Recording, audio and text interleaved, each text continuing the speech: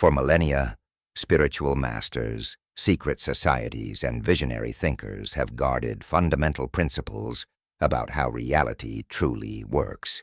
Not out of malice, but because this knowledge needed to be protected until humanity was ready. That moment is now. 33rd degree knowledge reveals the universal principles that govern manifestation, transformation, and personal mastery. Knowledge that, when understood and applied, makes you truly unstoppable. You will discover why only 3% of people can consciously manifest their reality. The hidden code behind all great human transformations, how to reprogram your mind at the deepest level of consciousness. The truth about the quantum field that science is only beginning to accept, why your current results are merely reflections of invisible programming. This audiobook was designed to be listened to when your mind is most receptive, especially before sleep, when the doors of the subconscious open naturally. Each chapter plants seeds of transformation that will germinate while you rest. Prepare to discover what has always been yours by right. Absolute power over your own reality. Chapter 1. The Awakening. The truth that changed everything.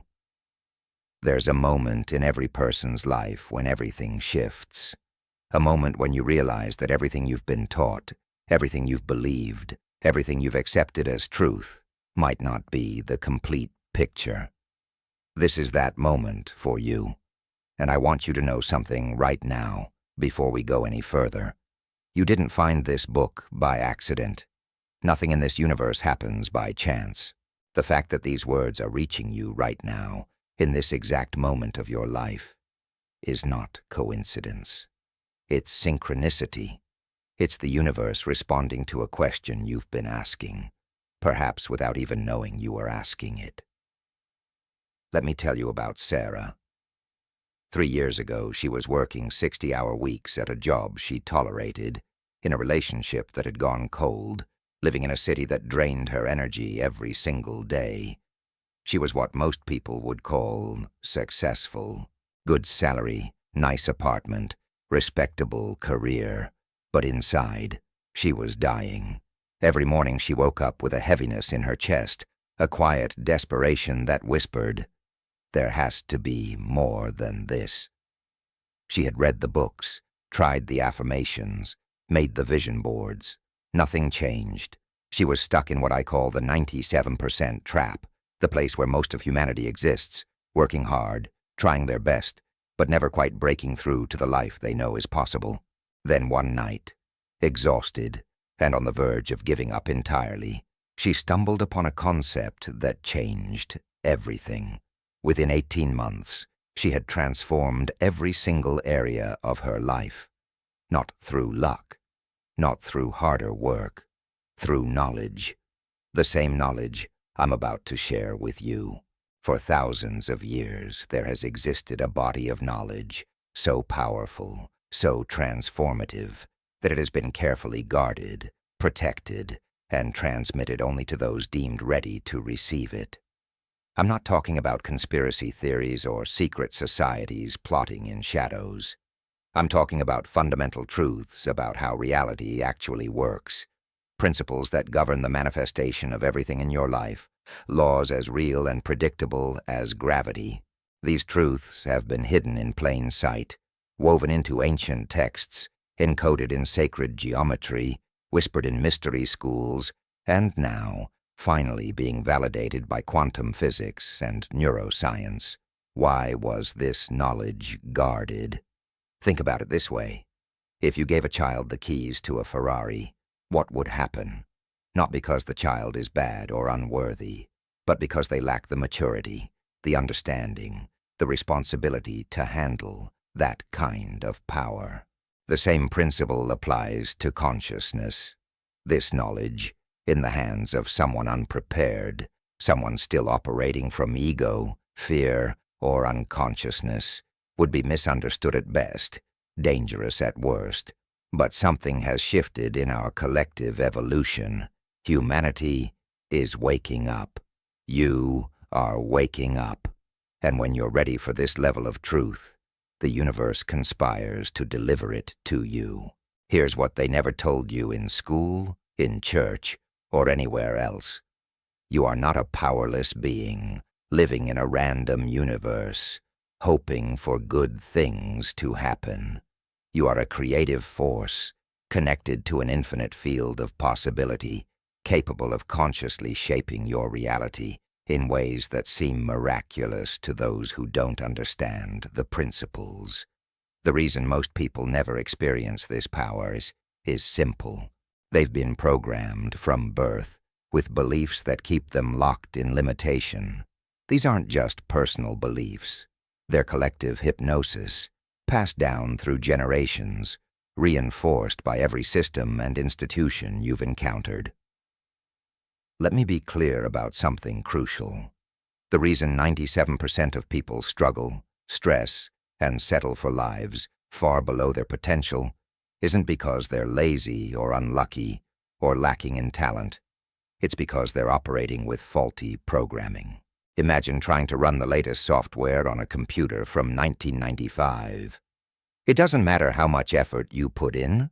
The system simply isn't designed to handle what you're asking of it. Your mind works the same way. You've been running on outdated programming, installed before you could even speak, and every day you reinforce that programming without even knowing it. Think about this for a moment. Who taught you what's possible for your life? Your parents, who learned from their parents, who learned from theirs. Your teachers, who were trained in systems designed to create obedient workers, not free thinkers. Society, which benefits from you staying small, staying afraid, staying dependent. I'm not saying these people meant you harm. Most of them loved you and did their best. But they could only give you what they had, and what they had were the same limitations, the same fears, the same invisible cages that were given to them. The knowledge I'm sharing with you operates at a completely different level. It's not about positive thinking, or working harder, or finding the right strategy. Those things have their place, but they're surface-level solutions to a much deeper issue. What we're talking about here is reprogramming your consciousness at its foundation, understanding and applying the actual laws that govern manifestation, and stepping into a level of personal power that most people don't even believe exists. You've probably heard terms like law of attraction or manifestation before. Maybe you've even tried them, and maybe like Sarah, you found that they didn't quite work the way the books promised. There's a reason for that. Most of what's out there is incomplete information, pieces of the puzzle presented as if they're the whole picture. It's like someone giving you a recipe but leaving out half the ingredients, then wondering why your cake doesn't rise. The 33rd degree knowledge isn't just another technique or another method. It's the complete framework, the full map, the entire system that makes everything else make sense. Let me explain what I mean by 33 degrees. In ancient systems of knowledge, from mystery schools to esoteric traditions, consciousness was understood to evolve through specific levels or degrees. Each degree represented a deeper understanding, a higher frequency, a more expansive level of awareness. The 33rd degree represented mastery, the full integration of all knowledge and power, the point at which a person becomes truly unstoppable, not because they're special or chosen, but because they've activated capacities that were always there, waiting to be awakened. Right now, most people are operating somewhere between the 1st and 10th degrees. They're aware enough to know something's missing, conscious enough to seek change, but not yet equipped with the knowledge to actually create it.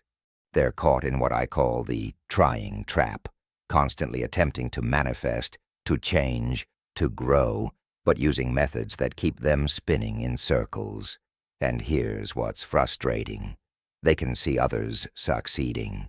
They can see people creating abundant lives, thriving relationships, extraordinary success, and they wonder, what do they have that I don't? What do they know that I don't? The answer is simpler than you think, and more profound. Those who are creating conscious, deliberate, extraordinary lives understand something fundamental about how reality works. They understand that consciousness precedes form, that your state of being creates your state of doing, which creates your state of having. That you live in a responsive universe, not a random one. That energy, frequency, and vibration aren't mystical concepts, but actual forces you can learn to work with as precisely as an engineer works with electricity. Modern science is finally catching up to what ancient masters knew all along. Quantum physics has shown us that the observer affects the observed, that consciousness plays a role in collapsing infinite possibility into concrete reality. Neuroscience has revealed that your brain doesn't distinguish between a vividly imagined experience and a real one, that you can literally rewire your neural pathways through conscious practice. Epigenetics has demonstrated that your genes aren't your destiny, that your thoughts and emotions can actually change your genetic expression. The mystics and the scientists are saying the same thing now, just in different languages. But here's where it gets interesting. Knowing these facts intellectually doesn't change anything. You can read every book on quantum physics and neuroscience and still be broke, lonely, and stuck.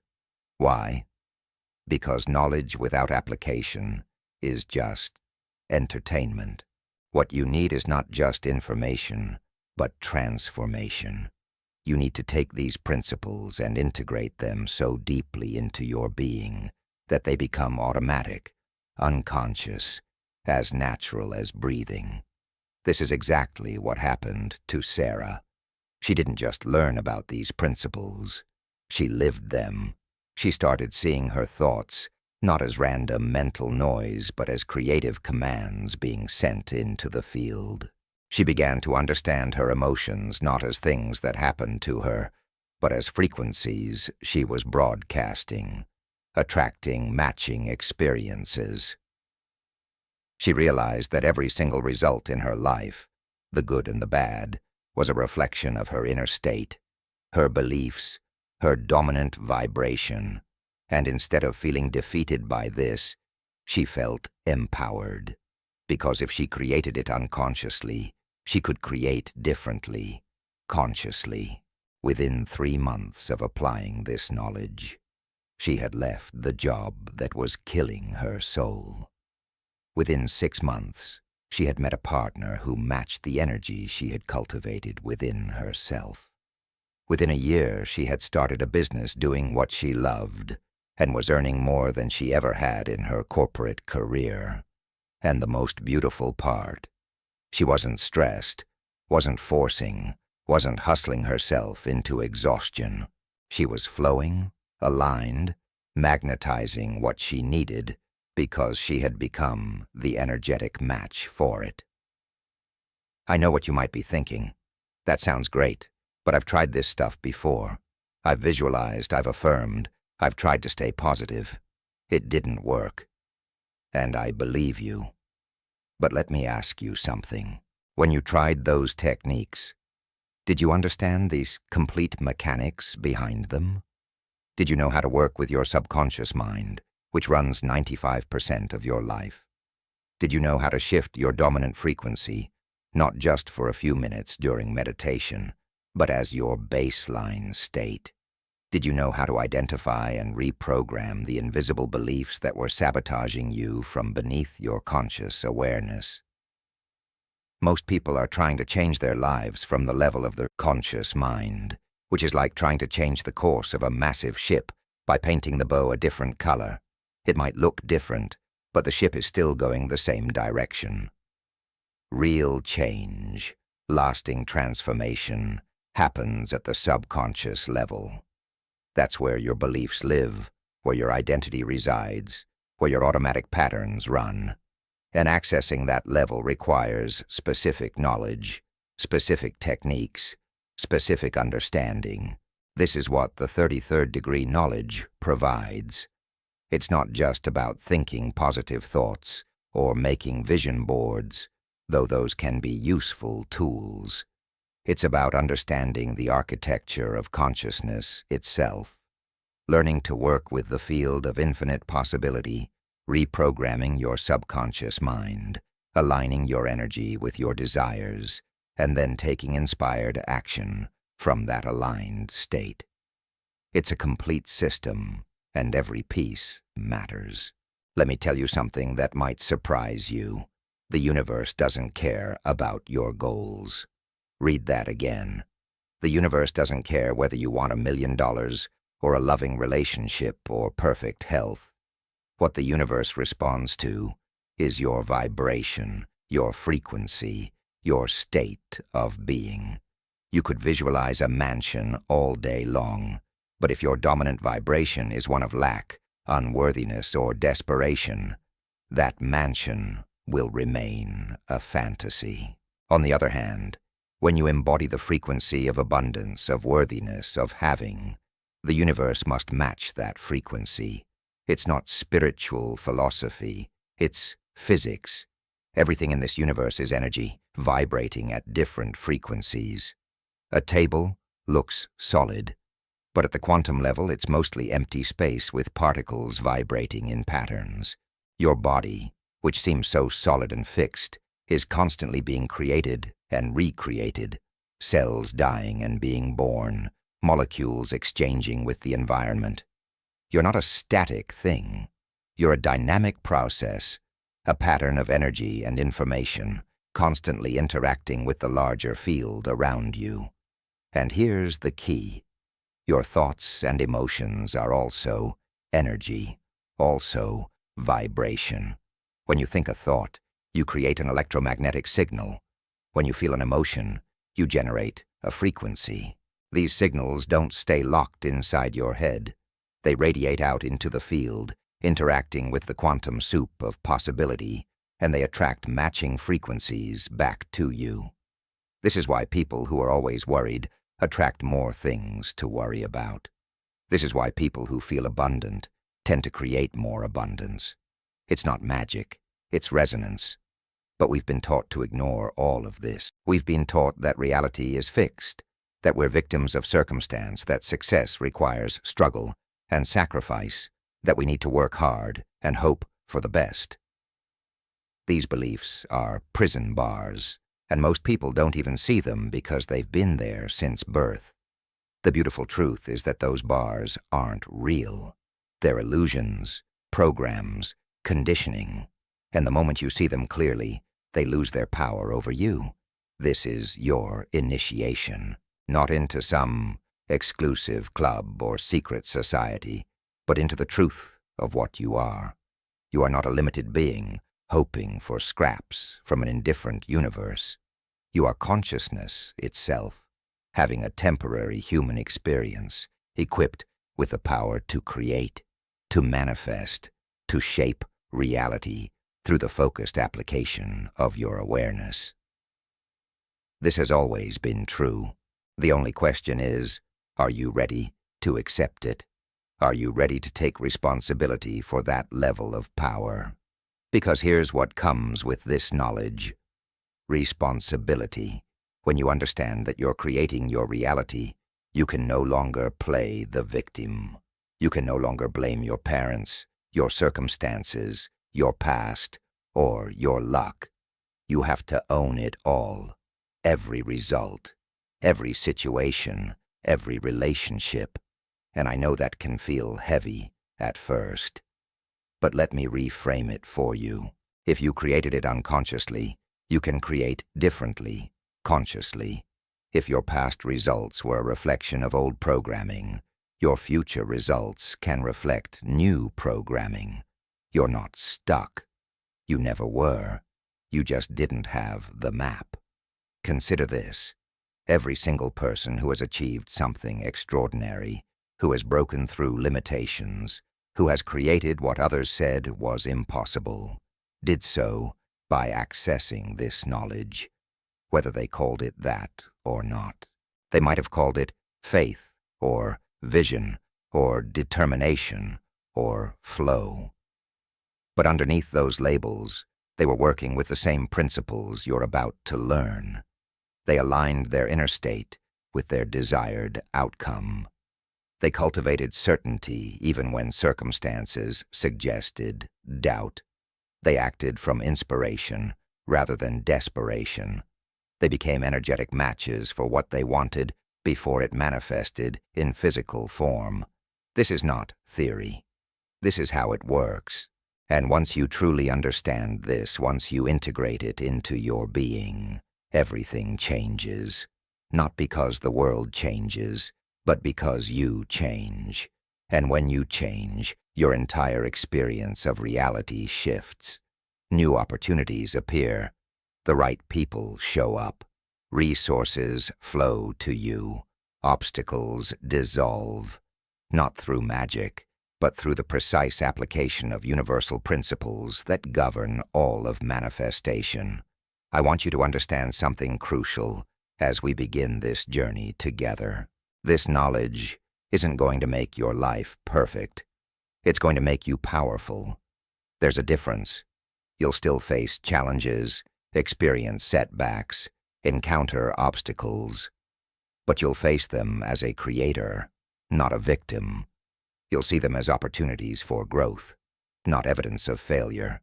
You'll use them as fuel for your evolution, not excuses for staying small. The 33 degrees represent a journey of consciousness, from unconscious reactivity to conscious creativity. Most people spend their entire lives at the first few degrees, completely unaware that they're creating their reality, blaming external circumstances for internal conditions, hoping and wishing and wanting, but never truly manifesting.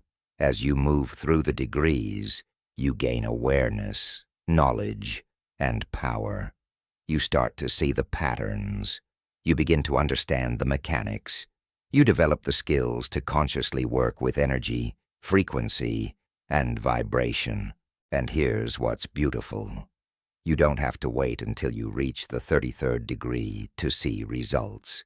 Every degree you ascend brings tangible changes to your life. Every level of awareness you activate creates new possibilities. Every shift in consciousness ripples out into your physical reality. This is not a distant goal you have to strive toward for years. This is a living process that begins the moment you decide to engage with it. Sarah didn't wake up one day at the 33rd degree. She started exactly where you are now, curious, seeking, ready for something more. She took the knowledge I'm sharing with you and applied it, step by step, principle by principle, and with each application, her life transformed. Not someday, not eventually, immediately, because these principles work the moment you use them. They're not dependent on your past, your education, your current circumstances, or your limitations. They're universal laws, as reliable as gravity, as consistent as mathematics. So, as we move forward through these chapters, I'm going to give you the complete map, not pieces, not teasers, the whole system. We're going to explore the architecture of reality, the power of frequency and vibration, the mechanics of manifestation. We're going to dive deep into the subconscious mind and learn how to reprogram it. We're going to discover how to align your thoughts, emotions, and actions into a coherent signal that the universe must respond to.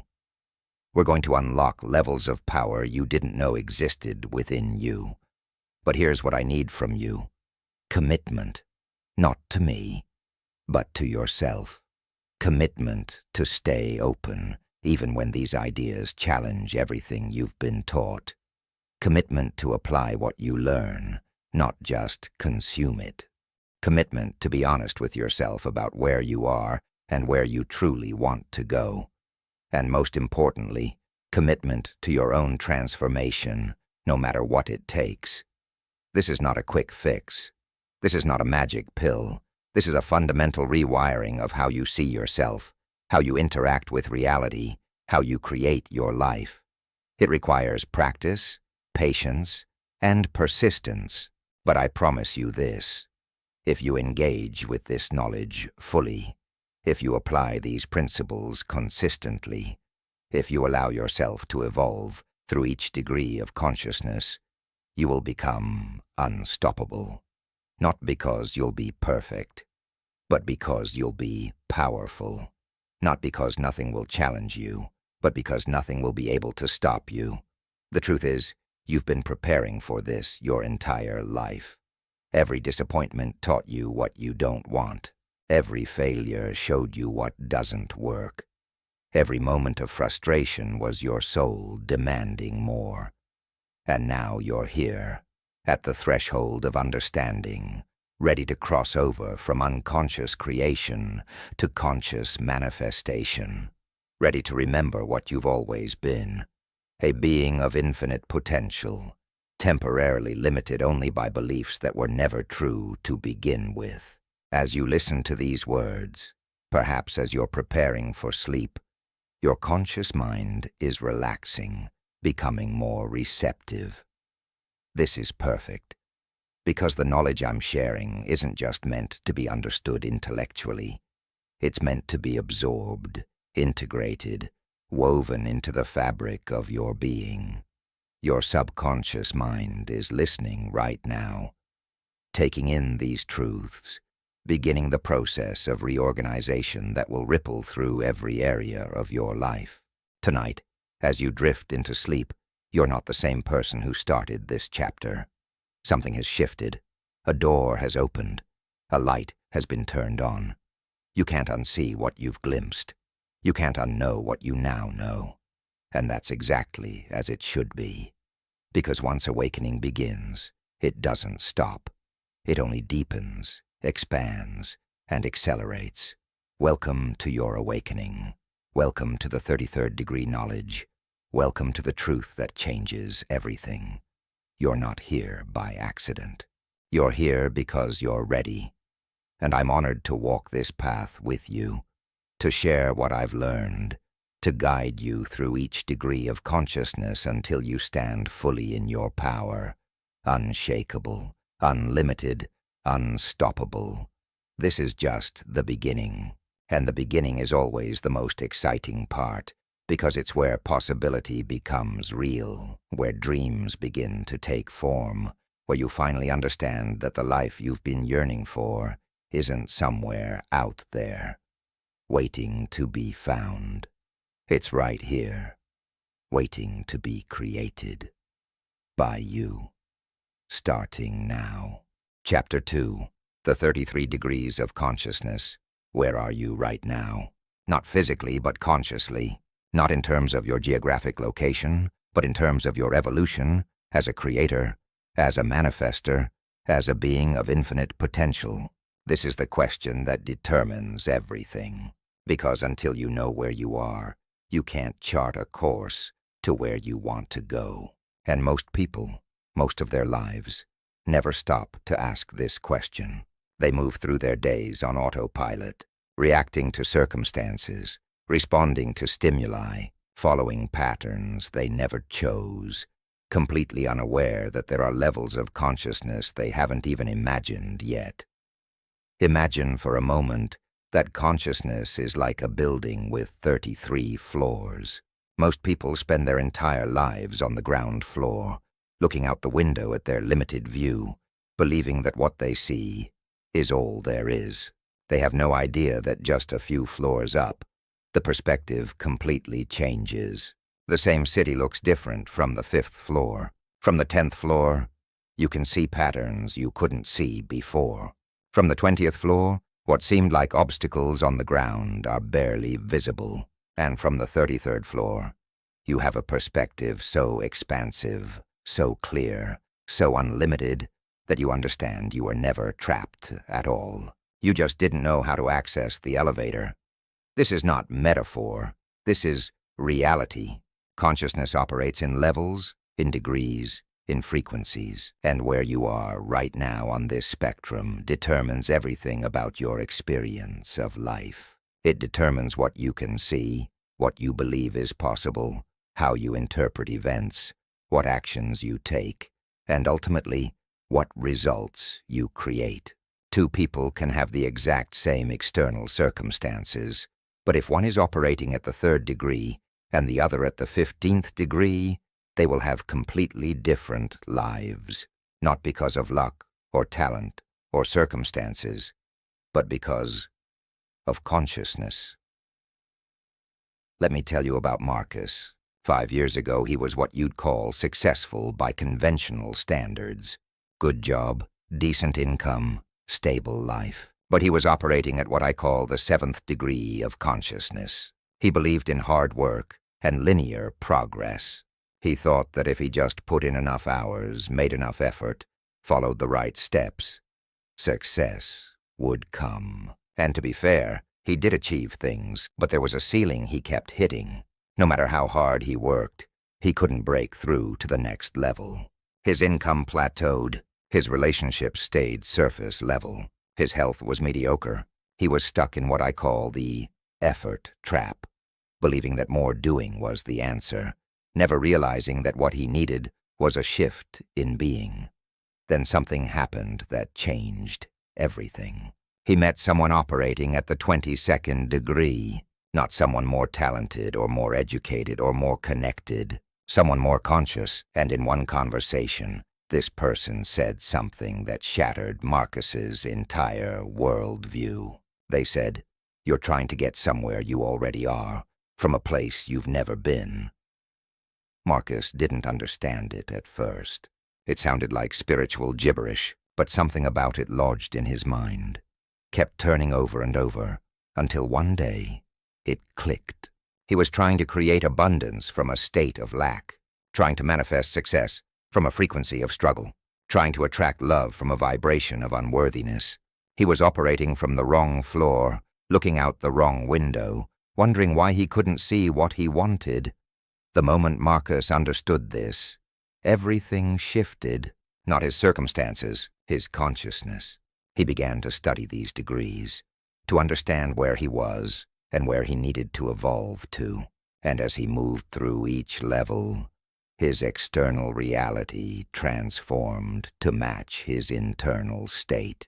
Within 2 years, he had tripled his income, met the love of his life, completely transformed his health, and most importantly, he felt different. He felt powerful. He felt aligned. He felt unstoppable, not because he was working harder, because he was operating from a higher degree of consciousness. So let's talk about these degrees. Let's map out this territory so you can identify where you are right now and understand the path ahead. Because once you see the map, once you understand the journey, everything becomes clearer. You stop beating yourself up for where you are. You stop comparing yourself to others who are simply operating at different degrees, and you start consciously ascending, step by step, floor by floor, until you reach heights you never imagined possible. The 1st through 5th degrees represent what I call unconscious creation. At these levels, you don't yet understand that you're creating your reality. You believe life is happening to you, not through you. You see yourself as a victim of circumstances, buffeted by forces beyond your control. When something good happens, you feel lucky. When something bad happens, you feel cursed. You have no sense of your own creative power because you're completely identified with the physical world, believing that what you see is all there is. Most of humanity operates at these degrees, which is why most of humanity struggles, stresses, and settles for lives far below their potential. At the 1st degree, you're completely asleep. You accept whatever programming you received without question. You do what you're told, follow the rules, color inside the lines. Your beliefs are borrowed from your parents, your culture, your society. You've never stopped to ask if any of it is true. You're living on autopilot, and you don't even know it. This isn't judgment. This is simply where everyone starts. We all begin unconscious. The question is whether we wake up. At the second and third degrees, you start to sense that something isn't right. You feel a vague dissatisfaction, a quiet desperation, a sense that there should be more to life than what you're experiencing. You might start reading self-help books, attending seminars, seeking answers, but you're still operating from the victim mentality. You're looking for someone or something external to fix you, save you, show you the way. You haven't yet realized that the power you're seeking is already within you. By the fourth and fifth degrees, you're starting to take responsibility. You understand that your choices matter, that your actions have consequences, that you have some degree of control over your life. You start setting goals, making plans, taking action. This is where most personal development teaching operates. Work hard, stay positive, persist through obstacles. And these degrees are important. They're necessary, but they're still limited because you're trying to change your life through action alone, not yet understanding the role of consciousness, frequency, and energy. The 6th through 12th degrees represent what I call awakening consciousness. This is where the real transformation begins. This is where you start to understand that there's more to reality than the physical world you can see and touch. You begin to grasp concepts like energy, vibration, frequency. You realize that your thoughts and emotions aren't just random internal events, but creative forces that shape your reality. You start to see patterns, connections, synchronicities. You begin to understand that you're not separate from the universe, but connected to it, part of it, one with it. At the 6th degree, you discover the law of attraction. You learn that like attracts like, that your dominant thoughts and feelings create your reality. This is exciting. This is empowering. You start visualizing, affirming, trying to think more positively. But you quickly discover that it's not as simple as just thinking happy thoughts. You can visualize $1 million all day, but if your subconscious mind is programmed with beliefs about scarcity and unworthiness, that $1 million will remain a fantasy. This is where many people get stuck. They know about manifestation, but they don't know how to actually do it effectively. By the 7th and 8th degrees, you start to understand the subconscious mind. You realize that 95% of your life is being run by programs you can't even see. Beliefs that were installed before you were 7 years old, patterns that operate beneath your conscious awareness. You begin to see how these programs have been sabotaging you, keeping you stuck in loops, creating the same results over and over. And more importantly, you learn that these programs can be changed. This is huge. This is where real power begins to emerge. At the 9th through 12th degrees, you're actively reprogramming yourself. You're using meditation, visualization, affirmation, and other technique to install new beliefs, new patterns, new programs. You're learning to manage your emotional state, to consciously shift your frequency, to align your energy with your desires. You're starting to see real results. Things are changing. Opportunities are appearing. The universe is responding. You're no longer just reacting to life. You're beginning to consciously create it. But here's where it gets really interesting. The 13th through 21st degrees represent what I call conscious mastery. This is where you move beyond techniques and methods and start operating from a completely different paradigm.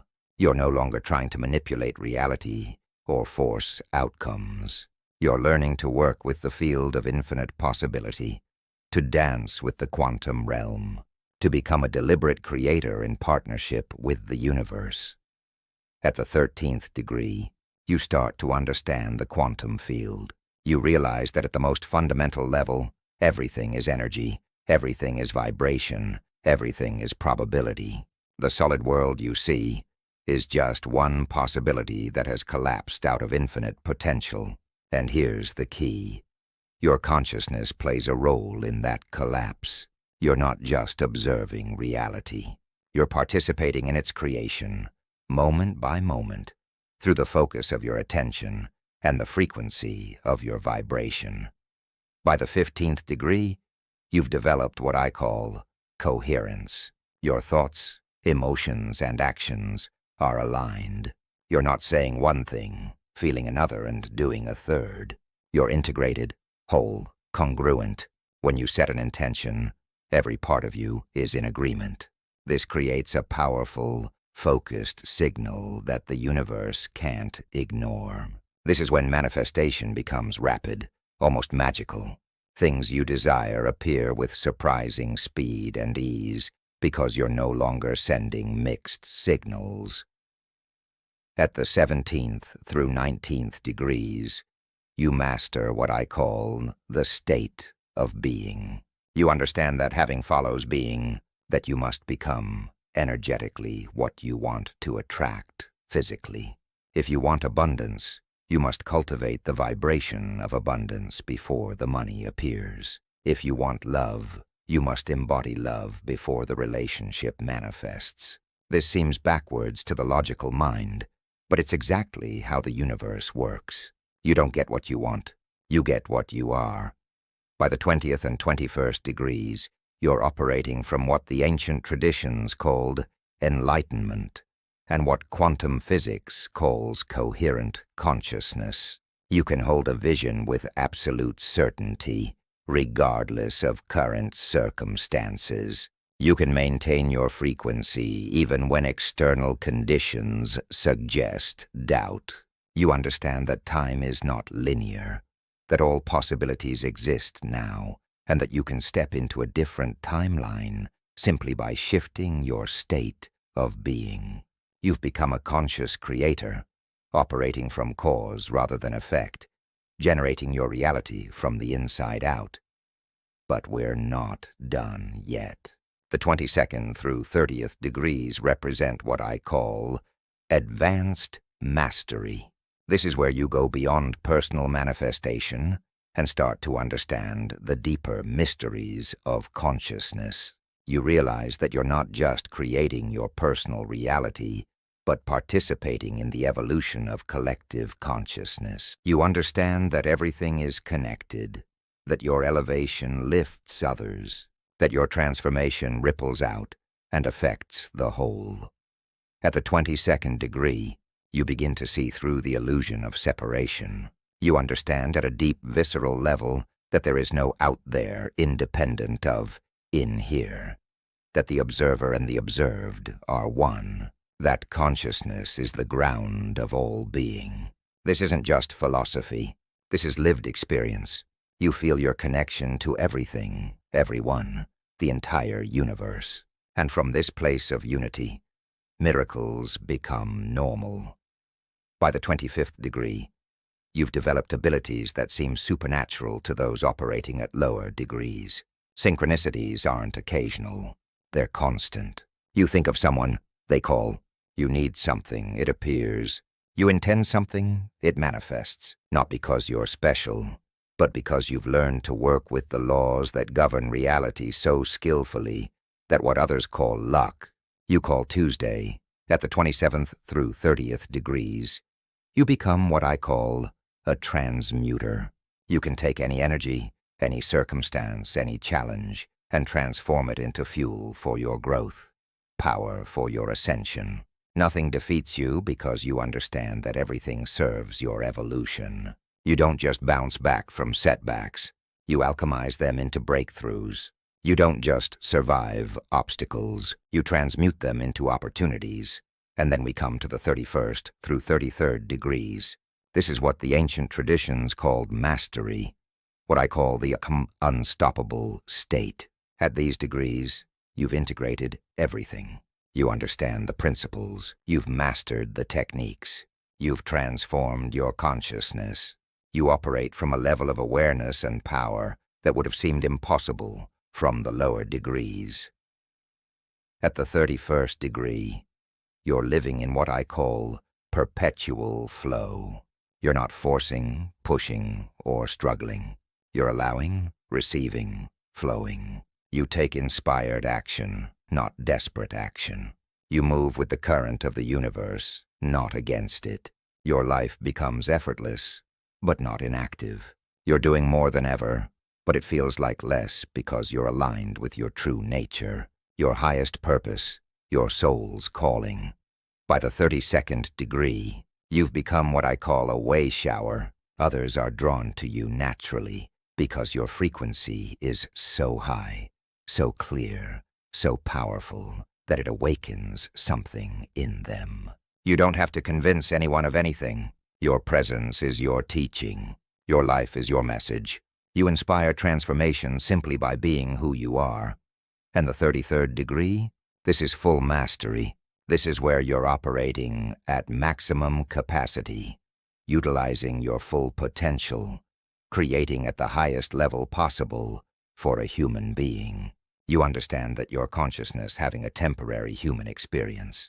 You know that you're infinite, eternal, unlimited, and from this knowing, you create realities that others call impossible, achieve things others call miracles, live a life others call extraordinary. But to you, it's simply natural. It's simply who you've become.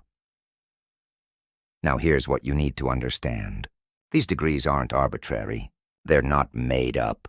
They represent actual shifts in consciousness, actual changes in brain function, actual elevations in frequency. Science is beginning to validate what mystics have known forever. When you operate at higher degrees of consciousness, your brain waves change. You produce more coherent electromagnetic fields. You access more of your brain's capacity. You become literally, measurably different. Dr. Joe Dispenza has done groundbreaking research showing that meditation and visualization practices change brain chemistry, increase coherence, and create measurable shifts in the electromagnetic field around the body. This isn't woo-woo. This is science. When you elevate your consciousness, you change your biology. When you change your biology, you change what's possible for you. When you change what's possible, you change your results. But here's the crucial part. You can't skip degrees. You can't jump from the 5th degree to the 25th. Consciousness evolves sequentially. Each degree builds on the previous one. Each level prepares you for the next. This is why so many people struggle with advanced manifestation techniques. They're trying to practice 25th degree methods from a 5th degree consciousness. It doesn't work. It's like trying to run calculus equations when you haven't learned basic math. The good news? You don't have to spend decades at each degree. With the right knowledge, with the right practices, with the right understanding, you can move through these degrees rapidly. Marcus went from 7th to 22nd degree in 2 years. Sarah went from 10th to 28th in 18 months. I've seen people make quantum leaps in consciousness that would have been impossible without this framework. So where are you right now? Be honest with yourself, not where you wish you were, not where you think you should be, where you actually are. Are you still believing that life is happening to you? That's 1st through 5th degree. Are you taking responsibility and setting goals, but not seeing the results you want? That's 6th through 8th degree. Are you aware of energy and vibration, but struggling to consistently manifest? That's 9th through 12th degree. Are you starting to see real shifts, but not yet in complete flow? That's 13th through 18th degree. Here's how you can tell what degree you're operating at. Look at your results. Your external reality is always a perfect reflection of your internal state. If you're struggling financially, you're operating at a degree where scarcity consciousness dominates. If your relationships are unfulfilling, you're operating at a degree where you haven't yet learned to embody the love you seek. If your health is compromised, you're operating at a degree where you're not yet aligned with the vibration of vitality. This isn't judgment. This is feedback. Your life is showing you exactly where your consciousness is. And here's the beautiful part. The moment you identify your current degree, you can start moving to the next one. Because now you have the map. Now you know the territory. Now you understand that you're not stuck. You're not limited. You're not broken. You're simply at a particular stage of evolution. And the next stage is available to you right now. Think of it like climbing a mountain. When you're at base camp, the summit seems impossible, unreachable, reserved for special people with special abilities. But the climbers at the summit aren't superhuman. They just took the next step, then the next step, then the next step. They moved through the terrain systematically, stage by stage, until they reached the top. And from the top, they can see what you can't see from the bottom. Not because they're better than you, because they're higher than you, higher in elevation, higher in consciousness. This is your invitation to begin climbing. Not someday, not when you're ready. Now. Because waiting until you feel ready is a trap. You'll never feel ready for the next degree until you step into it. Growth happens at the edge of comfort. Evolution happens in the unknown. Transformation happens when you stop waiting for permission and start claiming your power. Let me tell you what happens when you consciously commit to ascending through these degrees. First, you stop judging yourself. You realize that wherever you are is perfect, because it's exactly where you need to be to take the next step. Second, you stop comparing yourself to others. You understand that everyone is on their own journey, at their own degree, learning their own lessons. Third, you stop feeling stuck, because even if your circumstances haven't changed yet, you know that you're evolving internally, and external change always follows internal transformation. The degrees aren't just a map. They're a promise that where you are now is not where you'll always be. A promise that consciousness can evolve, expand, elevate. A promise that the life you want is not only possible, but inevitable. Once you reach the degree of consciousness that matches it, you don't have to figure out how it will happen. You don't have to see the whole path. You just have to take the next step, master the next degree, evolve to the next level. And here's what's truly exciting. As you move through these degrees, you don't just change your own life. You change the lives of everyone around you. Your family feels it. Your friends notice it. Strangers respond to you differently, because consciousness is contagious. When you elevate, you create a field that others can feel, tune into, be lifted by. You become a catalyst for transformation simply by doing your own work, climbing your own mountain, ascending through your own degrees. I want you to imagine something right now. Imagine yourself 1 year from now, operating at a degree of consciousness 10 levels higher than where you are today. How would you feel? What would be possible for you? How would you show up in your relationships, your work, your life? What would you be creating, manifesting, experiencing? Don't think about the how. Don't worry about the path. Just feel into that future version of yourself, that elevated consciousness, that expanded awareness.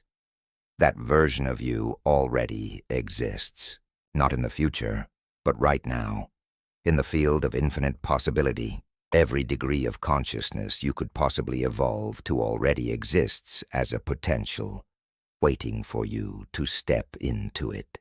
And the only thing separating current you from future you is consciousness, not time, not circumstance, not luck. Consciousness. This is what makes the 33rd degree knowledge so powerful. It's not just information, it's transformation. It's not just a concept, it's a practice. It's not just theory, it's a roadmap. And every single person who has ever achieved something extraordinary, created something magnificent, lived something miraculous, has walked this path. They've moved through these degrees, whether they called them that or not. They've evolved their consciousness, elevated their frequency, expanded their awareness. The question is not whether you can do this. The question is when you will start, because every day you wait is a day you remain at your current degree, looking out the same window, seeing the same limited view, wondering why things aren't changing. But every day you commit to this journey is a day you climb higher, see further, become more. Every practice you engage in, every belief you reprogram, every moment you choose consciousness over unconsciousness is a step up the mountain. You are not at your current degree by accident. You earned it through every choice you've made, every thought you've thought, every emotion you've embodied. And you'll earn the next degree the same way, through conscious choice, through deliberate practice, through committed evolution. The degrees aren't given to you. They're claimed by you, achieved by you, embodied by you. So as you prepare for sleep tonight, as your conscious mind relaxes and your subconscious becomes more receptive, I want you to set an intention. Not to jump to the 33rd degree tomorrow, but to ascend to your next degree. Whatever degree you're at now, commit to evolving to the next one. Commit to the growth, the expansion, the transformation that will take you there. Feel yourself already moving, already climbing, already ascending. Your consciousness is not fixed. Your degree is not permanent. Your current level of awareness is simply where you are today, not where you'll be tomorrow.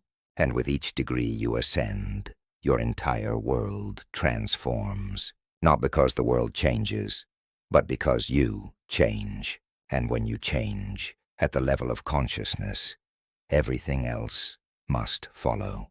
It's not magic. It's mechanics. It's not mystical.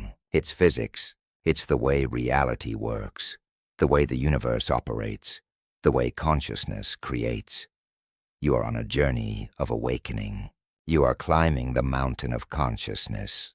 You are ascending through degrees of awareness that most people don't even know exist.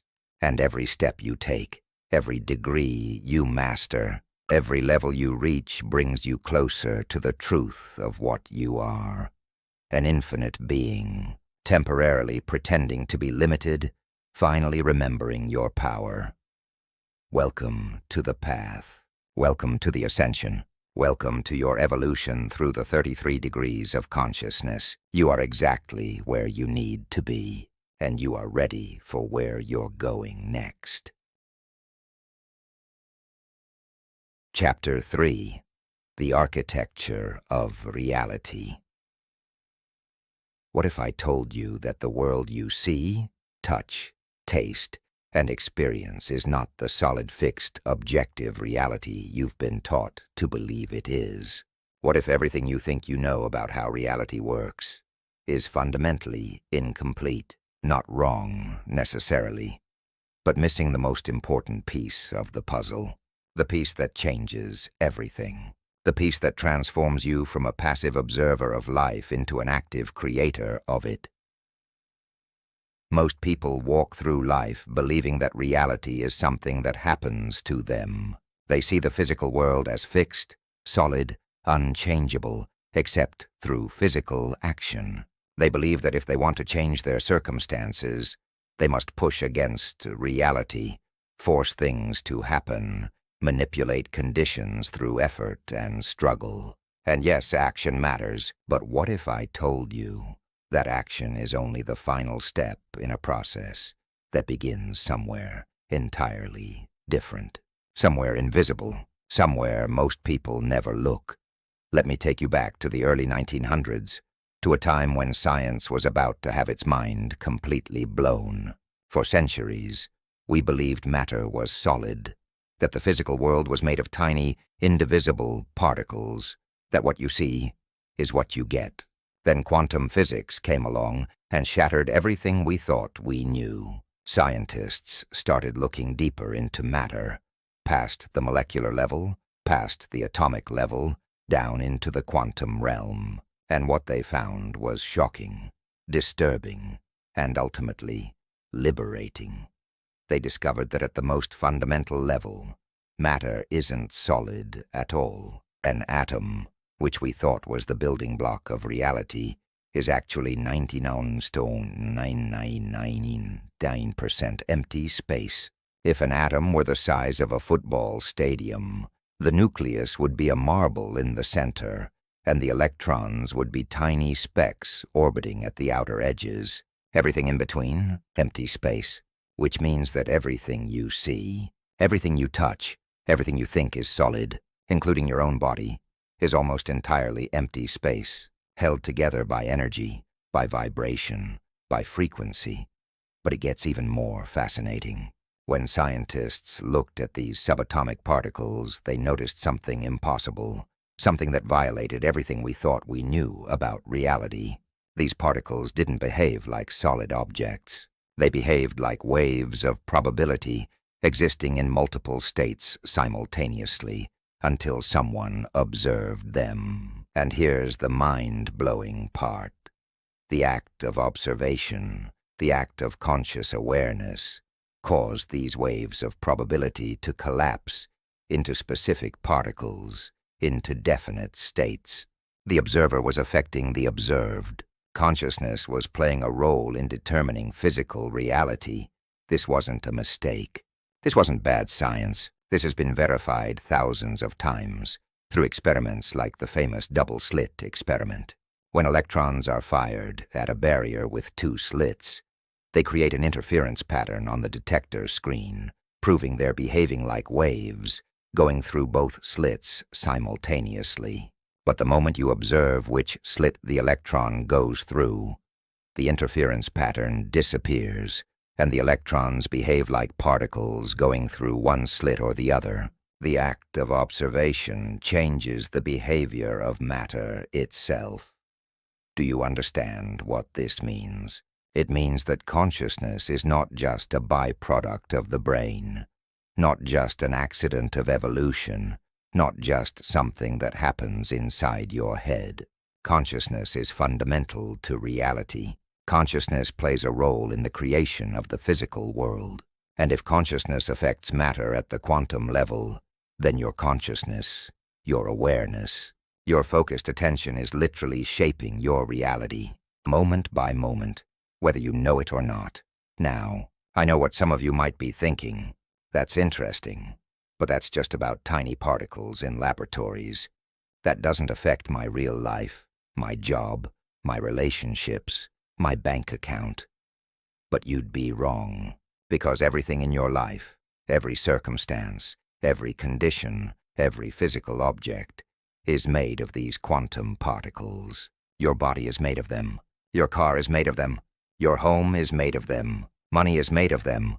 Everything is energy at the quantum level, vibrating at different frequencies, organized into different patterns. And here's where it gets practical. If consciousness affects matter, and you are consciousness, then you are affecting the matter in your life every single moment through your thoughts, your beliefs, your emotions, your expectations. You're not just observing your life, you're creating it, not through physical action alone, but through the invisible architecture of consciousness that shapes what becomes possible, what becomes probable, and what becomes real. Let me tell you about Jennifer. She came to this understanding after years of struggling with money. She worked hard, made good decisions, followed all the conventional advice, but no matter what she did, she couldn't break through a certain income ceiling. She'd get close, then something would happen, an unexpected expense, a lost opportunity, a setback. It was like there was an invisible barrier preventing her from going higher, and there was. But the barrier wasn't in her circumstances, it was in her consciousness. Jennifer grew up in a household where money was tight. She watched her parents struggle, worry, argue about finances, and through thousands of repeated experiences, her subconscious mind formed a belief. Money is scarce. Having more than you need is selfish. Rich people are greedy.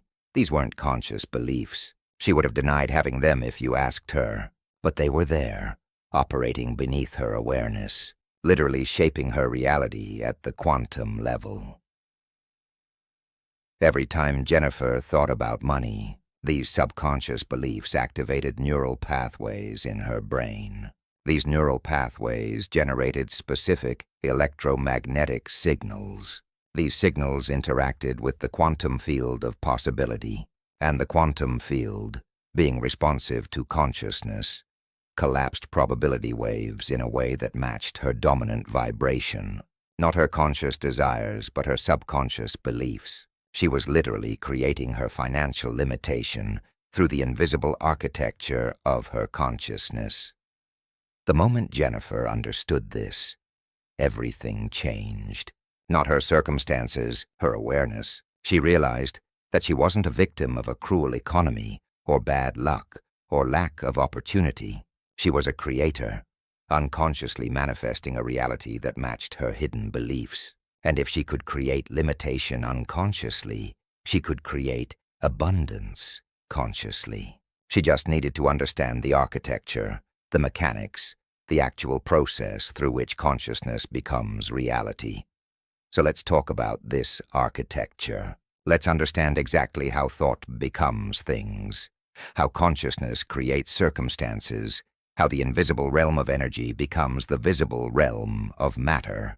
Because once you understand this process, once you see this architecture clearly, you can work with it deliberately, consciously, powerfully. Everything begins in the quantum field, sometimes called the field of infinite possibility, the zero-point field, or pure potentiality. This field is everywhere, permeating all of space, containing all possibilities simultaneously.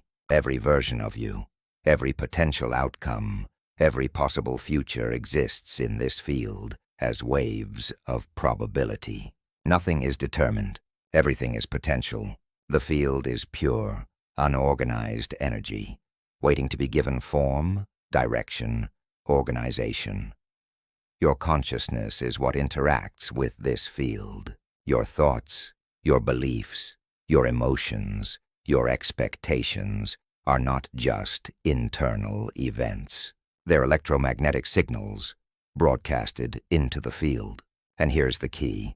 These signals have frequency. Everything in the universe vibrates. Your thoughts vibrate. Your emotions vibrate. And different thoughts and emotions vibrate at different frequencies. When you think a thought, your brain generates electrical activity. When you feel an emotion, your heart generates electromagnetic fields. These aren't metaphors. These are measurable, scientific facts. Your thoughts and emotions create literal physical signals that radiate out from your body into the space around you, into the field. And these signals interact with the quantum field in specific, predictable ways. The quantum field responds to frequency. It's like a radio. If you tune your dial to 95.5 FM, you get the station broadcasting at that frequency. If you tune to 101.3 FM, you get a different station. The quantum field works the same way. Whatever frequency you're broadcasting through your thoughts and emotions, that's the frequency the field responds to. That's the probability wave it collapses. That's the reality it delivers to you. If you're broadcasting fear, the field responds with experiences that match the frequency of fear. If you're broadcasting lack, the field delivers more lack.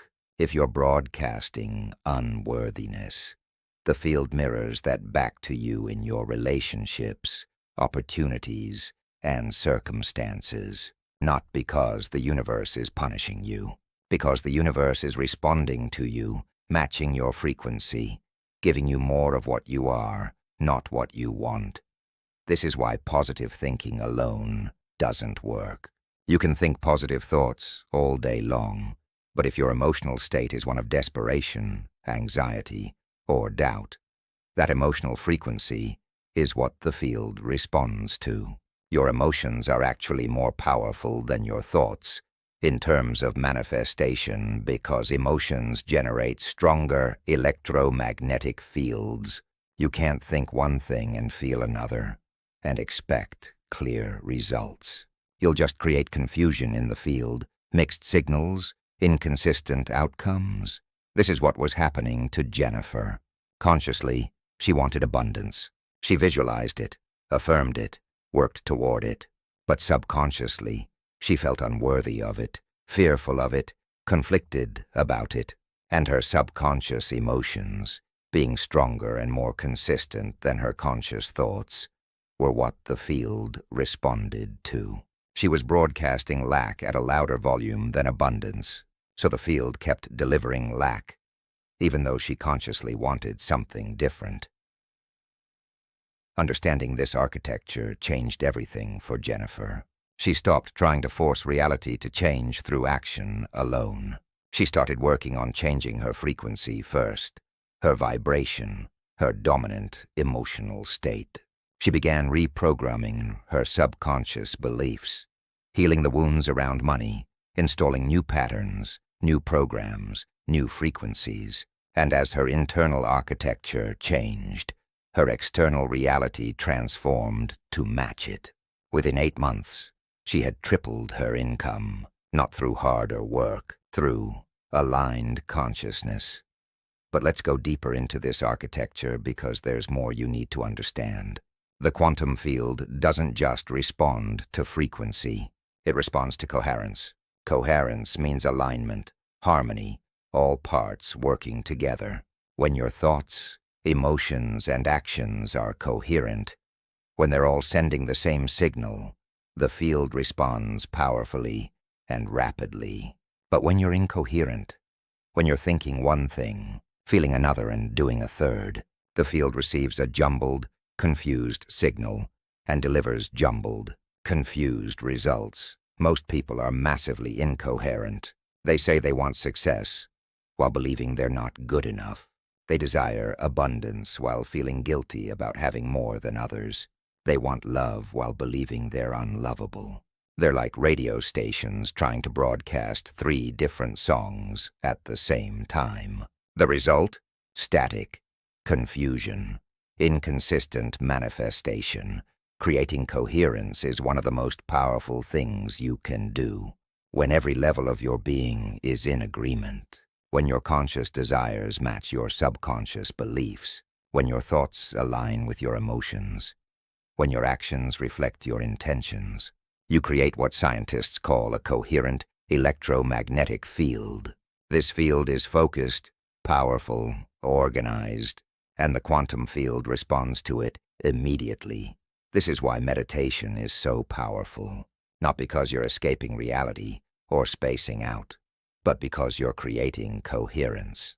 When you meditate, you're calming the chaos in your mind, harmonizing your brain waves, synchronizing your heart rhythms, bringing all of your systems into alignment. You're moving from incoherent noise to coherent signal, and from that state of coherence, manifestation becomes almost instantaneous. Now let's talk about observation. Remember the double-slit experiment? The act of observation collapsed the wave function, turning possibility into actuality. The same thing happens in your life. Your focused attention, your observation, your awareness is what collapses the quantum field of infinite possibility into specific, concrete reality. Where you put your attention determines what becomes real for you. Most people put their attention on what they don't want. They observe their problems, focus on their limitations, ruminate on their fears, and in doing so, they collapse the quantum field in a way that creates more of what they're observing. They're using the most powerful creative force in the universe, their conscious awareness, to create more of what they don't want. Then they wonder why their life doesn't change. What you observe, you create more of. What you focus on expands. What you give your attention to becomes more real, more solid, more present in your life. This isn't mysticism. This is quantum mechanics. Your observation is creative. Your attention is generative. Your awareness shapes reality, which means you must become extremely selective about where you place your attention, what you observe, what you focus on. If you want to create something new, you must stop observing the old. You must withdraw your attention from current circumstances and place it on desired outcomes. You must stop collapsing the wave function of limitation and start collapsing the wave function of possibility. This requires discipline. This requires practice, because your brain has been trained to focus on problems, to scan for threats, to notice what's wrong. But you can retrain it. You can consciously direct your attention. You can choose what you observe. Let me give you a practical example. Let's say you want to manifest a new job. Most people approach this by constantly thinking about how much they hate their current job, how unfair it is, how stuck they feel. They're observing lack, limitation, dissatisfaction, and in doing so, they're collapsing the quantum field in a way that creates more of the same. They're literally using their consciousness to reinforce the reality they want to escape. But someone who understands the architecture of reality does something different. They withdraw their attention from the current job as much as possible. They stop complaining about it, stop ruminating on it, stop giving it their creative energy. Instead, they place their attention on the reality they want to create. They visualize themselves in the new job. They feel the emotions of already having it. They observe this desired reality in their imagination with the same focus and intensity they used to give to their problems. And by doing so, they collapse the quantum field in a way that makes that desired reality probable, then inevitable. This is not wishful thinking. This is not denial. This is conscious creation. You're not ignoring current reality. You're using the principles of quantum physics to create new reality. You're understanding that the present is just one possible collapse of the wave function, and you have the power to collapse it differently by changing what you observe, what you focus on, what you give your attention to. Now let's talk about expectation, because this is crucial to understanding the architecture of reality. Expectation is not just hope. It's not just desire. Expectation is a form of knowing. It's the certainty that something will happen, regardless of current evidence. And expectation is incredibly powerful because it creates a consistent frequency, a steady signal, a clear message to the quantum field. When you expect something, you're not just thinking about it occasionally. You're living as if it's already done. You're feeling the emotions of already having it. You're making decisions from that future reality. You're essentially pre-experiencing the outcome, which creates a powerful electromagnetic signature that the field must respond to. This is why people who expect success tend to achieve it, not because they're luckier or more talented, but because their expectation creates a frequency that magnetizes opportunities, resources, and circumstances that match that expectation. They're collapsing the quantum field towards success through the power of their certainty. The opposite is also true. People who expect failure tend to experience it, not because they're cursed, but because their expectation creates a frequency that attracts failure. They're collapsing the quantum field toward limitation through the power of their doubt. The universe is neutral. It doesn't care what you expect. It simply responds to the frequency of your expectation, positive or negative. Jennifer learned to work with expectation. Instead of hoping money would come, worrying it wouldn't, stressing about bills, she cultivated absolute certainty that abundance was her natural state. She expected money to flow to her. She expected opportunities to appear. She expected the universe to support her. And this expectation, this certainty, this knowing created a frequency that the quantum field responded to, consistently and powerfully. Here's something else you need to understand about the architecture of reality. Time is not what you think it is. At the quantum level, past, present, and future exist simultaneously. All possibilities, all timelines, all versions of reality are happening now. The linear experience of time is a feature of your consciousness, not a feature of reality itself. This means that the future you desire already exists, not will exist, but exists now, in the quantum field, as a probability wave waiting to be collapsed. When you imagine your desired future, you're not making it up. You're tuning into a real possibility, a real timeline, a real version of reality that already exists in potentia. And by observing it, focusing on it, feeling it, expecting it, you're collapsing that probability wave, bringing that timeline into your experience. This is why visualization is so powerful when done correctly. You're not creating something from nothing. You're selecting from infinite somethings. You're tuning your consciousness to a specific frequency that matches a specific timeline. And by holding that frequency consistently, you're collapsing the quantum field in a way that makes that timeline your lived reality. But visualization alone isn't enough.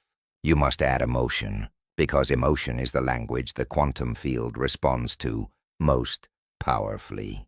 When you visualize something with emotion, you're creating a coherent signal that combines thought and feeling, imagination and sensation. This signal is exponentially more powerful than thought alone. Think of it this way.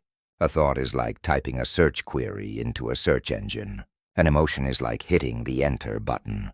The thought sets the direction, but the emotion activates the search, initiates the manifestation, collapses the wave function.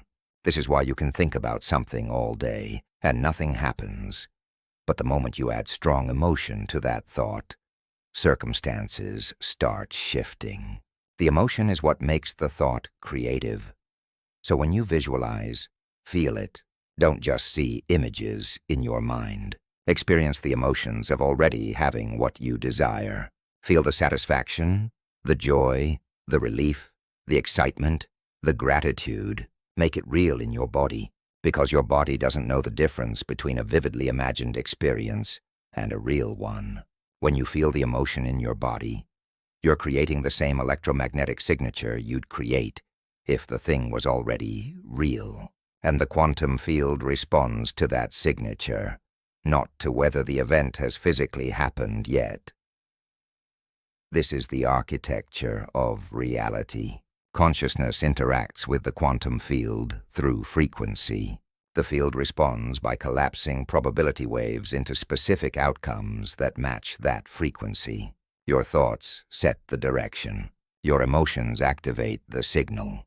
Your expectations create certainty. Your attention determines what becomes real, and your coherence determines how quickly and powerfully the field responds. Understanding this architecture transforms everything. You stop being a victim of circumstances and start being a creator of reality.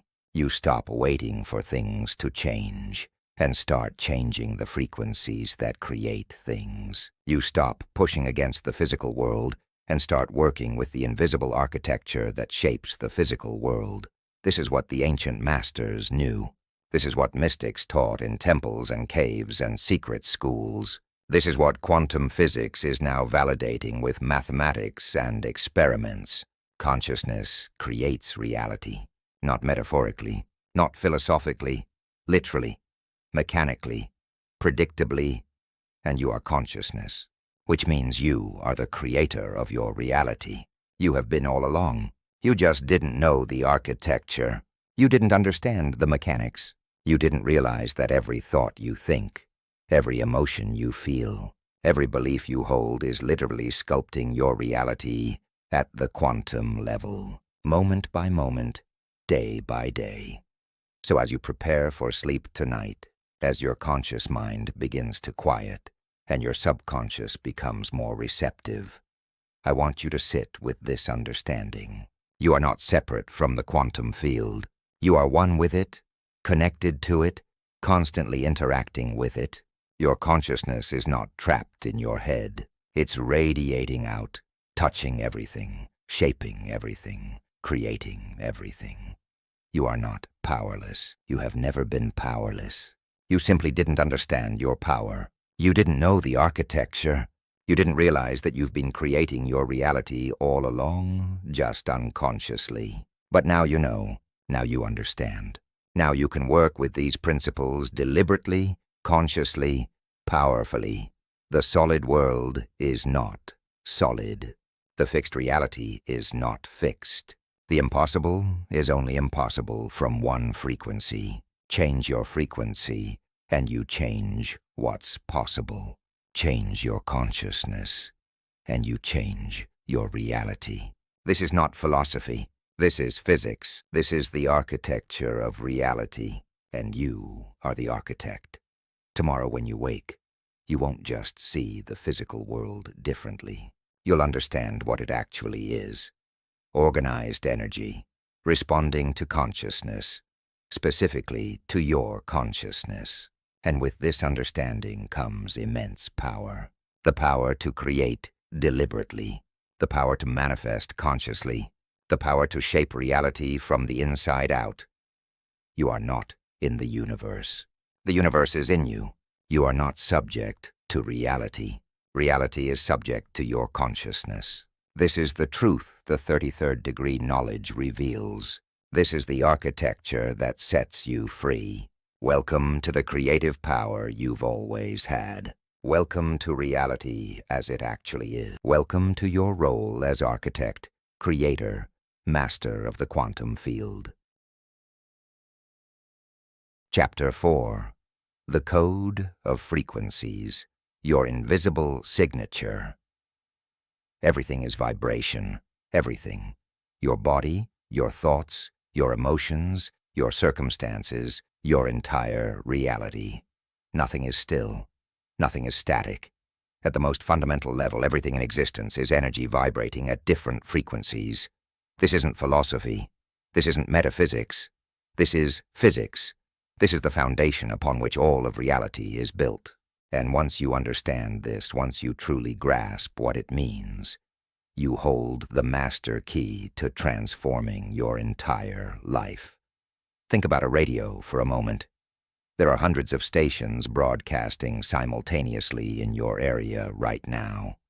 Music, talk shows, news, all transmitting through the air at different frequencies. But you can only hear one station at a time, the one you tune into. The other stations don't disappear just because you can't hear them. They're still there, still broadcasting, still very real. You're simply not tuned to their frequency. Your life works exactly the same way. Right now, in this very moment, infinite versions of your life exist as frequency possibilities. A version where you're abundant exists. A version where you're healthy exists. A version where you're in love exists. A version where you're successful exists.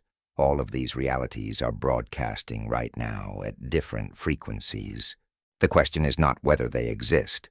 The question is, which frequency are you tuned to? Because the frequency you hold determines the reality you experience. Let me tell you about David.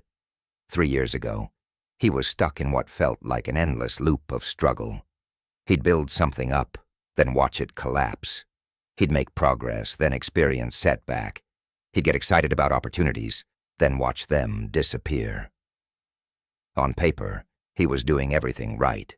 He was educated, hard-working, talented, but his life felt like pushing a boulder uphill, constant effort with minimal results.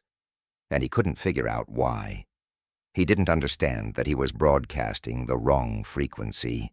David grew up in an environment of instability. His family moved constantly. Money came and went unpredictably. Relationships were volatile.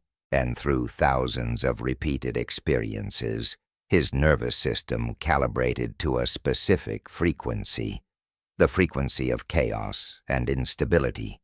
This became his baseline, his default setting, his comfort zone. And even though he consciously wanted stability, his subconscious was programmed to resonate with instability. So that's what he kept creating, over and over, in every area of his life. Here's what David didn't understand then, but knows now. You don't attract what you want. You attract what you are. You don't manifest what you think about occasionally. You manifest what you vibrate consistently. And your vibration isn't determined by your conscious desires or positive affirmations. Your vibration is determined by your dominant emotional state, your core beliefs, your nervous system's baseline frequency. This is why you can want something desperately and still not have it. Because wanting comes from lack, and lack is a frequency that attracts more lack. So let's talk about frequency in practical terms. Let's make this real, tangible, something you can work with immediately. Every emotion you experience has a frequency. Fear vibrates at a low, dense frequency. Love vibrates at a high, expansive frequency. Anger, shame, guilt, these vibrate low. Joy, gratitude, peace, these vibrate high.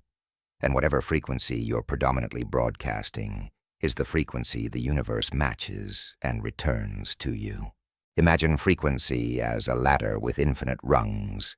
At the bottom rungs, you have emotions like shame, guilt, and apathy. These are the lowest frequencies, the densest energies, the heaviest vibrations. People operating at these frequencies experience life as dark, hopeless, stuck. They can't see possibilities because their frequency literally filters out higher vibrations. It's not that opportunities don't exist. It's that they're vibrating at a frequency where they can't perceive them.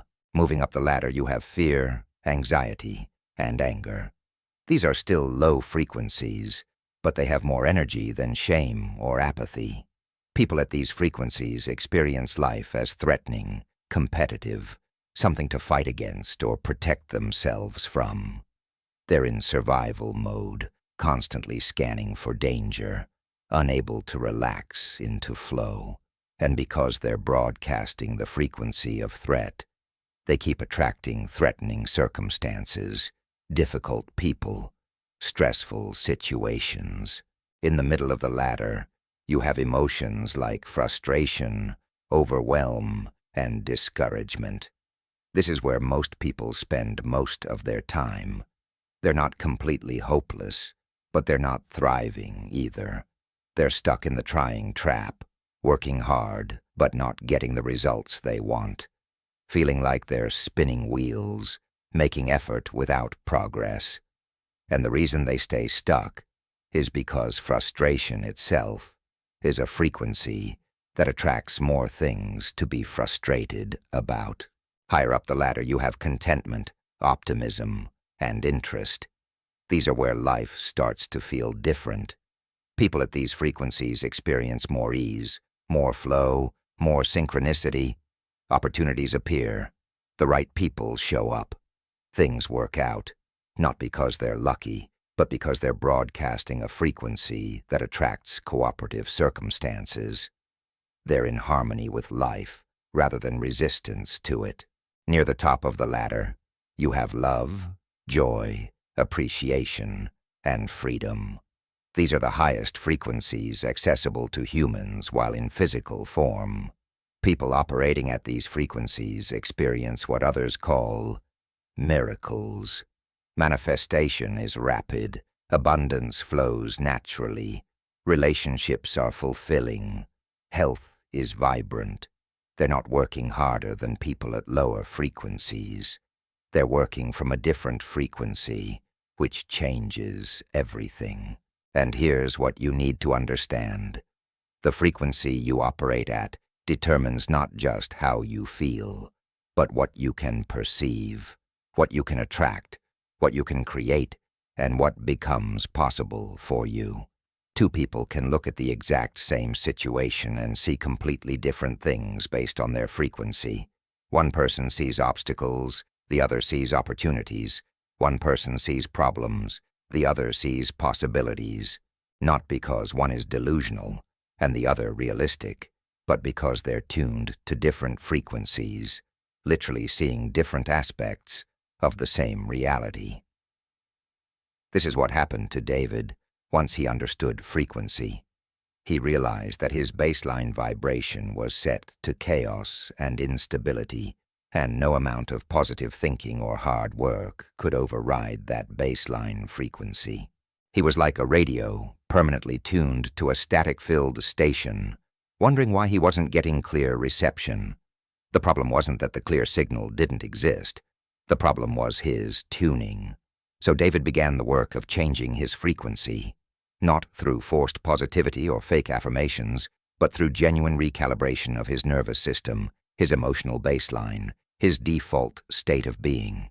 He started noticing when he was vibrating at lower frequencies and consciously shifting to higher ones.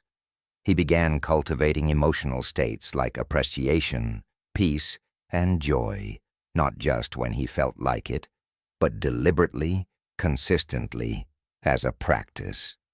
And as his dominant frequency changed, his entire reality transformed to match it. Within 6 months, the chaos in David's life began to settle. Within a year, he had created more stability than he'd ever experienced. Within 18 months, he was thriving in ways he'd never imagined possible. Same person, same skills, same world, different frequency. And that made all the difference. Now let's get even more specific about how frequency works. Your body is a frequency generator. Every cell in your body is oscillating, vibrating, generating electromagnetic signals. Your heart alone generates an electromagnetic field that extends several feet beyond your body, measurable by scientific instruments. Your brain produces different frequency patterns depending on your mental state. When you're stressed, your brain produces beta waves. When you're relaxed, it produces alpha waves. When you're in deep meditation, it produces theta and delta waves. These aren't just interesting facts. These are the mechanisms through which you broadcast your signal into the field. Your thoughts contribute to your frequency, but your emotions are what really power it. Think of thoughts as the content of a message, and emotions as the transmission strength. You can have a brilliant thought, but if it's not emotionally charged, it's a weak signal. On the other hand, an emotionally charged thought, even a simple one, broadcasts powerfully into the field and generates rapid manifestation. This is why worrying is so effective at creating what you don't want. When you worry, you're combining thought and emotion, imagination and feeling, creating a coherent signal that broadcasts fear into the field. And the field, being responsive to frequency, delivers experiences that match the frequency of fear. You're not being punished, you're being matched. The universe is simply giving you more of what you're vibrating. The good news? You can use this same mechanism deliberately. When you combine a clear thought with elevated emotion, when you visualize what you want while feeling as if you already have it, you're creating a powerful, coherent frequency that the field must respond to. You're broadcasting your desired reality so clearly, so consistently, so powerfully, that the universe has no choice but to deliver matching circumstances. But here's where most people struggle. They try to change their frequency through thought alone, through affirmations or visualizations, while their body is still vibrating at the old frequency. Your body is programmed by your past. Every experience you've had, especially repeated experiences, has created neural pathways, hormonal patterns, cellular memories that keep your body vibrating at familiar frequencies. So even when your mind tries to think differently, your body pulls you back to the old frequency because that's what it knows, that's what it's practiced, that's what feels normal.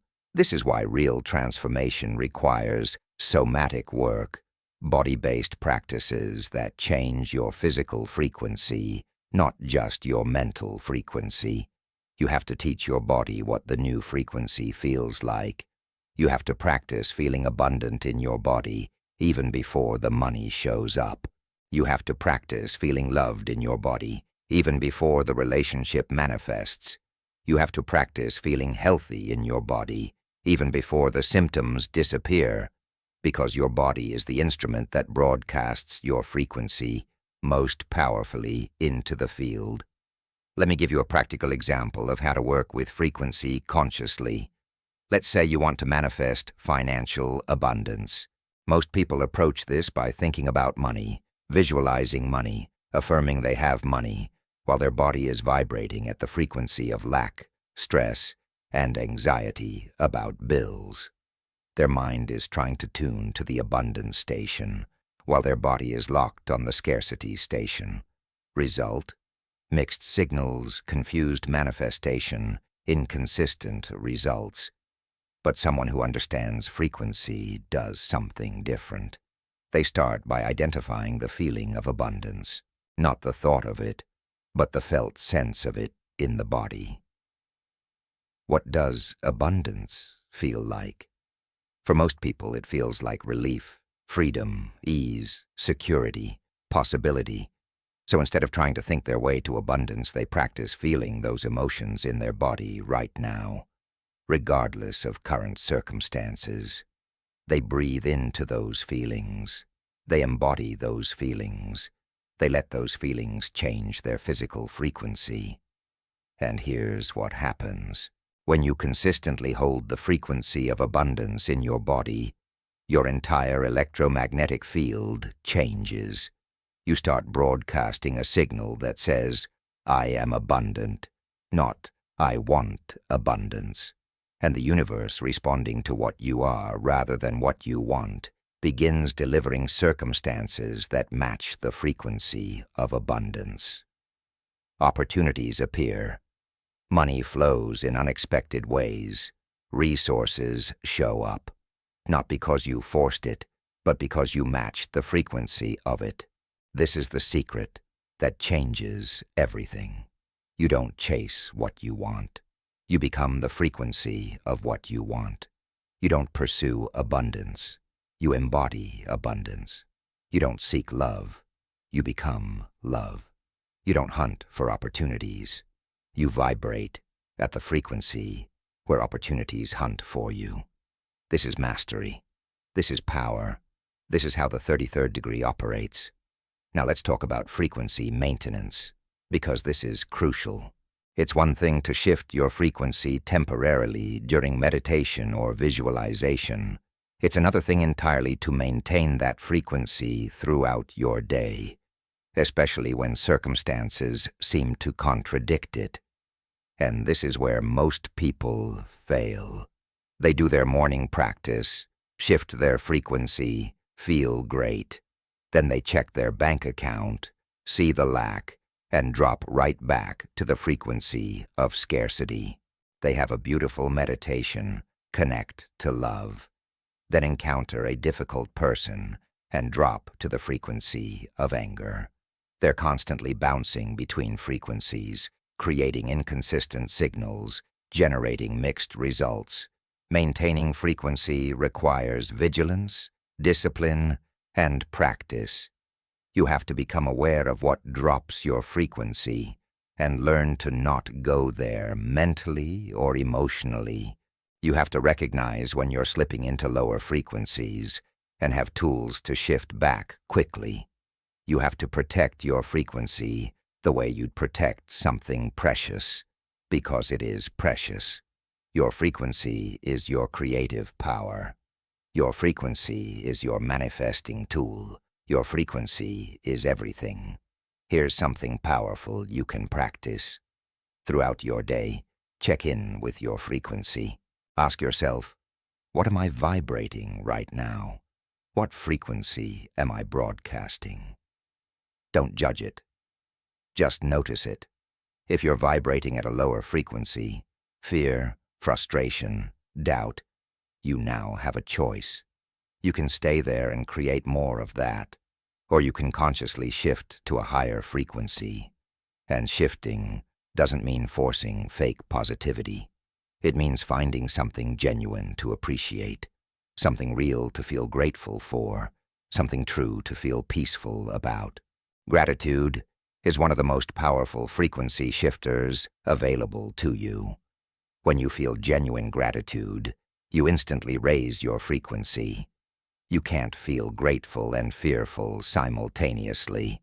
You can't feel appreciative and angry at the same time.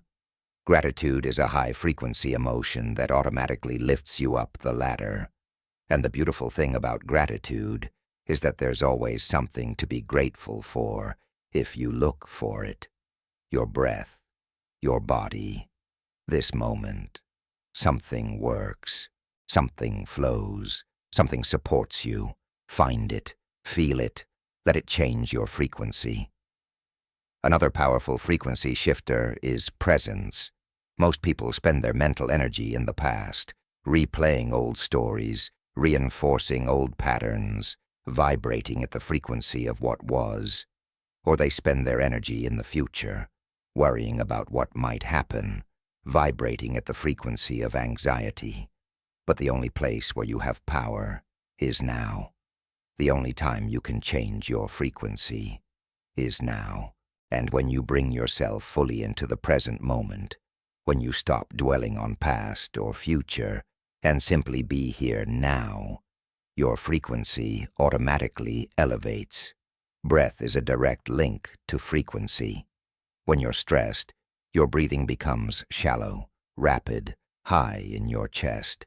This breathing pattern creates and reinforces low-frequency states.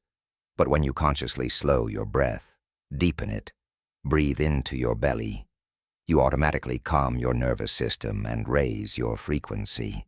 3 deep breaths can shift you from stress to peace in seconds. This is not magic. This is physiology. Breath changes brainwaves, hormones, electromagnetic fields. Breath changes frequency. Movement also affects frequency. When you're stuck in low frequencies, your body tends to be contracted, tense, closed. But when you move your body, stretch, dance, walk in nature, you shift energy, release stagnation, raise your frequency. Your emotions are energy in motion. When you stop moving, energy gets stuck. When you move, energy flows, and flowing energy vibrates at a higher frequency than stuck energy. David learned to use all of these tools. Throughout his day, he checked his frequency. When he noticed himself dropping into old patterns of anxiety or chaos, he would pause, breathe, shift. He cultivated gratitude constantly, finding things to appreciate even in difficult moments. He moved his body regularly, keeping energy flowing. He practiced presence, bringing himself back to now whenever he noticed his mind wandering to past or future. And through these practices, he didn't just change his frequency temporarily. He changed his baseline, his default, his normal. And here's something fascinating that happens when you maintain a high frequency consistently. You become magnetic. People are drawn to you without knowing why. Opportunities find you. Synchronicities multiply. Resources flow to you. It's as if the universe is conspiring in your favor. But it's not conspiracy.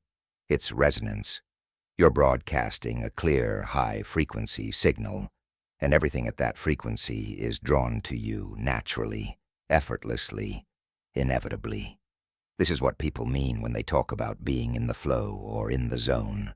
They're describing a high-frequency state where everything aligns, where life feels easy, where magic happens. And the secret is that this state is always available to you. It's not reserved for special people or special moments. It's simply a frequency you can learn to tune into and maintain. Now let's talk about frequency contamination, because this is important. Just as you're broadcasting a frequency, you're also receiving frequencies from everything around you. Other people, media, environments, all broadcast frequencies. And if you're not careful, you can take on frequencies that aren't yours, that don't serve you, that lower your vibration without you even realizing it. Have you ever noticed how you can feel great, then spend time with a negative person and leave feeling drained, heavy, low?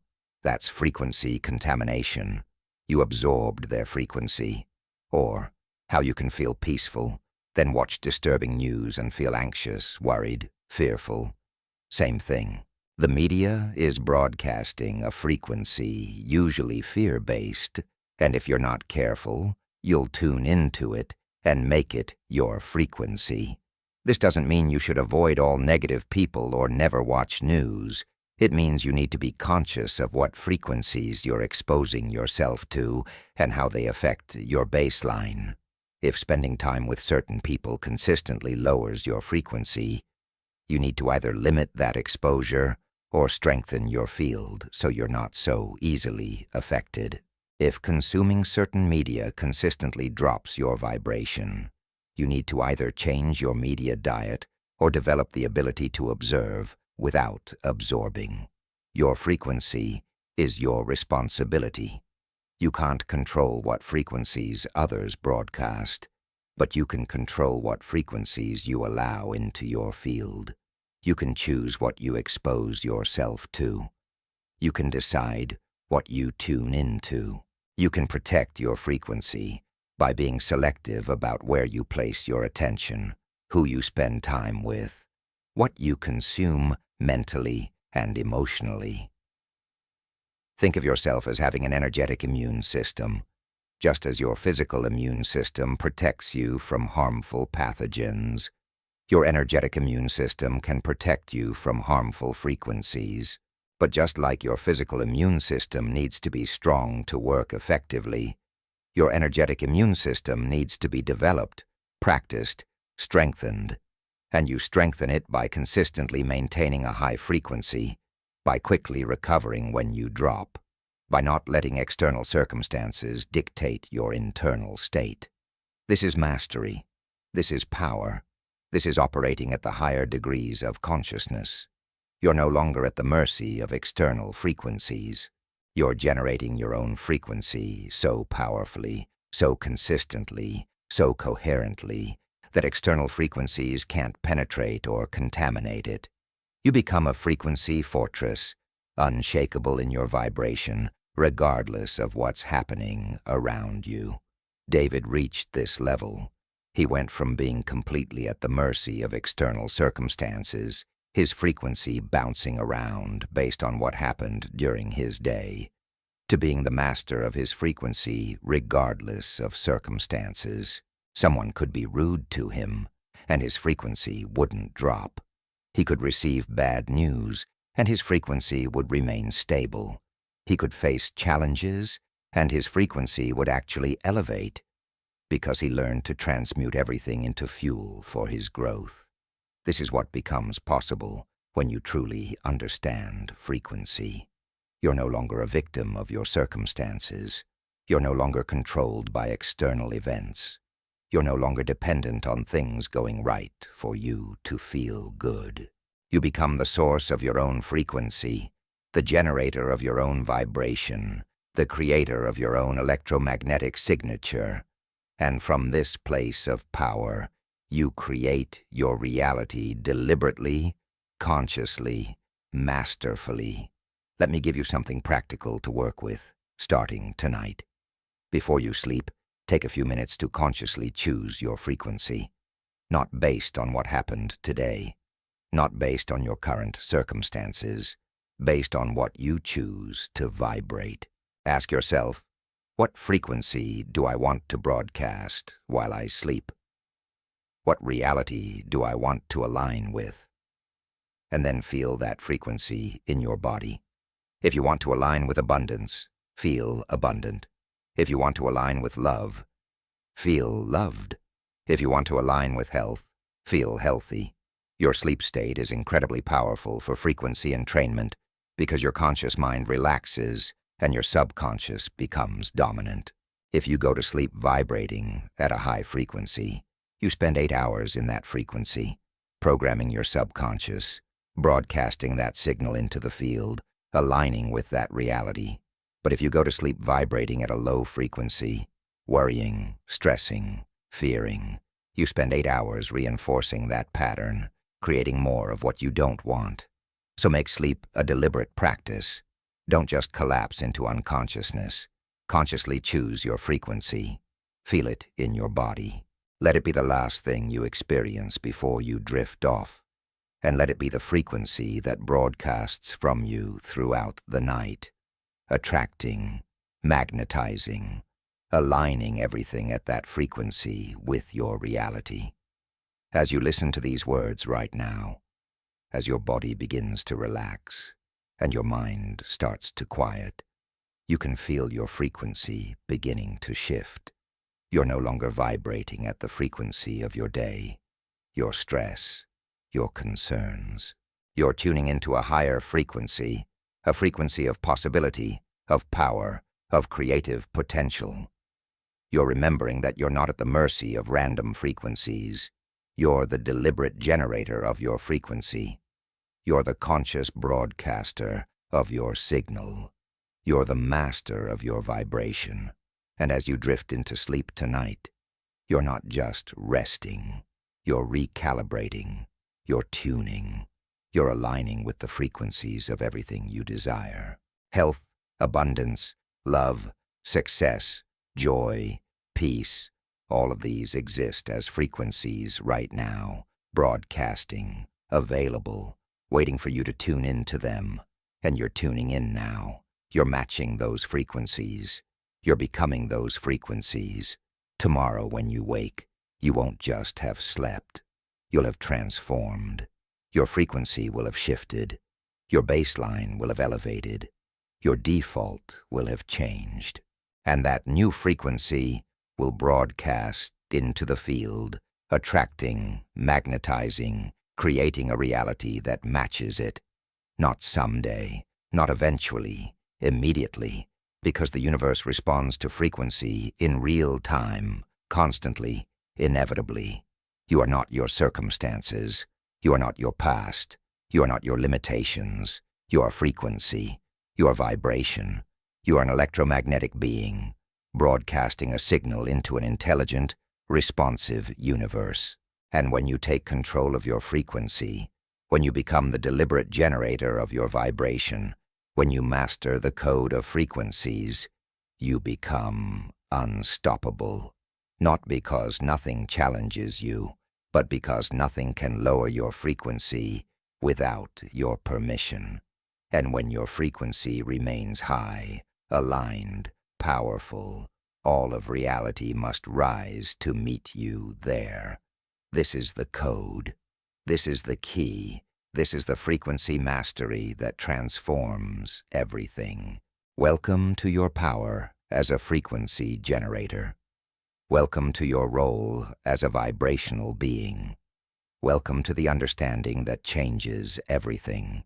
You are the frequency you seek, and all of reality is tuning to match you. Chapter 5. The Sacred Trinity. Thought, emotion, and action.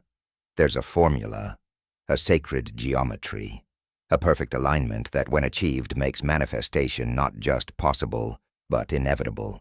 It's been taught in mystery schools, whispered in temples, encoded in ancient texts, and now science is proving what the mystics always knew. When thought, emotion, and action align perfectly, when these three forces work together in harmony, you become a manifestation machine. You become unstoppable. You become a deliberate creator operating at maximum power. Most people live their lives in complete disconnection. They think one thing, feel another, and do something entirely different. They want abundance while feeling unworthy. They desire love while believing they're unlovable. They set goals while doubting they can achieve them. And then they wonder why nothing manifests, why life feels hard, why their dreams stay dreams. The reason is simple. They're trying to create with a fractured force. They're broadcasting 3 different signals simultaneously and wondering why the universe seems confused about what to deliver. Let me tell you about Rachel. 5 years ago, she was the queen of self-sabotage, though she didn't see it that way. She had dreams, big, beautiful dreams. She wanted to start her own business, travel the world, find deep love, create financial freedom. And she wasn't just thinking about these things casually. She was obsessed with them. She read every book, attended every seminar, created detailed vision boards, did daily affirmations. Her thoughts were completely aligned with what she wanted. But nothing was happening. In fact, things seemed to be getting worse. What Rachel didn't understand was that thought alone is only 1/3 of the equation. Yes, her thoughts were focused on her dreams. But her emotions? Her emotions were steeped in fear, doubt, and unworthiness. Every time she thought about her business, she felt terrified of failure. Every time she imagined traveling, she felt guilty about the expense.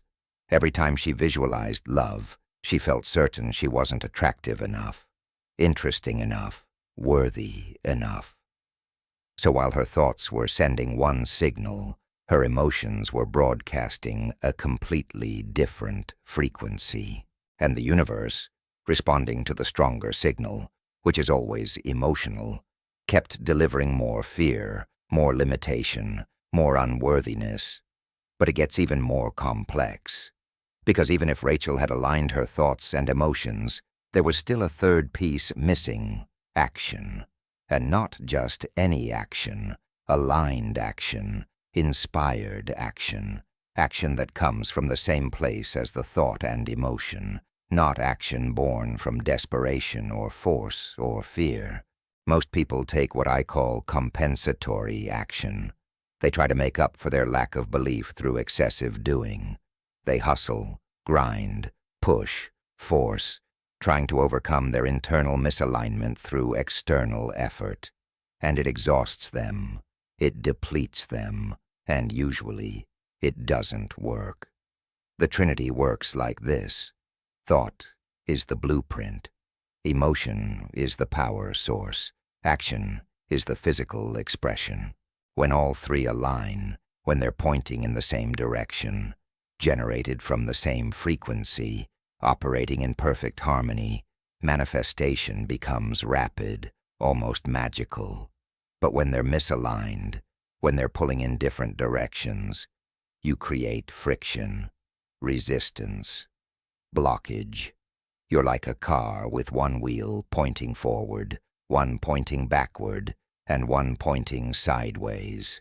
You're pressing the gas pedal, burning fuel, making noise, but you're not going anywhere.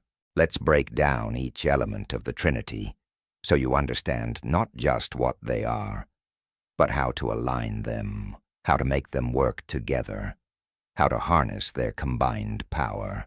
Because this is where real mastery lives. This is where transformation accelerates. This is where the impossible becomes inevitable. Thought is where everything begins.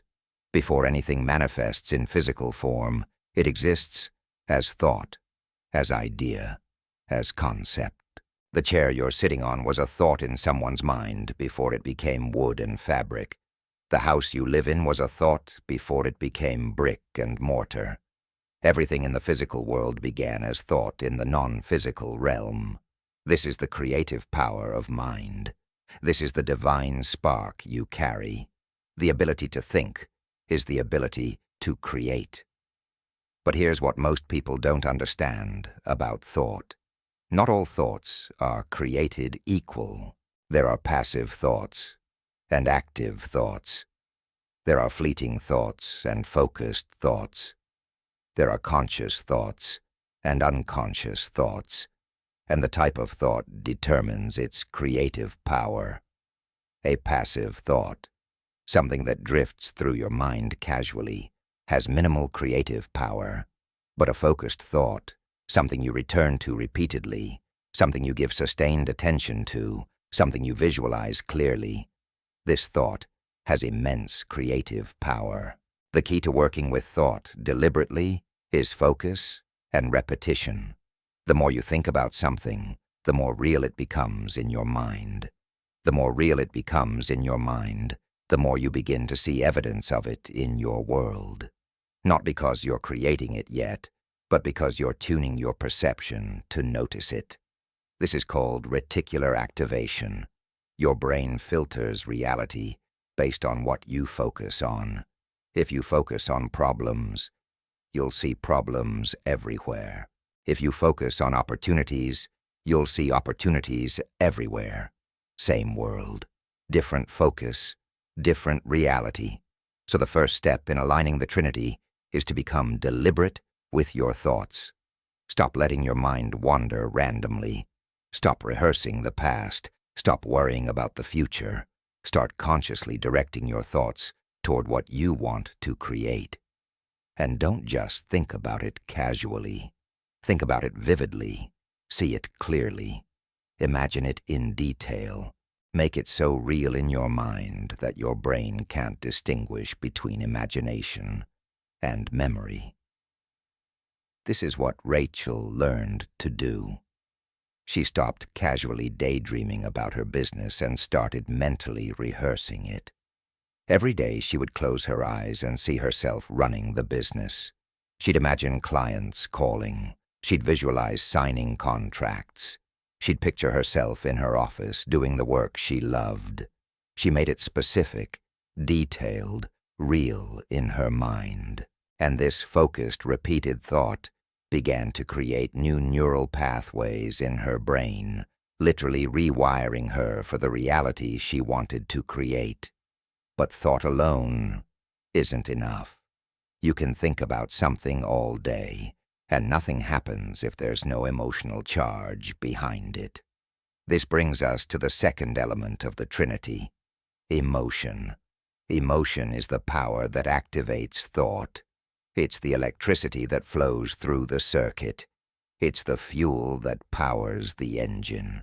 Without emotion, thought is just passive imagination. With emotion, thought becomes creative intention. Here's why emotion is so powerful. Your emotions generate electromagnetic fields that radiate from your body into the space around you. These fields can be measured scientifically. They extend several feet beyond your physical body, and they carry information, frequency, signal into the quantum field. When you think a thought with strong emotion, you're not just having an internal experience. You're broadcasting a signal into the field, and the field responds to that signal by organizing circumstances, people, and events that match the frequency of your emotion. This is why worry is so effective at creating problems.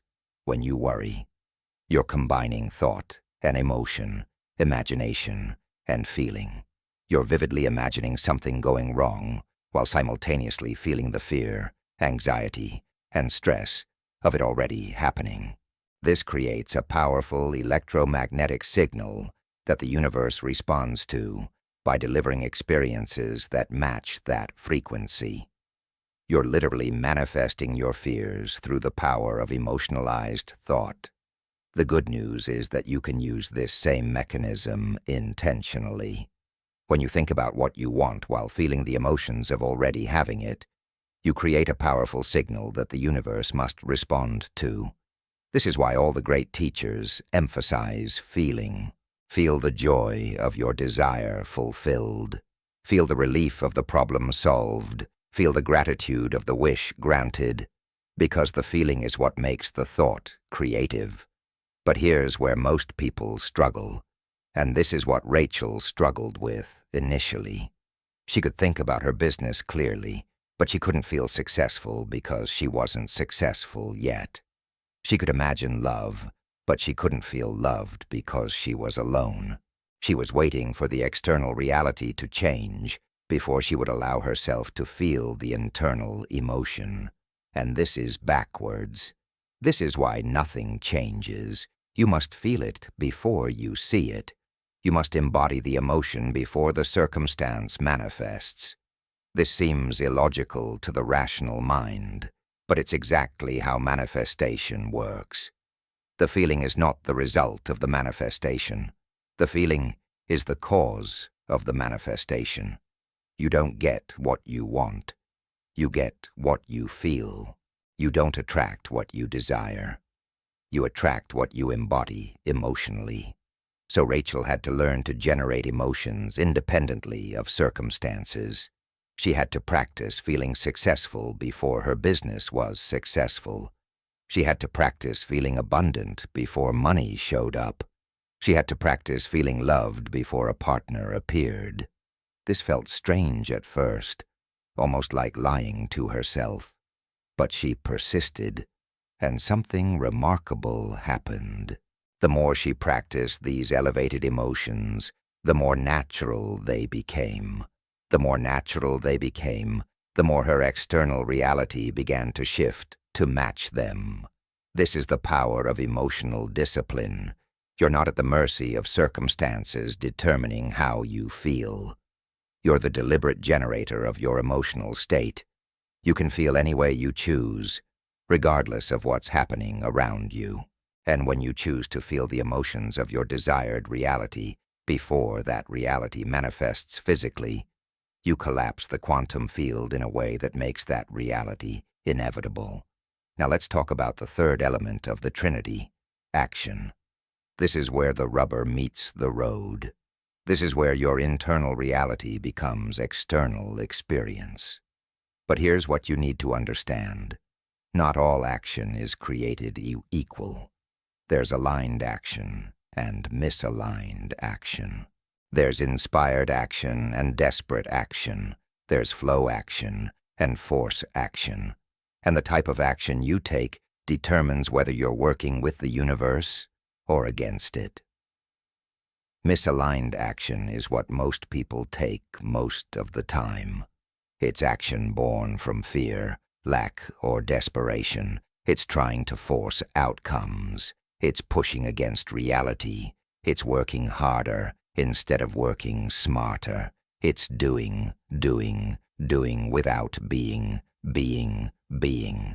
And this type of action is exhausting. It depletes you. It burns you out. And usually it produces mediocre results at best. Aligned action is completely different. It's action that flows naturally from your aligned thought and elevated emotion. It's action that feels inspired, effortless, right? It's action that energizes you rather than depletes you. It's action that produces extraordinary results with minimal effort. This is what people mean when they talk about being in flow or in the zone. They're taking aligned action, and it feels magical because they're working with universal forces rather than against them. The key to aligned action is timing and intuition. When your thoughts and emotions are aligned, you'll naturally feel impulses to take certain actions. These impulses are your intuition, your connection to the intelligence of the field, guiding you toward the fastest path to manifestation. But most people ignore these impulses. They second-guess them. They rationalize them away.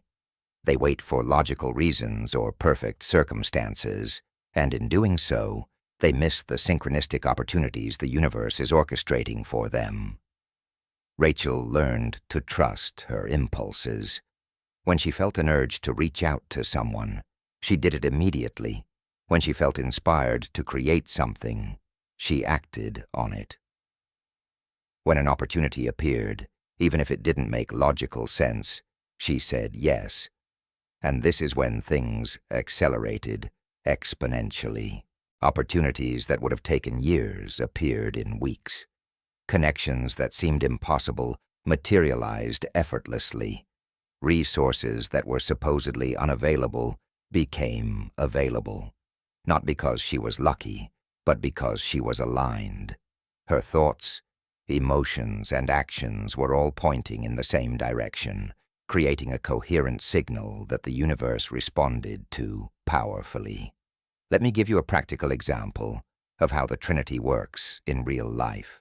Let's say you want to manifest a new job. The average person approaches this with misaligned Trinity.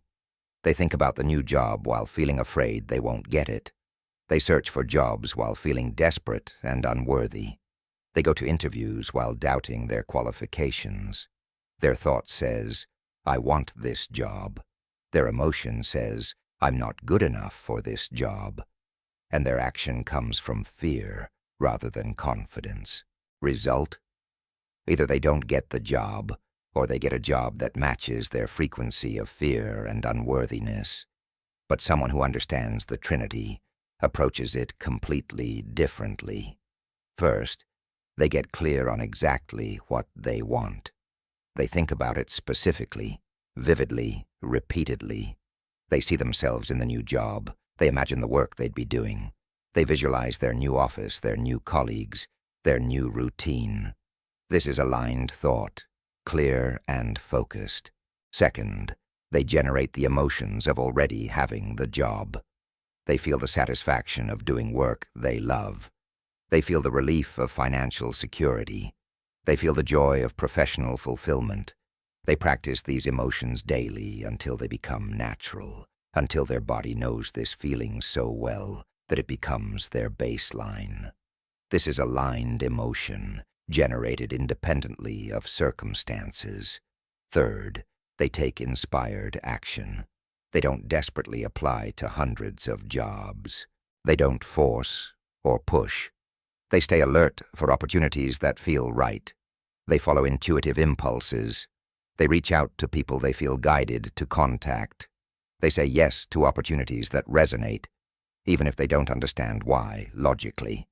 And when they do interview, they show up from a place of confidence and certainty, not desperation and need. This is aligned action, flowing from their aligned thoughts and emotions. And what happens? The job manifests. Maybe not the first job they applied for, maybe not the way they expected, but a job that matches their frequency, their vision, their aligned Trinity appears. Often better than what they originally imagined, often faster than seems possible. Because when all three elements align, manifestation accelerates exponentially. This is what happened for Rachel. Once she aligned her Trinity, everything changed. Within 3 months, her business took off. Within 6 months, she was traveling regularly. Within a year, she met the love of her life. And it all felt easy, natural, like it was meant to be. Because it was. She had aligned herself with the reality she wanted, and that reality had no choice but to manifest. Now let's talk about how to diagnose misalignment, because this is crucial. If you're not getting the results you want, if manifestation feels hard, if you're stuck in the trying trap, it's because your Trinity is misaligned, and you need to identify where the misalignment is. Are your thoughts scattered and unfocused? Are your emotions contradicting your desires? Are your actions coming from fear rather than inspiration? Once you identify the misalignment, you can correct it. Here's a simple test. Think about something you want to manifest. Really focus on it for a moment. Now check in with your body. What emotions come up? If you feel excitement, certainty, joy, your emotions are aligned with your thought. But if you feel anxiety, doubt, fear, your emotions are contradicting your thought. This is misalignment, and no amount of positive thinking or hard work will overcome emotional misalignment. Similarly, examine your actions. Are you taking action from a place of confidence and inspiration, or from a place of desperation and fear? Are you flowing or forcing? Are you energized by your actions or exhausted by them? Your actions reveal the truth of your alignment. If your actions feel hard, heavy, draining, you're misaligned. If your actions feel natural, easy, energizing, you're aligned. The goal is not perfection. The goal is awareness and correction. You won't be perfectly aligned all the time. Life happens. Circumstances challenge you. Old patterns resurface. But when you have awareness, when you understand the Trinity, you can catch misalignment quickly and realign yourself. This is mastery, not never falling out of alignment, but quickly returning to it when you do. Let me give you some practical tools for aligning the Trinity. For aligning thought, use the practice of mental rehearsal. Every day, spend time vividly imagining your desired reality. Make it specific. Make it detailed. Engage all your senses. The more real you make it in your mind, the more powerfully you're programming your brain for that reality. Do this consistently, and your thoughts will become naturally aligned with your desires. For aligning emotion, use the practice of emotional generation. Don't wait for circumstances to make you feel good. Deliberately choose elevated emotions and practice feeling them regardless of current conditions. Feel grateful for things that haven't happened yet. Feel joyful about outcomes that haven't manifested yet. Feel peaceful about situations that haven't resolved yet. This reprograms your emotional baseline and creates a frequency that attracts matching circumstances. For aligning action, use the practice of following inspiration. Throughout your day, pay attention to impulses, hunches, intuitions. When you feel guided to do something, do it quickly before your logical mind talks you out of it. The more you act on inspiration, the stronger your connection to it becomes. And the more you follow aligned action, the more opportunities for aligned action appear. Rachel used all of these practices. She mentally rehearsed her successful business daily. She practiced feeling abundant, successful, and loved regardless of her circumstances. She followed every inspired impulse, every intuitive nudge, every synchronistic opportunity. And through these practices, she didn't just align her Trinity once. She learned to maintain alignment consistently, which is what created the sustained transformation in her life. Here's something else you need to understand about the Trinity. When all three elements align, they create what's called coherence. Coherence is when all parts of a system are working together in harmony, reinforcing each other, amplifying each other. And coherence creates a field effect. When you're coherent, when your thoughts, emotions, and actions are all aligned, you generate a powerful electromagnetic field that affects everything around you. People feel it. Circumstances respond to it. The universe organizes itself around it. This is why people who are truly aligned seem to have magnetic personalities, why opportunities seem to find them, why the right people appear at the right time, why synchronicities multiply around them. It's not luck, it's coherence. They're broadcasting such a clear, powerful, aligned signal that reality has no choice but to respond. And here's the beautiful part. The more you practice alignment, the easier it becomes. Your brain creates new neural pathways. Your body learns new emotional baselines. Your actions become naturally inspired rather than forced. Alignment becomes your default rather than something you have to work at. This is when you truly become unstoppable.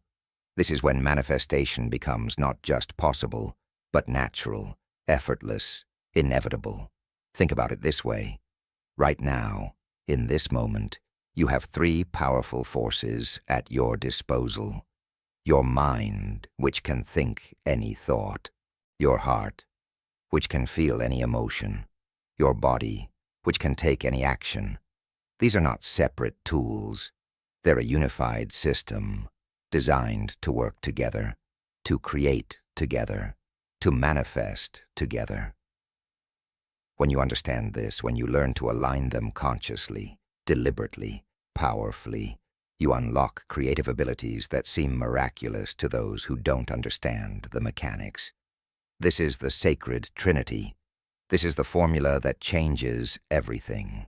Not thought alone, not emotion alone, not action alone, but all three, aligned, harmonized, working together as one coherent creative force. This is how you stop trying and start creating. This is how you stop struggling and start flowing.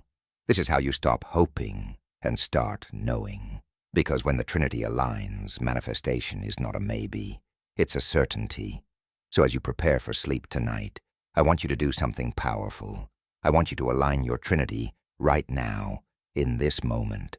Think about something you want to create, something you want to manifest, something you want to experience. Get clear on it. See it vividly in your mind. This is your aligned thought. Now feel it. Feel the emotions of already having it. Feel the joy, the relief, the satisfaction, the gratitude of your desire fulfilled. Don't wait for it to happen. Feel it now. Let these emotions fill your body. Let them change your frequency. This is your aligned emotion. And finally, make a commitment.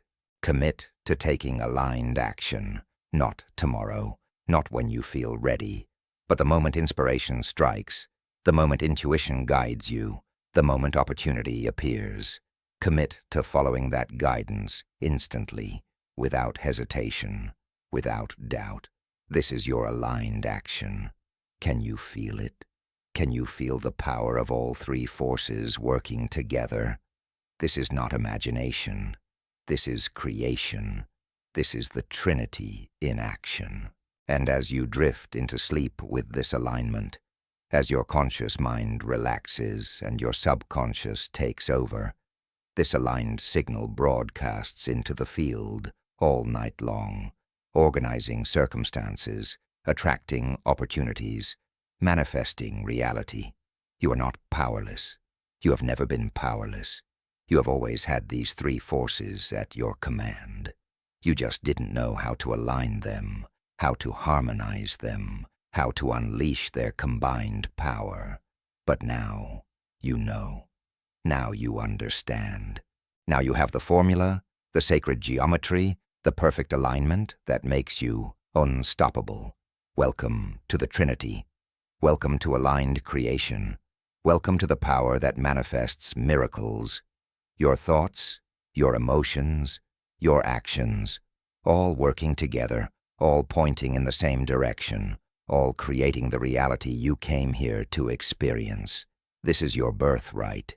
This is your power. This is who you truly are when nothing holds you back. And nothing will ever hold you back again. Chapter 6. Awakening from the Collective Trance. Right now, in this very moment, you are under a spell. Not a mystical spell cast by wizards or witches, but something far more powerful and far more insidious. You are living inside a collective trance, a mass hypnosis so complete, so pervasive, so normalized that most people never realize they're under it. They live their entire lives inside invisible cages, following rules they never agreed to, pursuing goals they never chose, believing limitations that were never true. And the most tragic part, they defend these cages. They protect these limitations. They fight to maintain the very beliefs that imprison them. This is not a conspiracy. This is programming. And it started the moment you were born. Every system you encountered, every authority figure you trusted, every institution you participated in was designed intentionally or not, to program you with specific beliefs about reality, about possibility, about what you can and cannot do, have, or become. And most of these beliefs serve one primary purpose: to keep you small, obedient, predictable, and controllable. Let me tell you about Michael. He was 42 years old when he finally woke up from the trance. For 4 decades, he had been living someone else's life, following someone else's script, chasing someone else's definition of success. He went to college because that's what you're supposed to do. He got a corporate job because that's what responsible people do. He bought a house in the suburbs because that's what successful adults do. He worked 50-hour weeks, saved for retirement, took 2 weeks vacation per year, and waited for the weekend. He was doing everything right according to the program, and he was miserable. One night, exhausted and empty, Michael had a moment of clarity that changed everything. He was sitting in his expensive car, in front of his expensive house, after another soul-crushing day at his expensive job, and a question emerged from somewhere deep inside him. Whose life am I living? And in that moment, the trance broke. He saw clearly, perhaps for the first time, that almost nothing in his life was actually his choice. His career wasn't his passion. It was his parents' expectation. His lifestyle wasn't his desire. It was society's definition of success. His dreams weren't his own. They were borrowed from a culture that profits from his conformity. This is the first step in awakening from the collective trance. Recognition. You must see the programming before you can change it. You must identify the beliefs that were installed in you before you can uninstall them. And this requires brutal honesty, because many of the beliefs that limit you are beliefs you've defended for years, beliefs you've built your identity around, beliefs that feel so true you can't imagine they're just programs. So let's talk about these beliefs, these invisible chains, these programs that run 97% of humanity. Let's expose them, examine them, and learn how to free yourself from them. Because until you break free from the collective trance, you'll never access your true power. You'll remain stuck in the matrix, working hard, doing everything right, and wondering why you feel empty, why your dreams stay distant, why your potential remains untapped. The first program, the deepest program, the program that underlies almost every limitation you experience is this: you are separate. Separate from other people, separate from nature, separate from the universe, separate from the divine. This is the foundational lie that makes all other lies possible. Because if you believe you're separate, you believe you're alone. If you believe you're alone, you believe you're limited. If you believe you're limited, you live small, afraid, constantly competing for scarce resources in a hostile world. But this belief is false. Quantum physics proves it. Mystical traditions teach it. Direct experience reveals it. You are not separate from anything. You are connected to everything. You are part of an infinite, intelligent, unified field.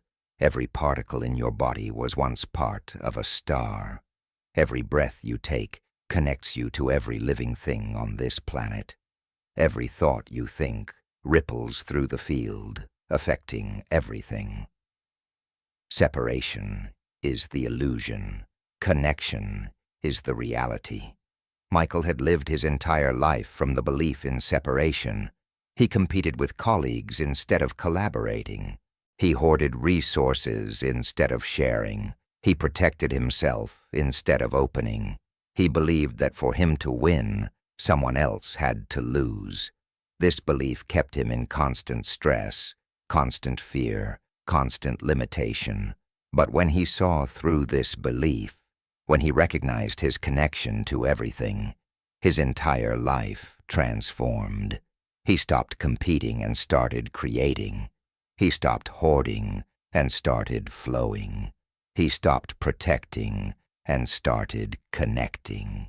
And paradoxically, the moment he stopped fighting for his piece of the pie, the entire pie became available to him.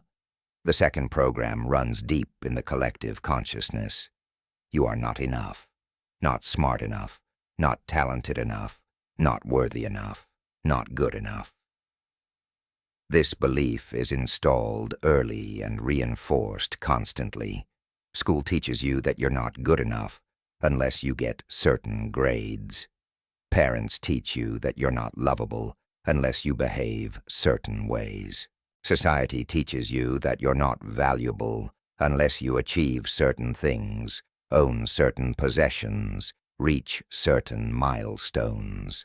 And these teachings become the voice in your head that criticizes, judges, and diminishes you every single day. But here's the truth they never tell you. You were born enough. You were born whole. You were born complete. You didn't need to earn your worthiness. You didn't need to prove your value. You didn't need to achieve anything to deserve love, happiness, abundance, or success. These are your birthright simply because you exist. The belief that you're not enough is not truth. It's programming designed to keep you chasing external validation, buying products, seeking approval, working harder, never satisfied, never complete, never free. Michael carried this program like a heavy backpack his entire life. No matter what he achieved, it was never enough. He got the degree, but it wasn't from a prestigious enough school. He got the promotion, but it wasn't a high enough title. He made good money, but it wasn't as much as his neighbor. The program of not enough kept him on a hamster wheel, running faster and faster, never arriving, never satisfied, never at peace. And the tragic irony, the moment he released this belief, the moment he accepted himself as already enough, everything he had been chasing effortlessly appeared. Because the universe doesn't respond to your desperation, it responds to your wholeness. The third program is perhaps the most damaging. Reality is fixed, and you are powerless to change it. This belief teaches you that circumstances control you, that you're a victim of your past, your genetics, your family, your economy, your government, your luck. This belief says that life happens to you, not through you, that you're a passive recipient of whatever fate deals you, that the best you can hope for is to work hard, follow the rules, and pray things work out. This belief is a lie. Reality is not fixed. It's fluid, dynamic, responsive. You are not powerless. You are the most powerful creative force in your personal universe. Nothing in your life is beyond your influence. Nothing is set in stone. Nothing is permanent except your belief that it is. The moment you accept your power as a creator, the moment you take full responsibility for your reality, the moment you stop playing victim and start playing creator, everything changes. Not because the world changes, but because you change. And when you change, your entire experience of reality transforms. Michael lived for decades believing he was powerless. He blamed his parents for his wounds. He blamed his boss for his unhappiness. He blamed the economy for his financial struggles. He blamed luck for his missed opportunities. And as long as he blamed external factors, he remained stuck because he had given his power away. But when he reclaimed his power, when he accepted full responsibility for every result in his life, he simultaneously accessed the power to change those results. Responsibility and power are two sides of the same coin. You cannot have one without the other. The fourth program, subtly woven through every institution, is this: success requires struggle. You must work hard. You must sacrifice. You must suffer. No pain, no gain. Nothing worth having comes easy. These beliefs are everywhere, repeated so often they seem like truth, but they're not truth. They're programming designed to keep you in perpetual effort, perpetual stress, perpetual exhaustion. Because exhausted people are easier to control. Stressed people buy more products. Struggling people don't question the system. The real truth, success, can be easy. Manifestation can be effortless. Creation can be joyful. When you're aligned with your purpose, when you're operating from your natural gifts, when you're in flow with universal forces, results come naturally, easily, almost magically. It's only when you're misaligned, when you're forcing, when you're swimming against the current, that struggle becomes necessary. Struggle is not a requirement for success. Struggle is a symptom of misalignment. Michael's entire identity was built on struggle. He wore his exhaustion like a badge of honor. He bragged about how many hours he worked. He sacrificed his health, his relationships, his joy on the altar of success, believing this sacrifice was necessary, even noble. But when he released this belief, when he allowed success to come easily, when he stopped equating effort with worth, something miraculous happened. He achieved more in 6 months of aligned flow than he had in 6 years of forced struggle. Because when you stop fighting against yourself, when you stop believing you have to earn your good through suffering, the universe stops fighting against you. The 5th program is particularly insidious because it masquerades as humility. You should not want too much. Desiring wealth is greedy. Wanting success is selfish. Pursuing your dreams while others suffer is wrong. This belief keeps you playing small, dimming your light, settling for less than you're capable of. It teaches you that your expansion somehow takes from others, that your success means someone else's failure, that your abundance creates someone else's scarcity. But this is backwards. Your expansion doesn't diminish others. It inspires them. Your success doesn't create failure for anyone else. It shows them what's possible. Your abundance doesn't create scarcity. It proves that abundance is available to all. When you claim your full power, when you live your biggest life, when you manifest your wildest dreams, you don't hurt others. You give them permission to do the same. You become a beacon, showing others the way out of limitation and into possibility. Michael had been taught that wanting more was wrong, that being satisfied with less was virtuous. So he played small. He downplayed his abilities. He dimmed his light so others wouldn't feel uncomfortable.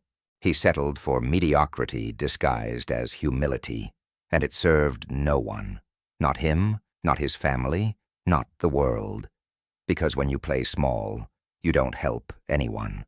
You simply add another example of unfulfilled potential to a world that already has too many. But when Michael gave himself permission to want more, to be more, to create more, he didn't just transform his own life. He transformed everyone around him. His expansion created space for others' expansion. His success inspired others' success. His abundance proved abundance is possible. The 6th program, perhaps the most limiting of all, is this. There is one right way to live, one right path to follow, one right timeline to follow it on. Go to school, get a degree, find a job, get married, buy a house, have children, save for retirement. This is the script. This is the program, and millions of people follow it without question, wondering why they feel unfulfilled, wondering why life feels so mechanical, wondering why their soul feels suffocated. But there is no one right way. There are infinite ways to live, infinite paths to walk, infinite timelines to follow. Your path doesn't have to look like anyone else's. Your success doesn't have to match society's definition. Your happiness doesn't have to come from conventional sources. You are unique. Your gifts are unique. Your purpose is unique. Your path should be unique. And the moment you give yourself permission to deviate from the script, to color outside the lines, to create your own path, life stops being a burden and starts being an adventure. Michael's awakening really accelerated when he released this program.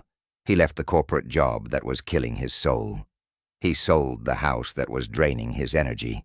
He created a life that looked nothing like what he was supposed to do, and everything like what he was born to do.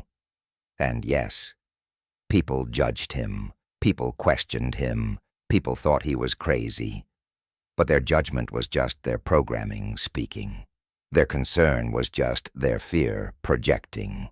Their disapproval was just their cage showing. And Michael learned something crucial. Other people's opinions of your path are none of your business. They're living their program. You're living your purpose. The seventh program, woven through every economic system, is scarcity. There's not enough. Resources are limited. You must compete for your share.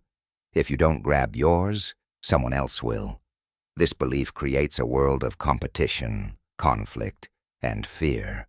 It makes you hoard instead of share, take instead of give, protect instead of connect. It keeps you in constant anxiety about having enough, doing enough, being enough. But scarcity is an illusion. The universe is infinitely abundant. There is more than enough for everyone. More than enough money, resources, opportunities, love, success.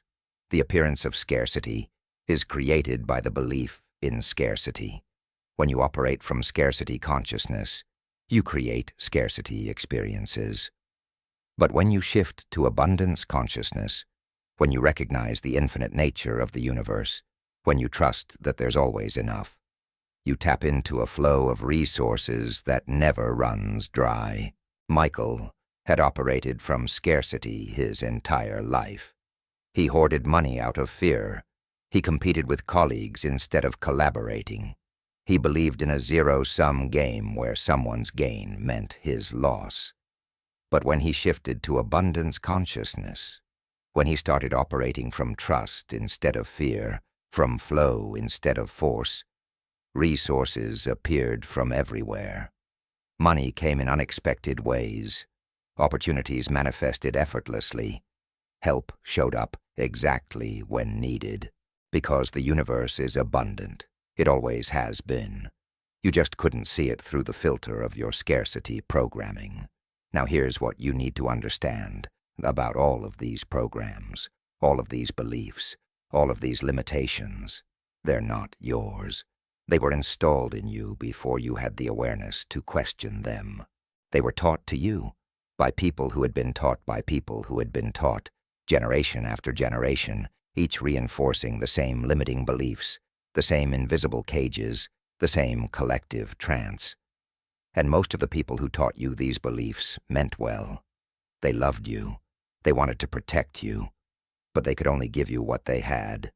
And what they had were the same limitations that were given to them. So this is not about blame. This is not about anger at your parents or teachers or society. This is about awareness.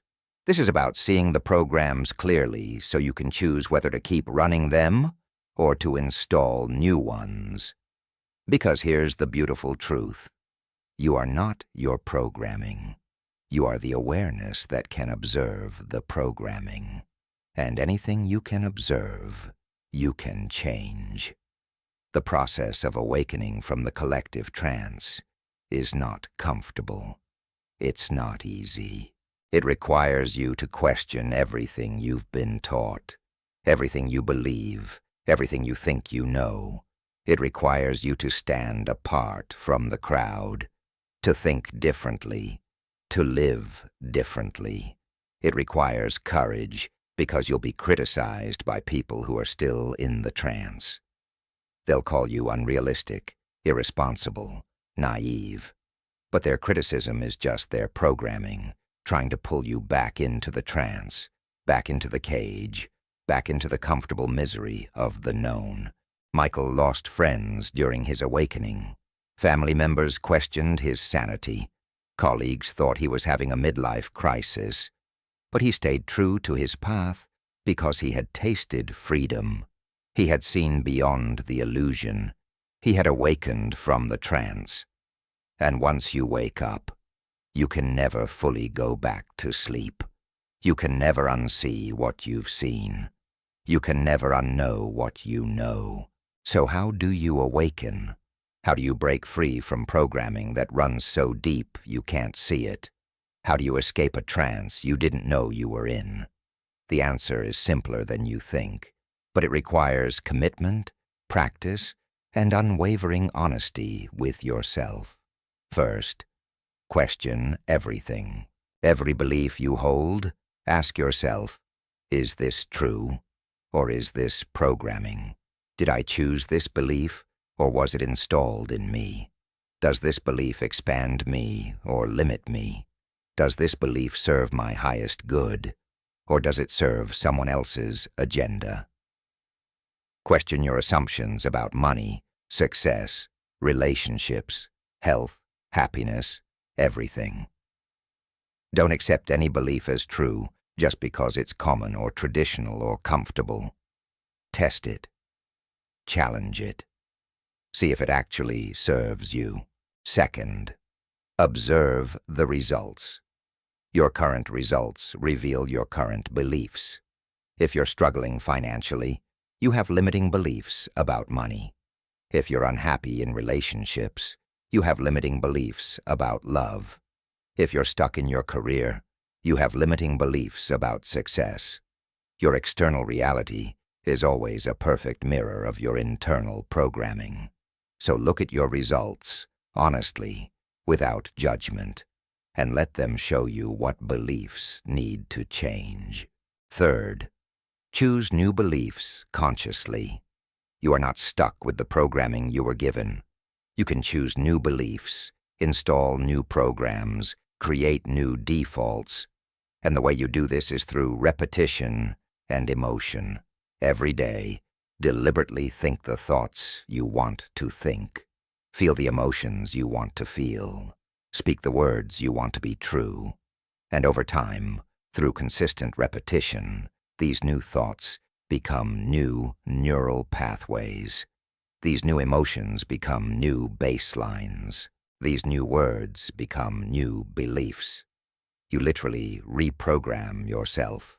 Fourth, surround yourself with people who are awake. The collective trance is maintained through collective agreement. Everyone around you agreeing that limitations are real makes those limitations seem real.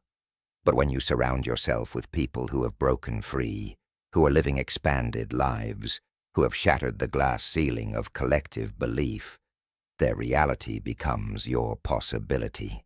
Their awakening supports your awakening. Their expansion gives you permission for your expansion. Michael did all of this. He questioned every belief he had been taught. He looked honestly at his results and let them reveal his programming. He consciously chose new beliefs about what's possible for him.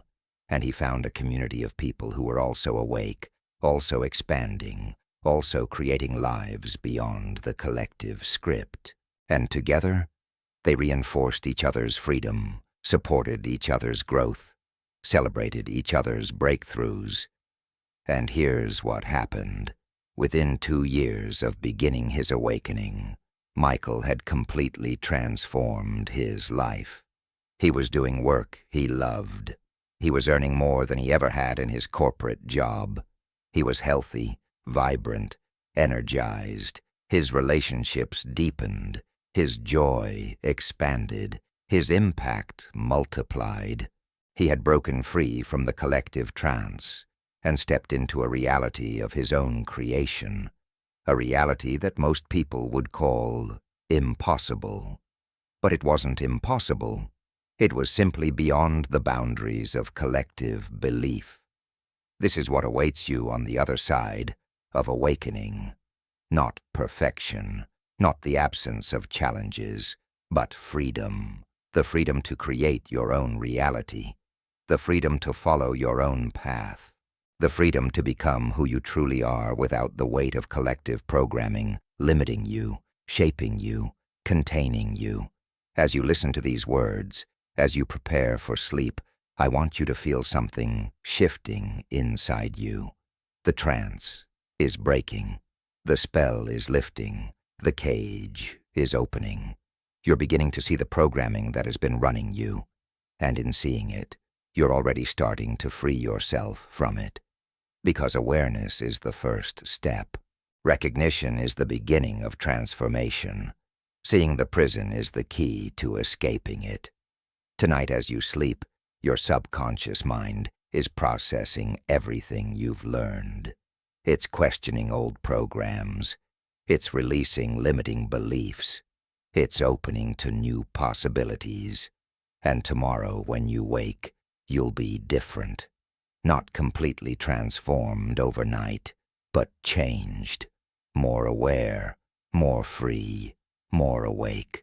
And each day, as you continue this journey, as you continue questioning, observing, choosing, you'll awaken more and more, until one day you'll look back and realize you're no longer living the life you were programmed to live. You're living the life you were born to live. Welcome to your awakening. Welcome to your freedom. Welcome to the reality beyond the collective trance. You are not who they told you to be. You are not limited by what they said was possible. You are not bound by their beliefs, their rules, their expectations. You are infinite, you are powerful, you are free, and it's time you started living like it. The trance is over. The spell is broken. The cage is open. Walk out. Step into your power. Claim your freedom. Create your reality. This is your birthright. This is your truth. This is who you've always been, waiting to be remembered, waiting to be unleashed, waiting to be free. Chapter 7. The Alchemical Process. Transmuting your reality. There is an ancient art, practiced by mystics, masters, and alchemists throughout history. It's the art of transformation, of turning lead into gold, darkness into light, limitation into possibility. But the real secret, the one that was always hidden in plain sight, is that the lead they were transforming wasn't physical metal. It was consciousness. The gold they were creating wasn't material wealth. It was enlightenment. The alchemy was never about changing external substances. It was always about transmuting your internal state. And when you master this internal alchemy, when you learn to transform your consciousness at will, external reality has no choice but to transform in response. Most people live at the mercy of their thoughts, emotions, and circumstances. They wake up feeling however they happen to feel. They think whatever thoughts arise. They react to whatever circumstances appear. They're like leaves blown by the wind, completely at the mercy of forces they don't understand and can't control. But there is another way, a way of such power, such precision, such mastery, that when you discover it, you realize you've been living in a prison of your own making, and the door was never locked. Let me tell you about Elena.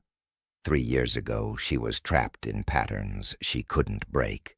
Every few months, she'd sabotage success just as it appeared.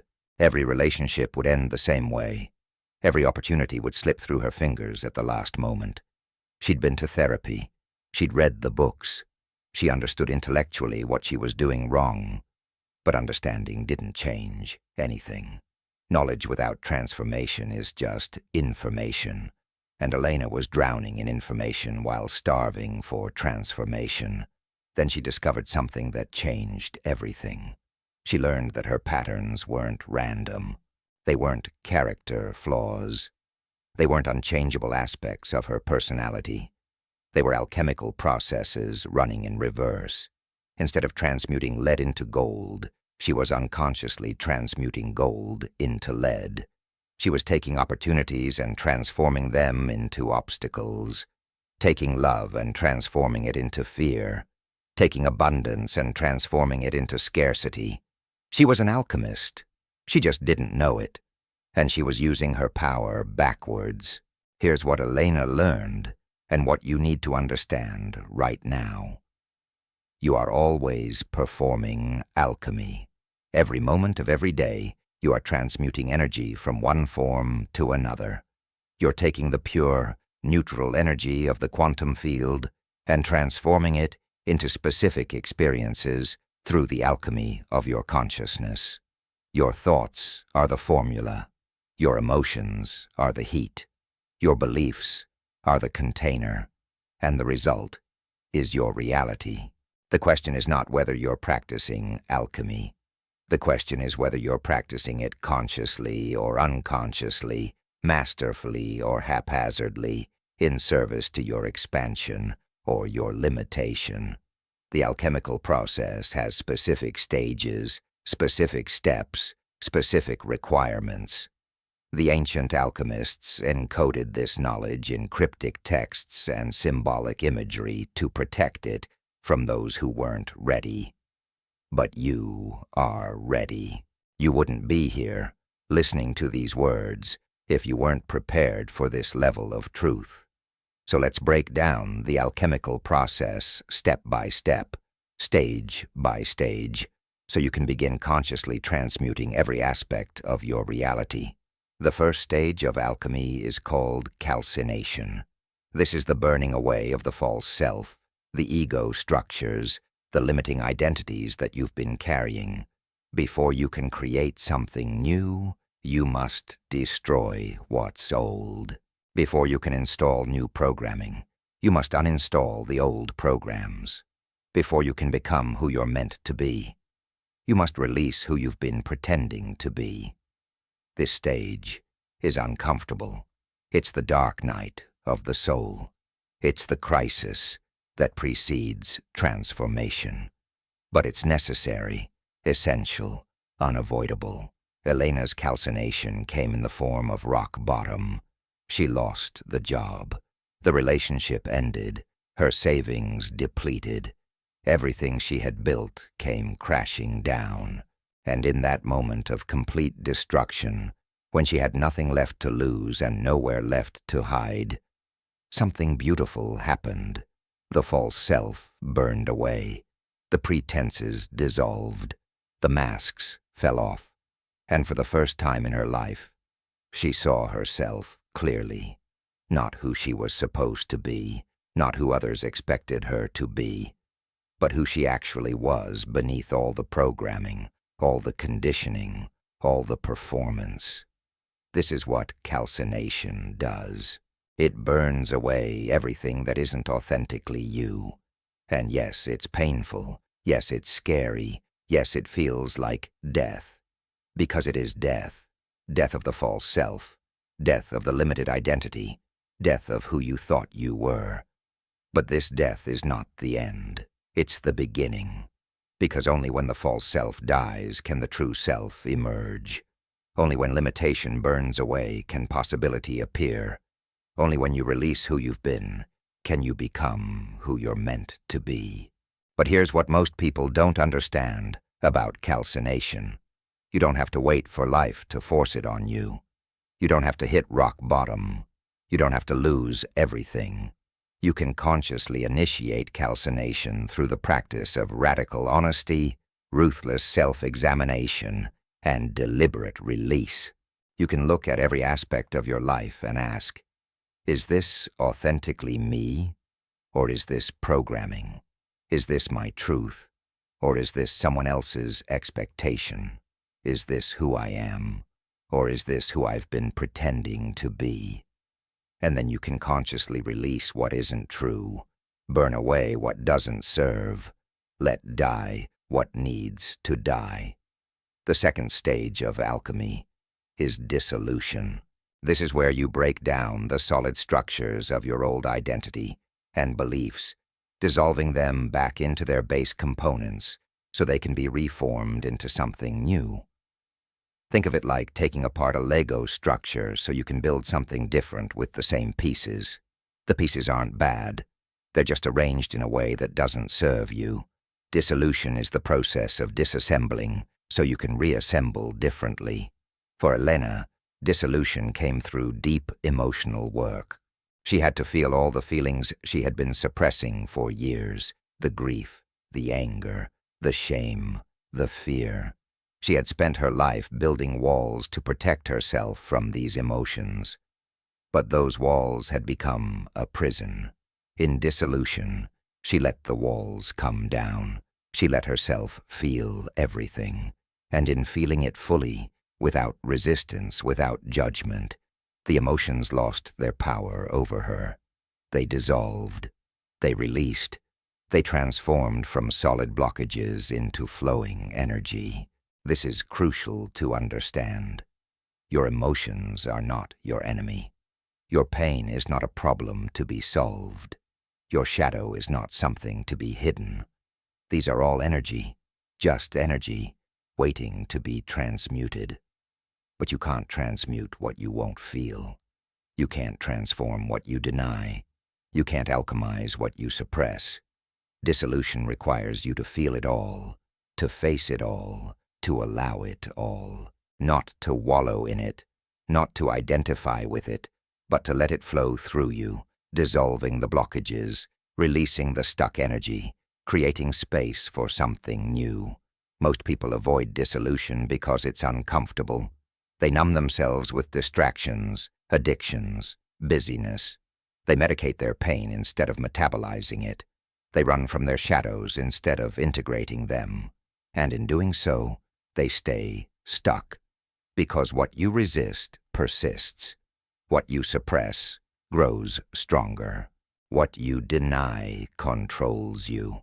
But what you feel, what you face, what you allow to flow through, you loses its grip on you. This is the power of dissolution. This is the alchemy of emotional mastery. The third stage is separation. This is where you begin to distinguish between what's true and what's false, what serves you and what doesn't, what's yours and what's been projected onto you. You separate the gold from the dross, the essence from the illusion, the signal from the noise. This stage requires discernment, clarity, and the willingness to see reality as it is, not as you wish it were, or as you've been told it should be. Elena practiced separation by examining every belief she held. She would take a belief and ask, is this actually true? Or is this just something I've been told? Do I have direct evidence for this, or am I just accepting it on faith? Does this belief expand my possibility or limit it? Does this belief come from love or from fear? And through this process of ruthless examination, she began to separate truth from programming, wisdom from conditioning, her authentic knowing from borrowed beliefs. This stage is where you become a spiritual scientist. You test everything. You question everything. You accept nothing as true just because it's traditional or comfortable or commonly believed.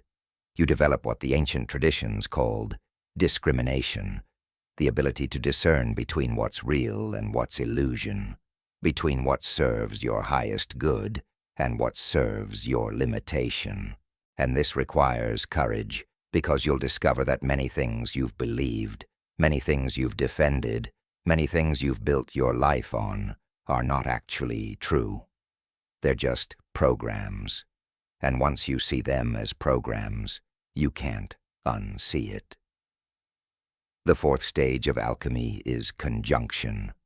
This is where you begin to bring together opposites, to unite what has been separated, to integrate what has been fragmented. You marry your masculine and feminine energies. You unite your conscious and subconscious minds. You integrate your shadow and your light. You become whole, complete, unified within yourself. And this wholeness creates a power that fragmentation can never access. For Elena, conjunction meant integrating all the parts of herself she had split off and denied. Her ambition and her vulnerability, her strength and her softness, her light and her shadow. She had been living as a partial self, showing only the acceptable parts, hiding the rest. But in conjunction, she brought it all together. She accepted all of herself. She embraced her complexity. She stopped being a carefully edited version and became the full, messy, beautiful, complete truth of who she is. And paradoxically, the moment she stopped trying to be perfect, she became powerful. This is the gift of conjunction. When you're no longer at war with yourself, when you're no longer suppressing parts of yourself, when you're no longer pretending to be anything other than what you are, you access a coherence that is magnetic, a wholeness that is healing, a power that is undeniable. Because divided, you fall. But united within yourself, you are unstoppable. The fifth stage is fermentation. This is where new life emerges from death, where transformation begins to take visible form, where the new self starts to crystallize. Think of it like the process of making wine. The grapes must be crushed, must die to their grapeness, must ferment in darkness before they become something entirely new. You are the grape. Your old self must die. But from that death comes something infinitely more valuable. Elena experienced fermentation as a period of incubation, after the destruction of calcination, after the dissolution of old patterns, after the separation of truth from lies, after the conjunction of her fragmented parts. She entered a quiet period. Nothing seemed to be happening externally, but internally, everything was reorganizing. New neural pathways were forming. New beliefs were solidifying. New patterns were emerging. She was being remade at the cellular level, transformed at the consciousness level, rebirthed at the identity level. This stage requires patience, because the changes are happening beneath the surface, invisible to the eye, imperceptible to others. This is where many people give up. They've done the work. They've faced their shadows. They've released their limitations. But they don't see results yet, so they think nothing's working. They return to old patterns, old beliefs, old identities. They abort the alchemical process right before the miracle. But if you can stay committed during fermentation, if you can trust the invisible process, if you can hold the faith even when you can't see the evidence, transformation will complete itself. The sixth stage is distillation. This is where you purify what has been created, refine what has emerged, concentrate the essence. You've been transformed, but now you must integrate that transformation, embody it fully, live from it completely. This is where you practice your new self until it becomes natural. Rehearse your new patterns until they become automatic. Repeat your new beliefs until they become default. Elena practiced distillation through consistent daily rituals. Every morning she consciously chose her new identity. She visualized herself as the woman she had become through the alchemical process. She felt the emotions of her transformed self. She spoke the words of her empowered self. She took the actions of her liberated self. And through repetition, through practice, through consistent embodiment, her new self became her actual self. The transformation moved from possibility to probability, to certainty, to reality. This is crucial. Transformation is not a one-time event. It's a process that requires practice, repetition, consistency. You don't transform once and stay transformed. You must daily choose your transformed self. You must consistently embody your elevated consciousness. You must repeatedly practice your new patterns until they become so natural you don't have to think about them anymore. This is distillation. This is how temporary transformation becomes permanent embodiment. The seventh and final stage is coagulation. This is where the alchemical work manifests in physical form. This is where your internal transformation becomes external reality. This is where the gold you've created inside yourself appears as gold in your life. Your elevated consciousness manifests as elevated circumstances. Your transformed beliefs create transformed results. Your new self attracts new experiences. The internal alchemy precipitates into external manifestation.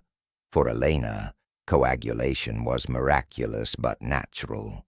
Once she completed the alchemical process, once she had fully transformed internally, her external reality reorganized rapidly to match her internal state. The perfect job appeared. The right relationship manifested. Financial abundance flowed. Health improved. Joy became her baseline. Not because she forced it, not because she worked harder, but because she had transmuted herself at such a fundamental level that reality had no choice but to reflect that transmutation. This is the promise of alchemy. When you change yourself at the deepest levels, when you transmute your consciousness completely, when you become something fundamentally different than what you were, your entire reality must change to match. Because you're not separate from reality. You're not a victim of circumstances. You're the alchemist, the creator, the transformer. And when you transform yourself, you transform your world. Now let me give you something practical. Let me show you how to apply this alchemical process to a specific area of your life right now. Choose something you want to transform, a pattern you want to break, a limitation you want to transcend, a result you want to create. And let's walk through the 7 stages together. First, calcination. What false beliefs do you hold about this area? What limiting identities have you claimed? What pretenses have you maintained? Be ruthlessly honest. Write them down if you can. Then consciously release them. Burn them away. Let them die. You are not your limitations. You are not your past. You are not your failures. Let the false self burn. Second, dissolution. What emotions have you been suppressing around this issue? What pain have you been avoiding? What fear have you been denying? Feel it now. Don't judge it. Don't resist it. Just let it flow through you. Let the walls come down. Let the armor soften. Let the energy move. Feel it fully, and let it dissolve. Third, separation. What's true here and what's programming? What's your authentic desire and what's someone else's expectation? What expands you and what limits you? Separate the gold from the dross. Keep what serves you. Release what doesn't. Trust your discernment. Fourth, conjunction. Bring together the opposites. If you want success but fear failure, unite them. If you want love but fear vulnerability, integrate them. If you want abundance but feel guilty, marry them. Stop living in internal conflict. Become whole. Accept all of yourself. Unite what has been divided. Fifth, fermentation. Be patient. Trust the invisible process. You've planted seeds. They're germinating beneath the soil. You can't see them yet, but they're growing. Don't dig them up to check. Don't doubt the process. Just water them with your faith, your consistency, your commitment. New life is emerging. Trust it. Sixth, distillation. Practice your new self daily. Embody your transformation. Act as if the change is already complete. Feel as if the transformation is already real. Speak as if the pattern is already broken. Repeat this until it becomes natural, until you don't have to try anymore, until it's just who you are. Seventh, coagulation. Watch as your internal transformation manifests externally. Notice the synchronicities. Recognize the opportunities. Receive the manifestations. Your reality is reorganizing to match your transmuted consciousness. Let it. Accept it. Celebrate it. This is the alchemical process. This is how you transmute any area of your life. This is how you turn lead into gold, limitation into possibility, suffering into enlightenment. It works. It always works. Because it's not a technique or a trick. It's a description of how transformation actually happens, how consciousness actually evolves, how reality actually changes. Elena used this process to transform every area of her life. Her relationships shifted from codependent to empowered. Her finances moved from scarcity to abundance. Her health transformed from depleted to vibrant. Her work evolved from soul-crushing to purpose-driven. She became unrecognizable from who she had been 3 years earlier. Not because she worked harder, not because circumstances changed, but because she alchemized herself. And here's what she discovered. The alchemical process never ends. It's not something you do once and you're done. It's a way of living. Every challenge is an opportunity for calcination. Every emotion is an invitation to dissolution. Every confusion is a call for separation. Every conflict is a chance for conjunction. Every dark night is a setup for fermentation. Every breakthrough requires distillation. Every transformation leads to coagulation. Life itself is an alchemical process, and you are the alchemist. The ancient masters knew this. They encoded it in mysterious symbols and cryptic texts because they understood that people would misuse this knowledge if they weren't ready for it. They'd try to shortcut the process. They'd try to skip the difficult stages. They'd try to get the gold without doing the work. But alchemy doesn't work that way.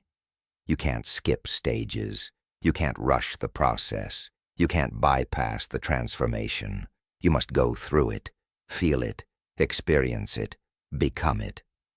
But here's the beautiful truth. Once you learn the alchemical process, once you understand the stages, once you master the art of conscious transformation, you become unstoppable, because nothing can keep you stuck anymore. No pattern is permanent. No limitation is final. No circumstance is unchangeable. You have the power to transmute anything, transform everything, alchemize all of it. You are lead becoming gold. You are caterpillar becoming butterfly. You are limitation becoming possibility. As you prepare for sleep tonight, I want you to recognize something. The alchemical process is already happening within you. Just by listening to these words, just by opening yourself to these ideas, just by considering these possibilities, you've initiated transformation. Calcination has begun. Old beliefs are starting to burn away. Dissolution is occurring. Suppressed emotions are beginning to surface. Separation is happening. You're starting to discern truth from programming. The process has started. Trust it. Allow it. Embrace it. And as you drift into sleep, know that the alchemical work continues in your subconscious. Your dreams will process what your conscious mind couldn't. Your body will release what your ego was holding. Your soul will integrate what your personality was resisting. Sleep is fermentation. It's the dark womb where transformation gestates. It's the invisible process where lead becomes gold. Tomorrow you will wake different. Not completely transformed overnight, but changed. More transmuted, more alchemized, more golden. And each day, as you continue this process, as you move through each stage consciously, deliberately, courageously, you will become more and more the masterpiece you were always meant to be. You are the alchemist. You are the laboratory. You are the lead and the gold. You are the one who transforms and the transformation itself. This is your power. This is your birthright. This is the ancient art that's always been yours, waiting for you to remember it, waiting for you to claim it, waiting for you to use it. Welcome to alchemy. Welcome to transmutation. Welcome to the conscious transformation of everything you are into everything you're meant to be. The process has begun. The work is happening. The gold is emerging. Trust it. Allow it. Become it. You are the philosopher's stone, the magic formula, the master alchemist. And your life is the masterpiece you're creating, one transmutation at a time. Chapter 8. The Ritual of the Unstoppable.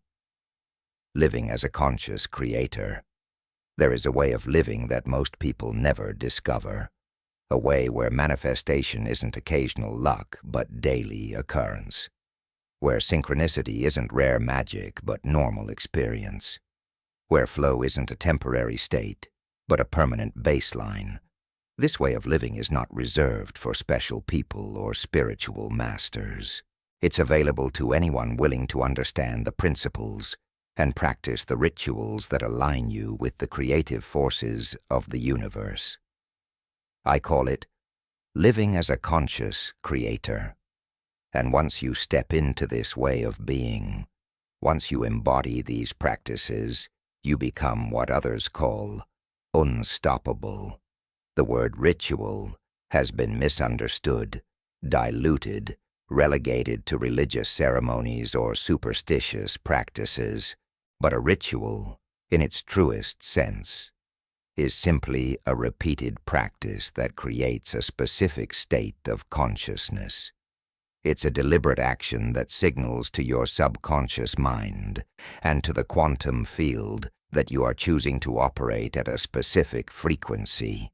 It's the bridge between who you are and who you're becoming. It's the daily practice that transforms temporary insights into permanent transformation. Let me tell you about James. 2 years ago, he had knowledge, but no results.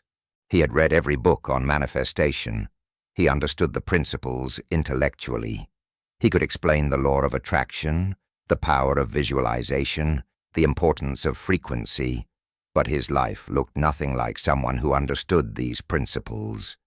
He was broke, lonely, stuck in a job he hated, living far below his potential.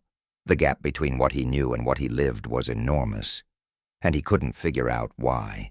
Then someone asked him a question that changed everything. What's your daily practice? James realized he didn't have one. He consumed information constantly, but never applied it consistently. He'd meditate when he felt like it. He'd visualize when he remembered. He'd practice gratitude when things were going well. He treated manifestation like a hobby, something he did occasionally when inspired. And that's why nothing was manifesting, because transformation doesn't come from occasional inspiration. It comes from consistent practice. It comes from daily ritual. It comes from showing up every single day, regardless of how you feel, regardless of whether you see results, regardless of whether it's convenient. This is what separates the 3% who manifest deliberately from the 97% who manifest unconsciously. It's not that the 3% have special gifts or secret knowledge. It's that they have daily rituals. They have consistent practices. They show up every day to do the inner work that creates outer results. They understand that manifestation is not an event. It's a lifestyle, and that lifestyle is built on ritual. So let's talk about the rituals that make you unstoppable.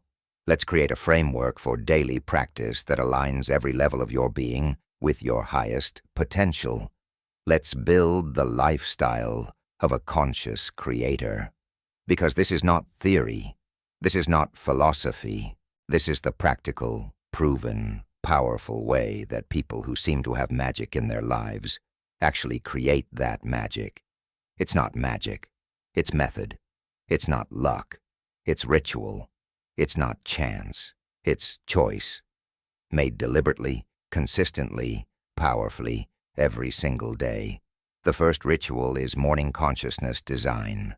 The first hour after you wake is the most important hour of your day because it sets the frequency for everything that follows.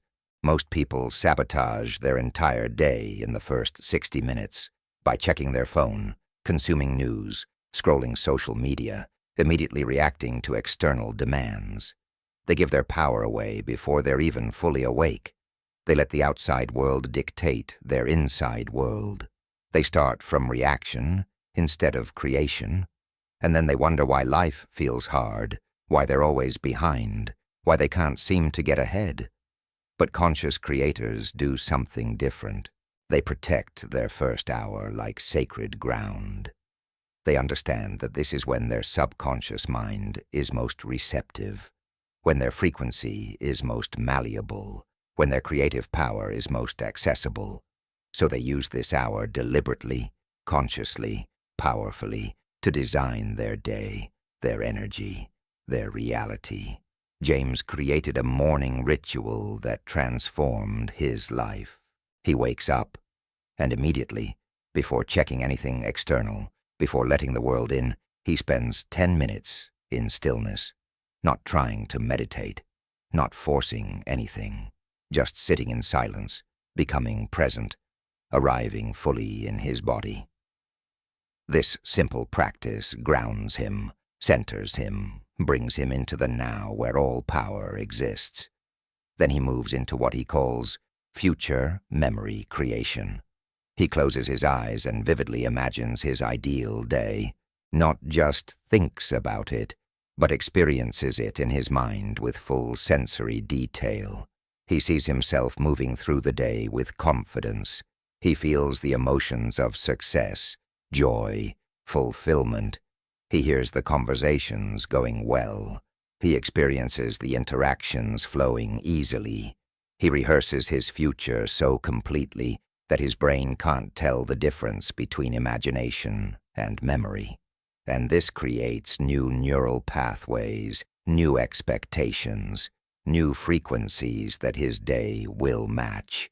Next, he practices emotional elevation. He consciously generates the emotions he wants to experience throughout his day: gratitude, joy, peace, excitement, love. He doesn't wait for circumstances to create these emotions. He generates them from within, independently of conditions.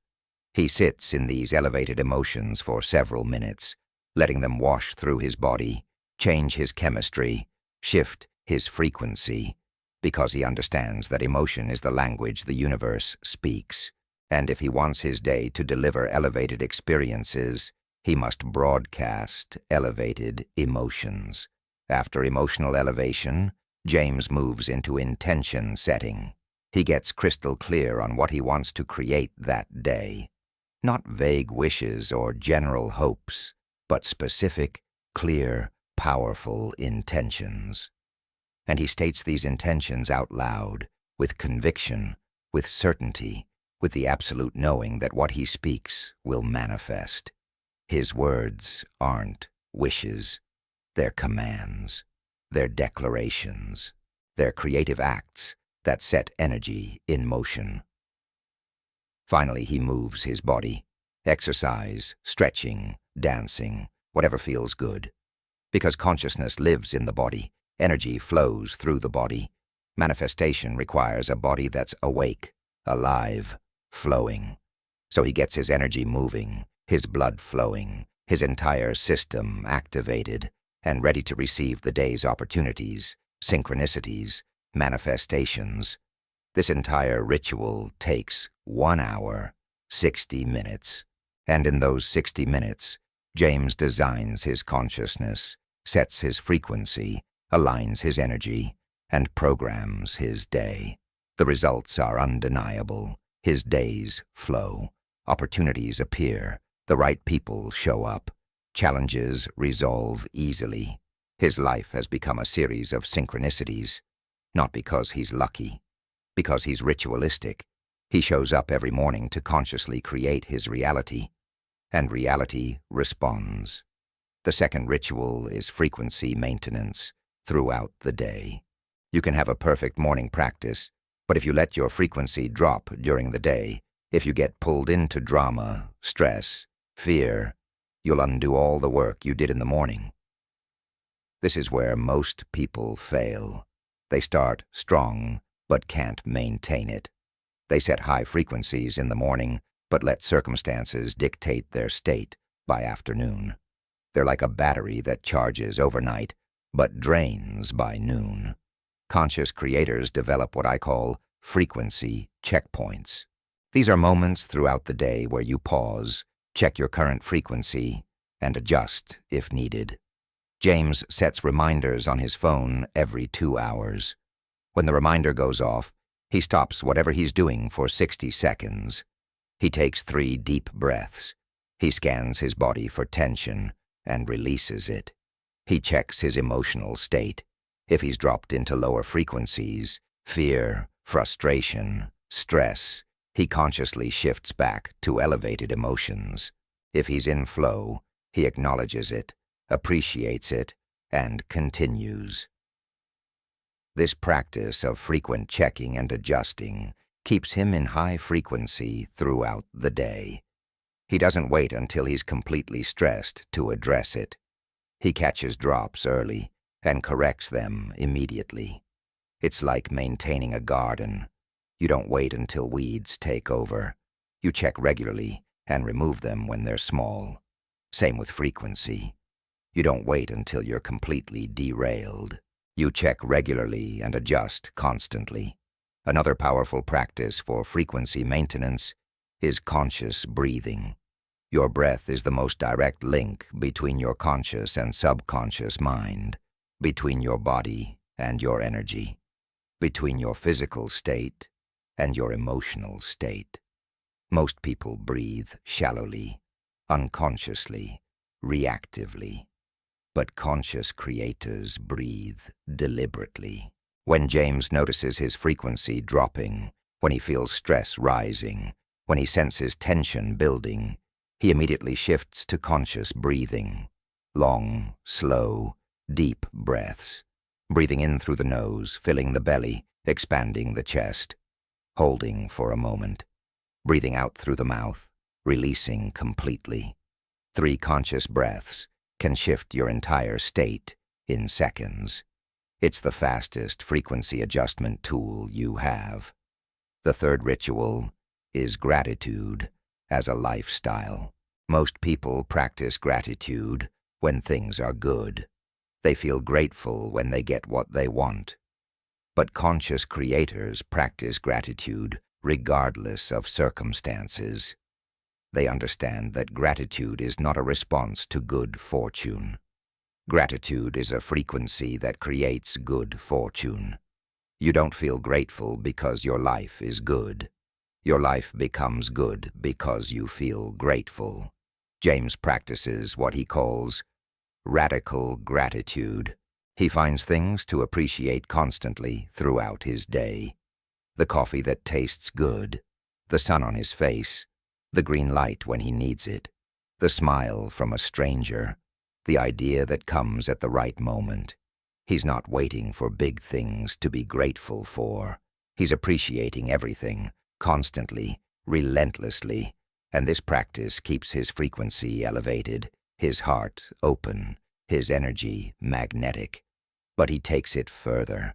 He practices gratitude for things that haven't happened yet.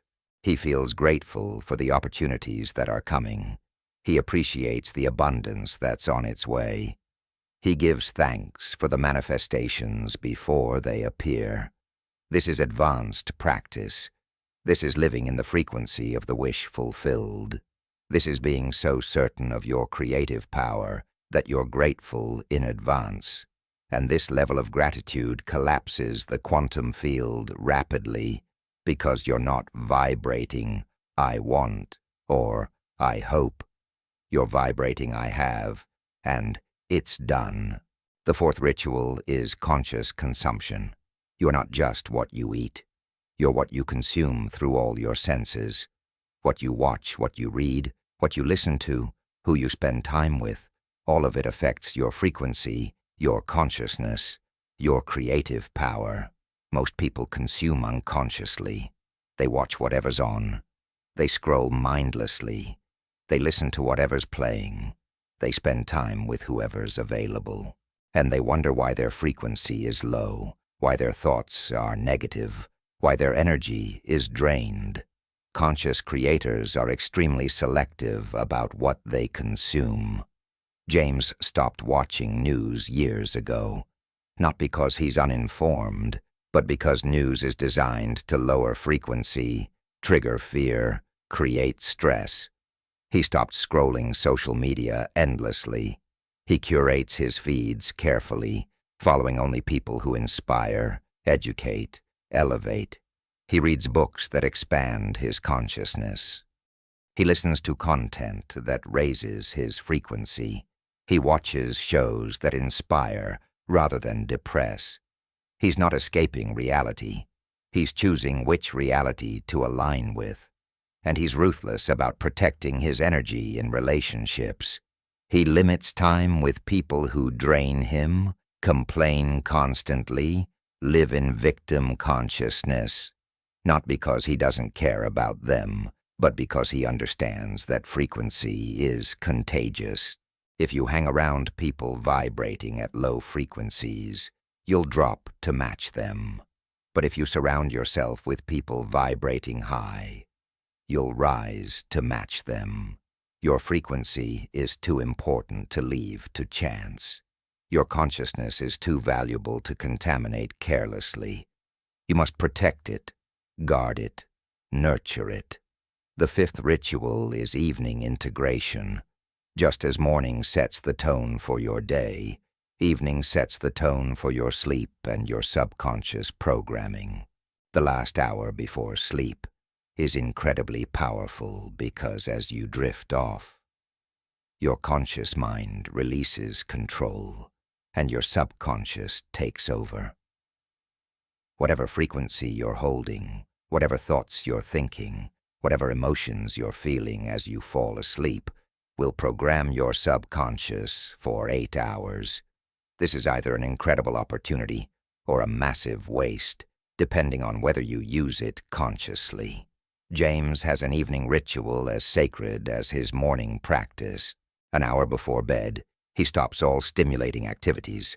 No screens, no intense conversations, no work. He creates a transition from doing to being, from external focus to internal awareness. He dims the lights, signaling to his body that it's time to wind down. He might take a warm bath, releasing the day's energy, washing away any tension or stress he picked up. Then he practices what he calls the daily review. He mentally walks through his entire day, but not randomly. He specifically looks for 3 things: wins to celebrate, lessons to integrate, and manifestations to acknowledge. The wins might be small. He handled a difficult conversation well. He made a decision that felt aligned. He noticed an opportunity and took action. He celebrates these, reinforcing the neural pathways of success. The lessons might be challenges, a moment where he reacted instead of responding, a time when he let circumstances dictate his state, an opportunity he missed. He doesn't judge these. He simply notices them, learns from them, and decides how he'll handle them differently next time. The manifestations are the synchronicities, the perfect timings, the things that worked out. He acknowledges these, showing the universe he's paying attention, appreciating what's flowing to him. After the daily review, James moves into sleep programming. This is where he consciously chooses what frequency he'll hold during sleep. He visualizes his desires as already complete. He feels the emotions of his dreams fulfilled. He replays his future memories.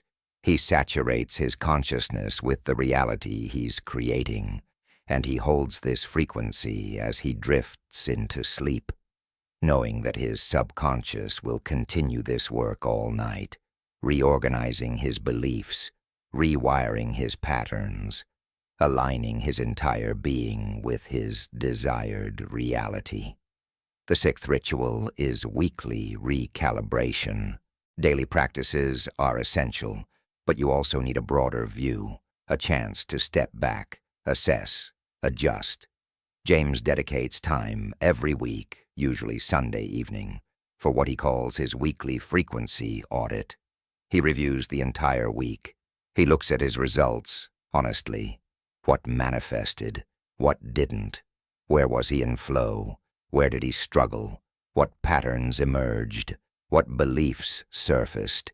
This isn't about judgment or criticism. It's about data collection. Your results are always feedback. They're showing you what frequency you were actually broadcasting, what beliefs were actually running, what consciousness you were actually embodying. And this feedback is incredibly valuable if you're willing to look at it honestly. If you're manifesting abundance, your frequency is aligned with abundance. If you're manifesting struggle, your frequency needs adjustment. It's that simple. Your results never lie. Based on this weekly audit, James adjusts his practices. If he noticed he was stressed most of the week, he increases his breathing practices. If he noticed his thoughts were negative, he adds more mental rehearsal. If he noticed his energy was low, he examines what he was consuming and makes changes. He treats manifestation like a science experiment. He makes adjustments, tests them, observes results, refines further. This is mastery. This is conscious creation. This is living as an unstoppable force. The seventh ritual is community and contribution. You cannot become unstoppable in isolation. You need people who understand these principles, who practice these rituals, who live at these frequencies. James found or created a community of conscious creators, people who speak the language of frequency, manifestation, consciousness, people who hold him accountable when he's slipping, people who celebrate his wins, people who remind him of his power when he forgets. This community is not just support, it's amplification. When people of similar frequency gather, their fields combine, creating a coherent force that's exponentially more powerful than any individual. And James understands that manifestation is not just about getting, it's about becoming. And becoming is not complete until you give. So he contributes. He shares what he's learned. He helps others wake up to their power. He models these principles in his life. He becomes a beacon for those still finding their way. And in giving, he receives. In teaching, he learns. In lifting others, he rises. This is the paradox of conscious creation. The more you give, the more you receive. The more you contribute, the more flows to you. Because at high frequencies, giving and receiving are the same thing. These 7 rituals, the morning consciousness design, frequency maintenance throughout the day, gratitude as a lifestyle, conscious consumption, evening integration, weekly recalibration, and community contribution. These are not optional practices for when you feel inspired. These are the daily architecture of an unstoppable life. These are the rituals that transform temporary insights into permanent transformation. These are the practices that make the 3% different from the 97%. James's life is unrecognizable from 2 years ago. He's financially abundant, doing work he loves. He's in a relationship that feeds his soul. He's healthy, vibrant, energized. He wakes up excited. He goes to bed grateful. His life flows. Opportunities appear. Synchronicities multiply. He's become what others call lucky. But he knows the truth. It's not luck. It's ritual. It's not chance. It's choice. It's not magic. It's method, practiced daily, consistently, powerfully. And here's what he discovered. The rituals become natural. At first, they require discipline. You have to remember. You have to push yourself. You have to make yourself show up. But after weeks of consistency, something shifts. The rituals become automatic. Your body craves them. Your consciousness expects them. They stop being things you do and become who you are. You're no longer someone who practices manifestation. You're a conscious creator. You're no longer someone who tries to maintain high frequency. You are high frequency. The practice becomes your identity. The ritual becomes your reality. This is the path. This is the way. This is how you become unstoppable. Not through one big breakthrough, but through daily practice. Not through occasional inspiration, but through consistent ritual. Not through hoping and wishing, but through showing up every single day to consciously create your reality. The universe rewards consistency. The quantum field responds to repetition. Your subconscious mind trusts a ritual. And when you show up day after day, practice after practice, ritual after ritual, transformation is not just possible, it's inevitable. As you listen to these words tonight, as you prepare for sleep, you're being given a choice. You can consume this information like entertainment, feel inspired for a moment, then return to your unconscious patterns tomorrow. Or you can commit. You can decide right now that tomorrow morning you will begin your own ritual of conscious creation. You will protect your first hour. You will design your consciousness. You will set your frequency. You will live as the creator you truly are. And as you drift into sleep, your subconscious is already preparing. It's already organizing. It's already beginning to make these practices natural, automatic, effortless. Tomorrow when you wake, you won't be the same person who went to sleep tonight. You'll be someone who has chosen the path of ritual, the way of conscious creation, the life of an unstoppable force. The rituals are calling you. The practices are waiting for you. The life you were born to live is ready for you to claim it. All you have to do is show up, day after day, ritual after ritual, until who you're becoming becomes who you are. Welcome to the ritual of the unstoppable. Welcome to the lifestyle of conscious creation. Welcome to the daily practice that transforms everything. Your journey begins tomorrow morning, and I'll be there with you, guiding you, supporting you, celebrating your emergence as the creator you were always meant to be. Chapter 9. Advanced Mastery. The Secrets of Transmutation and Synchronicity. There comes a point in your evolution as a conscious creator when the basic principles are no longer enough. You've mastered the fundamentals. You understand frequency. You practice daily rituals. You've seen manifestation work. But you're ready for more. You're ready for the advanced teachings, the secrets that separate masters from practitioners, the knowledge that turns conscious creators into unstoppable forces of nature. This is where we move beyond manifestation into transmutation, beyond attraction into orchestration, beyond creating outcomes into conducting symphonies of synchronicity.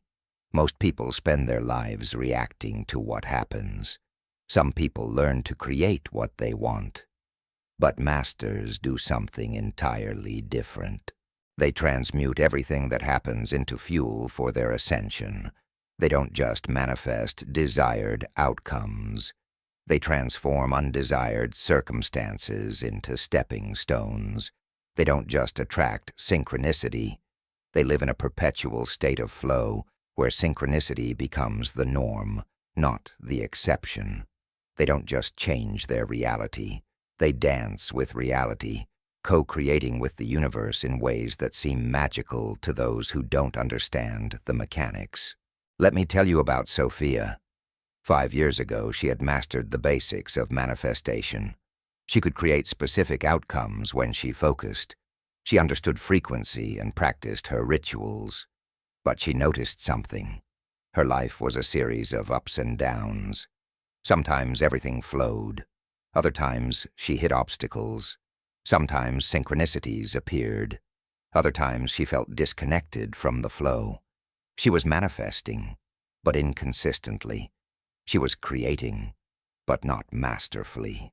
She was powerful, but not yet unstoppable. Then she learned something that changed everything. She learned that the universe is not a vending machine where you input desires and receive outcomes. The universe is an intelligent, responsive, creative partner. And the highest level of manifestation is not controlling outcomes, but collaborating with intelligence far greater than your limited perspective can comprehend. This is the shift from manifestation to co-creation, from control to surrender, from forcing to flowing. And this shift requires mastery of 2 advanced principles, transmutation and synchronicity. Let's start with transmutation because this is where true power emerges. Transmutation is the ability to take any energy, any circumstance, any experience, and transform it into something useful for your growth. It's spiritual alchemy applied in real time. It's the difference between being at the mercy of circumstances and being able to use every circumstance for your benefit. When you master transmutation, nothing can stop you, because obstacles become opportunities, challenges become catalysts, resistance becomes fuel. Everything serves your evolution. Most people relate to circumstances in one of 3 ways. They either suffer through them, fight against them, or try to avoid them. All 3 approaches keep you trapped in victimhood, believing that external circumstances have power over your internal state. But transmutation offers a 4th way. You neither suffer, fight, nor avoid. You transform. You take the energy of the circumstance and transmute it into power, wisdom, growth, or fuel for manifestation. Sophia learned this principle through a devastating loss. Her business collapsed. Years of work vanished. Significant money lost. Her first response was the natural human response. Devastation, anger, fear. She felt victimized by circumstances. She fought against what happened. She wished she could avoid the reality. But then she remembered the principle of transmutation. And she made a choice. She decided to transform this loss into the greatest gift of her life. She began by examining the energy of the loss. What was it showing her? What was it teaching her? What opportunity was hidden in this obstacle? She realized the business had been misaligned with her true purpose. She had been building something that looked successful but felt empty. The collapse wasn't a punishment. It was a redirection. The universe was closing a door that was leading nowhere so a better door could open. But she wouldn't have seen this without the principle of transmutation. Without this lens, the loss was just loss. With this lens, the loss became liberation. This is the first level of transmutation, changing your perception. Every circumstance is neutral until you assign meaning to it. The same event can be a tragedy or a blessing depending on the meaning you give it. Your job is not to control circumstances. Your job is to control the meaning you assign to circumstances, because the meaning determines the emotion. The emotion determines the frequency. The frequency determines what you attract next. If you label something as bad, you feel bad emotions, broadcast low frequency, attract more bad circumstances. But if you transmute the meaning, seeing opportunity in obstacle, gift in challenge, redirection in loss, you feel elevated emotions, broadcast high frequency, attract beneficial circumstances. Sophia practiced this relentlessly. Every challenge became a question. What opportunity is hidden here? Every obstacle became an inquiry. What is this teaching me? Every disappointment became a possibility. What better outcome is this making space for? And through this practice of reframing, of transmuting meaning, she maintained high frequency even in difficult circumstances. She didn't pretend challenges weren't challenges. She transformed challenges into catalysts. But transmutation goes deeper than changing perception. The second level of transmutation is emotional alchemy. This is where you take the energy of negative emotions and transform them into positive power. Most people suppress negative emotions, pretend they don't exist, or let them control their behavior. But masters do something different. They feel the emotion fully, extract its energy, and transmute it into fuel. Here's how this works. Every emotion is energy. Fear is energy. Anger is energy. Sadness is energy. The energy itself is neutral. It's just intensity, just power, just force. The label you put on it determines how you experience it and what you do with it. When Sophia felt fear about her collapsed business, instead of suppressing it or letting it paralyze her, she practiced transmutation. She felt the fear fully, without resistance. She noticed the sensation in her body, the tightness in her chest, the acceleration of her heartbeat.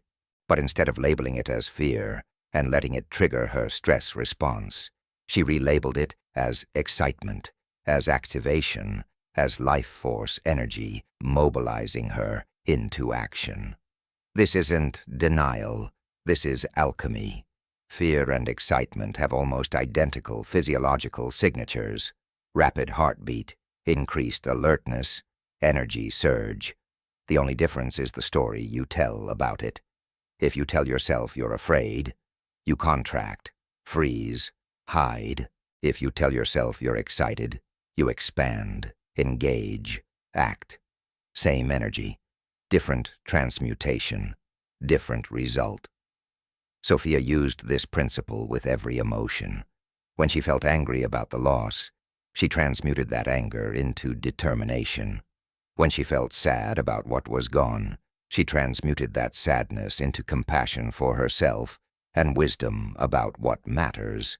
When she felt anxious about the future, she transmuted that anxiety into motivation to create something better.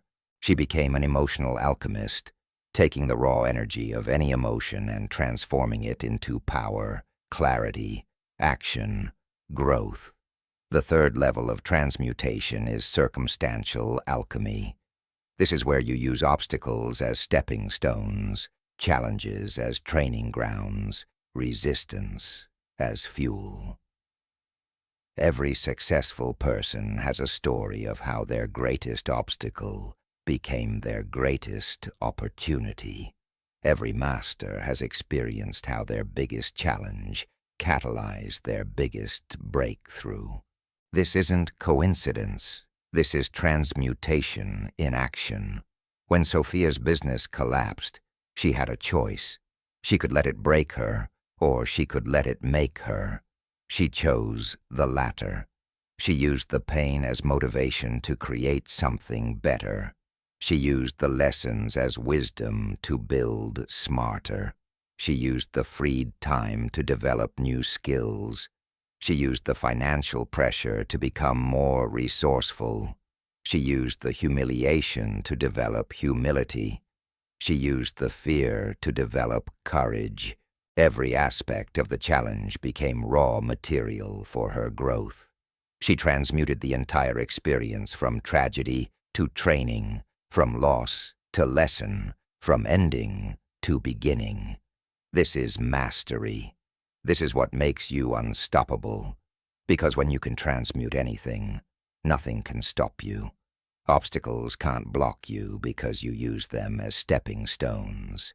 Challenges can't defeat you because you use them as training. Resistance can't slow you because you use it as fuel. You become like water, flowing around, through, over everything, adapting to every container, finding every opening, unstoppable in your movement toward your destination. But transmutation is only half of advanced mastery. The other half is synchronicity. Let's talk about what synchronicity really is and how to cultivate it as a lifestyle. Synchronicity is when the universe coordinates circumstances, people, and events in perfect timing to support your path. It's the right person calling at the right moment. It's the perfect opportunity appearing just when you need it. It's the book falling off the shelf that contains exactly the answer you were seeking. It's the seemingly random encounter that changes everything. Most people experience synchronicity occasionally and call it luck or coincidence. But masters experience it constantly because they understand it's not random. Synchronicity is the universe's response to your coherence. When your thoughts, emotions, and actions align, when you're clear on what you want, when you're vibrating at a high frequency, when you're living in flow, the universe organizes reality around you to support your path. Synchronicity is not magic. It's magnetism.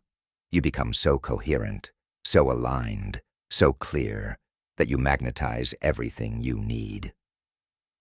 Sophia learned to cultivate synchronicity deliberately. The first key was clarity. The universe cannot deliver what you want if you don't know what you want. Vague desires create vague results, but crystal clear intentions create laser-focused synchronicities. So Sophia got specific about everything. Not just, I want success, but exactly what success looks like, feels like, acts like. Not just, I want love, but precisely what qualities, what connection, what experience. The clearer her vision, the more precise the synchronicities. The second key was detachment. This seems paradoxical, but it's crucial. You must be clear about what you want, but detached from how it comes. You must have strong intention but loose attachment. You must know your destination but be flexible about the route. Because the universe often delivers what you want in ways you couldn't have imagined, through paths you wouldn't have chosen, at timings that seem wrong until they prove to be perfect. If you're attached to specific methods, specific timings, specific routes, you'll miss the synchronicities that are trying to guide you to something better. Sophia wanted to rebuild her business bigger and better than before. She was clear on the vision, but detached from the how. And because of this openness, synchronicities appeared that she would have missed if she'd been rigid. A random conversation at a coffee shop connected her with a mentor. A book recommended by a stranger contained the exact strategy she needed. An invitation to an event she almost declined introduced her to a business partner. None of this would have happened if she'd been forcing a predetermined path. The synchronicities appeared because she was open, receptive, following the flow rather than fighting the current. The third key was presence. Synchronicities happen in real time, in the present moment, but most people are so lost in their thoughts, so consumed by past or future, so distracted by devices that they miss the signs, ignore the nudges, walk past the opportunities. Sophia learned to be radically present. When she met someone, she was fully there, fully listening, fully open. When she walked down the street, she noticed everything. When she had an intuitive hit, she acted on it immediately. She became so present that she could see the synchronicities as they appeared, recognize the opportunities as they emerged, follow the guidance as it came. The fourth key was action. Synchronicity is a partnership between you and the universe. The universe sends signs, opens doors, creates opportunities, but you must act. You must walk through the doors. You must follow the signs. You must seize the opportunities. Many people pray for synchronicity, then ignore it when it appears because it doesn't look how they expected. But Sophia learned to act on every intuitive impulse, every unexpected invitation, every synchronistic sign, even when it didn't make logical sense. And this willingness to act, to trust, to follow the flow, turned synchronicity from occasional occurrence to constant experience. The fifth key was gratitude. Every time a synchronicity appeared, Sophia acknowledged it, appreciated it, celebrated it. This gratitude reinforced the pattern, showed the universe she was paying attention, created more of what she was acknowledging, because the universe gives you more of what you appreciate. If you take synchronicities for granted, they diminish. If you celebrate them, they multiply. Sophia kept a synchronicity journal, writing down every meaningful coincidence, every perfect timing, every orchestrated circumstance, and as her appreciation grew, so did the frequency of synchronistic events. Within 18 months of her business collapse, Sophia had built something far beyond what she'd lost. But more importantly, she had become someone completely different. She had mastered transmutation, using every challenge as fuel. She had cultivated synchronicity, living in constant flow with universal intelligence.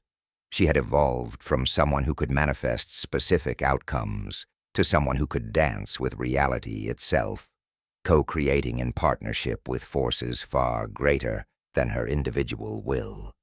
This is the promise of advanced mastery. You move beyond the level of, I created this specific thing, to the level of, my entire life is a masterpiece of co-creation. You stop trying to control reality and start conducting reality like a symphony. You stop pushing against resistance and start using resistance as thrust. You stop waiting for lucky breaks and start living in perpetual, synchronistic flow. You become unstoppable, not because nothing challenges you, but because you can transmute anything and orchestrate everything. Let me give you practical ways to integrate these advanced principles, starting tonight. For transmutation, begin with this practice. Every time something challenging happens, immediately ask yourself 3 questions. First, what opportunity is hidden in this obstacle? Second, what is this experience teaching me? Third, how can I use this energy for my growth? Don't skip past these questions. Sit with them. Let answers emerge. And then act on those answers. Transform the challenge into a catalyst through conscious inquiry and deliberate action. For emotional transmutation, practice this. When you feel a negative emotion, don't suppress it or express it unconsciously. Feel it fully in your body. Notice the sensations. Then consciously relabel the energy. If it's fear, call it excitement. If it's anger, call it passion. If it's sadness, call it depth. If it's anxiety, call it anticipation. Change the label, and you change the experience. Transform the energy from obstacle into fuel. For synchronicity cultivation, practice this. Every morning, set the intention that synchronicities will appear throughout your day. Tell the universe you're open, receptive, paying attention. Then throughout your day, stay present. Notice everything. Follow every intuitive impulse. Act on every unexpected invitation. And at night, write down every synchronicity that appeared. Even small ones. Even ones that don't seem significant yet. Acknowledge them. Appreciate them. Celebrate them. This practice trains you to see synchronicity, trust synchronicity, follow synchronicity, until it becomes your normal experience. Sophia also learned something profound about the relationship between transmutation and synchronicity. They reinforce each other. When you transmute challenges into catalysts, you raise your frequency. Higher frequency attracts more synchronicity. More synchronicity creates easier flow. Easier flow means fewer obstacles. But when obstacles do appear, you transmute them, which raises frequency, which attracts synchronicity, which creates flow. It's an upward spiral. Each practice amplifies the other. Together they create a life of such flow, such magic, such power, that others can't help but notice.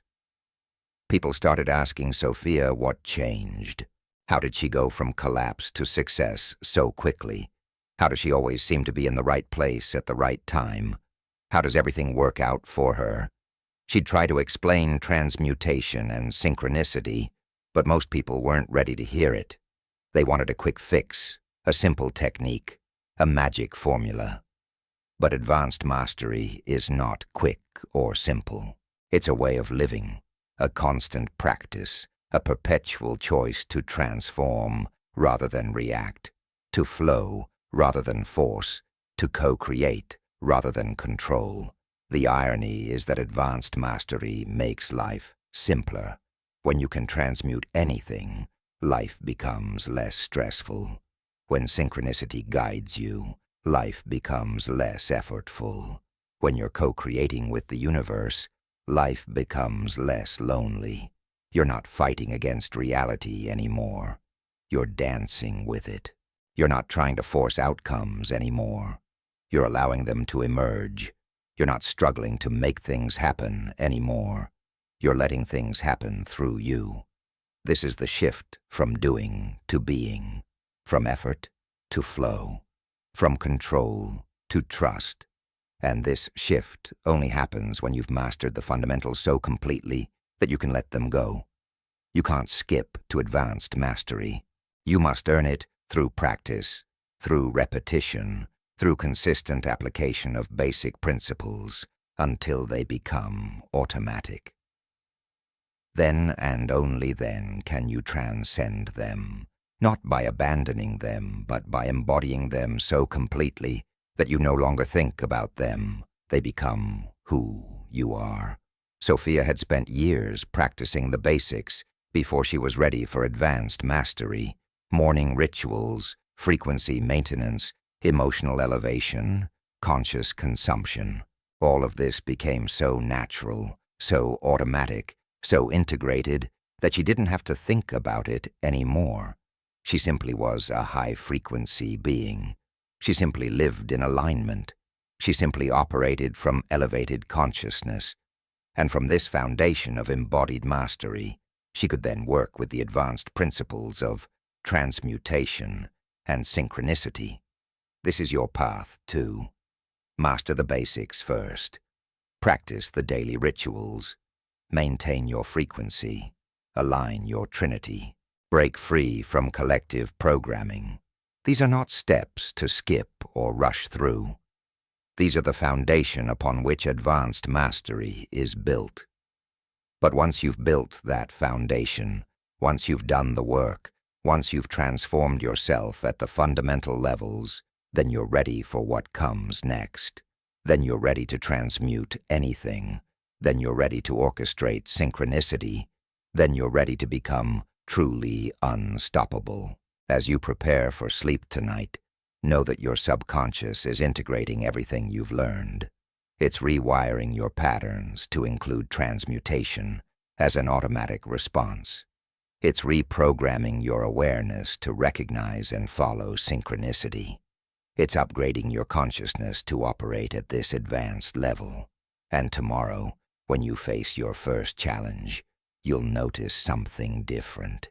A thought will arise. What opportunity is hidden here? When you feel a difficult emotion, you'll remember, I can transmute this energy. When something unexpected happens, you'll recognize, this might be synchronicity guiding me. These aren't just ideas anymore. They're becoming your operating system. They're integrating into your consciousness. They're transforming who you are. And from this new level of being, you'll create a new level of reality. Not through more effort, not through harder work, but through mastery, through transmutation, through synchronicity, through partnership with the most intelligent, creative, supportive force in existence, the universe itself. Welcome to advanced mastery. Welcome to transmutation and synchronicity. Welcome to the level where you stop fighting life and start dancing with it, where you stop trying to control outcomes and start conducting symphonies, where you stop being powerful and start being unstoppable. This is your birthright. This is your potential. This is who you're becoming with every practice, every choice, every moment of conscious creation. The master is emerging. The unstoppable force is awakening, and nothing will ever be the same. Chapter 10. The 33rd Degree. Becoming Unstoppable. This is it. The culmination of everything we've explored together. The integration of all the knowledge, all the practices, all the transformations into one unified state of being. The 33rd degree is not a destination you arrive at and then coast. It's a way of living so aligned, so powerful, so conscious that you become a force of nature. Unstoppable not because nothing challenges you, but because nothing can derail you. Unstoppable not because you control everything, but because you can work with anything. Unstoppable not because you're perfect, but because you're complete. Let me tell you what it means to reach the 33rd degree. It means you've transcended the need for external validation. You've released attachment to outcomes while maintaining clarity of intention.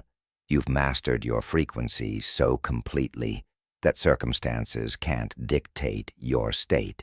You've learned to transmute anything into fuel for your ascension. You've cultivated such coherence that synchronicity is your normal experience. You've become a conscious co-creator, partnering with universal intelligence to manifest realities that serve not just yourself, but the collective evolution of consciousness. The 33rd degree is where personal power meets universal purpose, where individual manifestation serves collective elevation, where your success becomes a beacon that lights the way for others. This is not selfish ambition. This is not ego gratification. This is the full embodiment of your potential in service to something greater than yourself. Because at the 33rd degree, you understand that there is no separation between your good and the greater good. Your expansion is everyone's expansion. Your light is everyone's light. Your freedom is everyone's freedom. Let me tell you about 3 people who reached the 33rd degree through different paths, but arrived at the same understanding. Their stories will show you what becomes possible when you integrate everything you've learned and step fully into your power.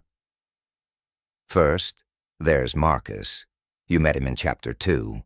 5 years ago, he was stuck at the 7th degree, hitting ceiling after ceiling, working hard, but seeing limited results. He began this journey of conscious evolution, moving through each degree systematically, practicing each principle thoroughly. He didn't rush. He didn't skip steps. He honored the process, and slowly, steadily, inevitably, he transformed. His income multiplied. His relationships deepened. His health optimized. His joy expanded. But more importantly, he became someone completely different. Someone operating from such a high level of consciousness that life stopped being a struggle and became a flow. Today, Marcus has reached the 33rd degree. What does that look like, practically? He wakes up every morning with certainty about his creative power. Not arrogance, but quiet confidence. He knows that whatever he focuses on expands. Whatever he vibrates, attracts. Whatever he intends, manifests. This isn't belief. This is knowing, proven through years of consistent experience. He's seen it work too many times to doubt it. His faith is unshakable because it's built on evidence, on results, on demonstrated mastery. His days flow with such synchronicity that what would take others weeks happens in hours. The right people appear. The perfect opportunities emerge. The exact resources show up. It looks like magic to observers, but Marcus knows its mechanics. He's simply maintaining such high frequency, such clear intention, such coherent energy that reality organizes itself around him. He's not forcing anything. He's not pushing anything. He's conducting reality like a symphony, and every element plays its part perfectly. But here's what makes Marcus truly unstoppable at the 33rd degree. When challenges appear, and they still do, he doesn't drop frequency. He doesn't question his power. He doesn't fall back into old patterns. He immediately transmutes the challenge into opportunity. He uses the resistance as information, as redirection, as refinement.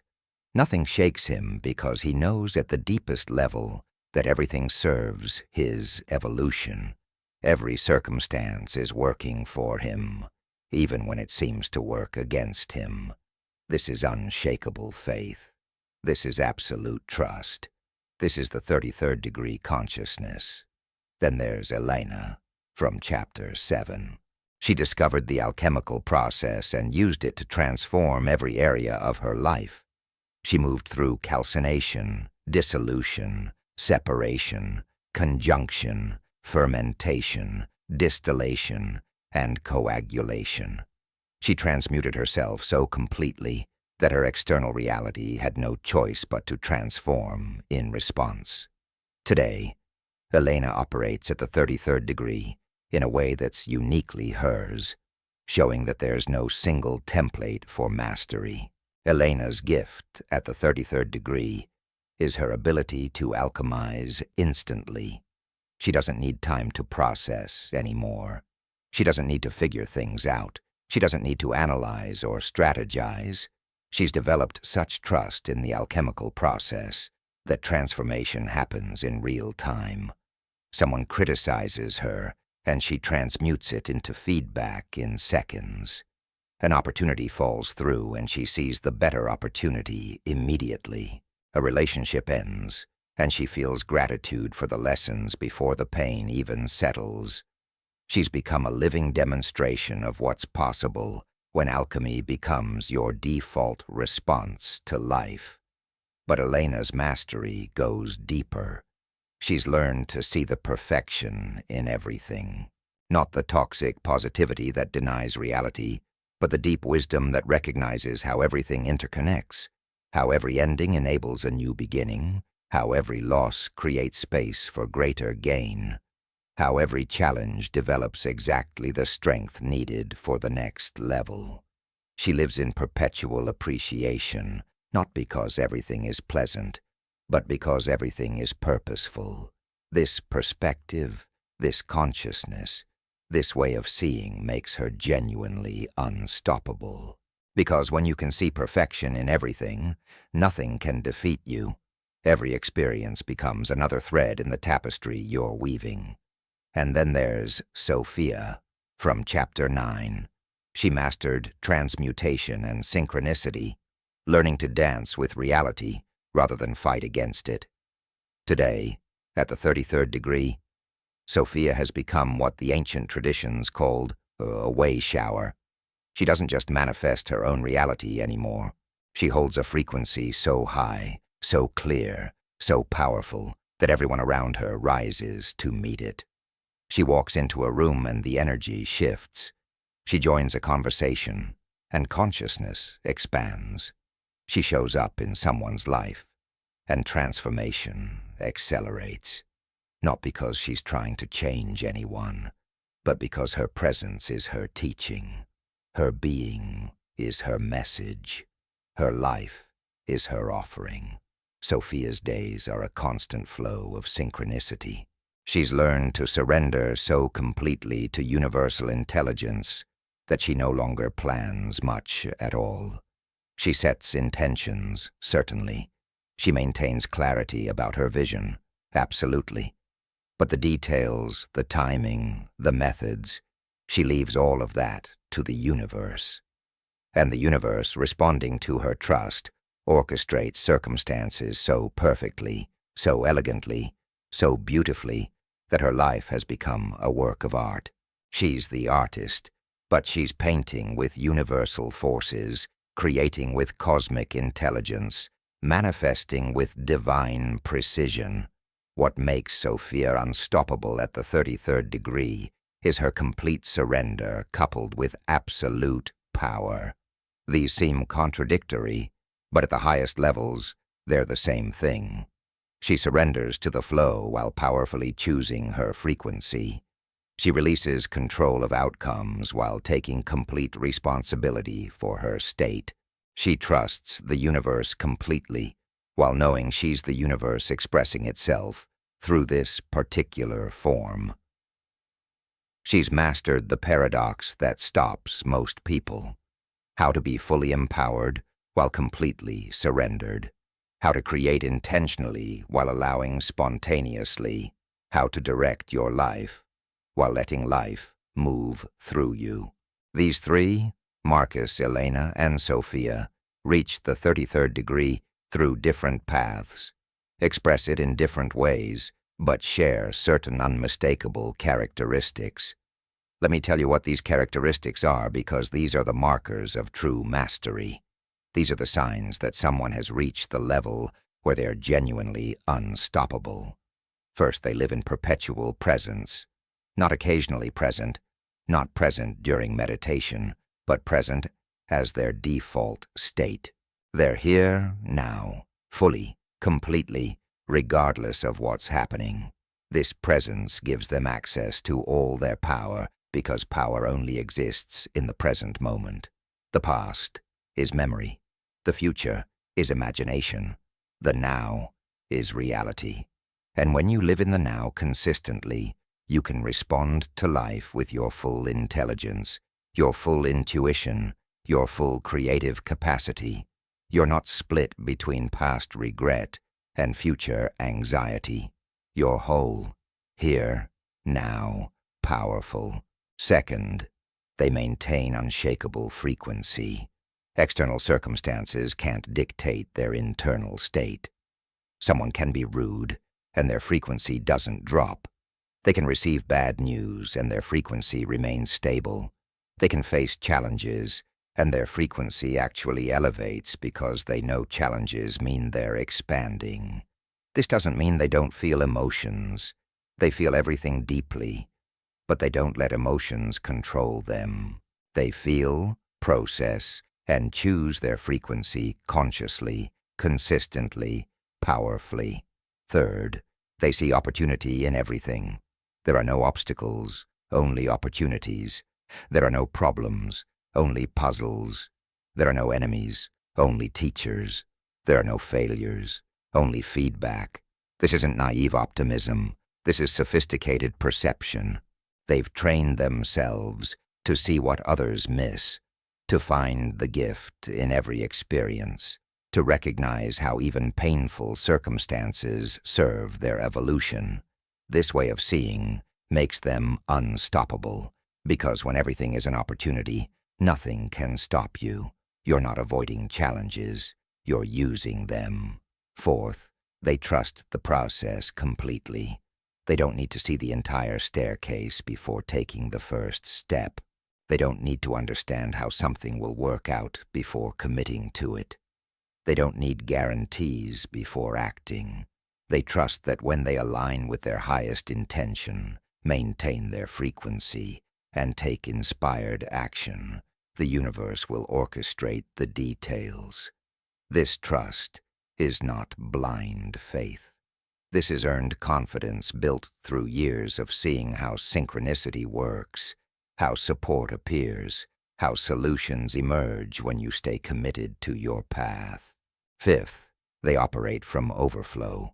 They're not chasing, grasping, desperately seeking. They're so full, so abundant, so complete within themselves that they overflow naturally.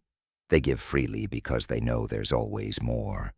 They share openly because they trust the infinite supply. They help others because they understand that giving and receiving are the same thing at high frequencies. This overflow makes them magnetic. People are drawn to them. Opportunities seek them out. Resources flow to them, because the universe gives more to those who already feel abundant. Sixth, they live their purpose, not someday when conditions are right, not after they achieve certain things, now, today, in everything they do. They've discovered that purpose isn't something you find. Purpose is something you choose, something you express, something you embody moment by moment. Every interaction becomes purposeful. Every action becomes meaningful. Every day becomes an opportunity to express their highest calling. This purposeful living gives their life coherence, direction, meaning that makes every challenge worthwhile and every victory sweeter. Seventh, they hold paradox comfortably.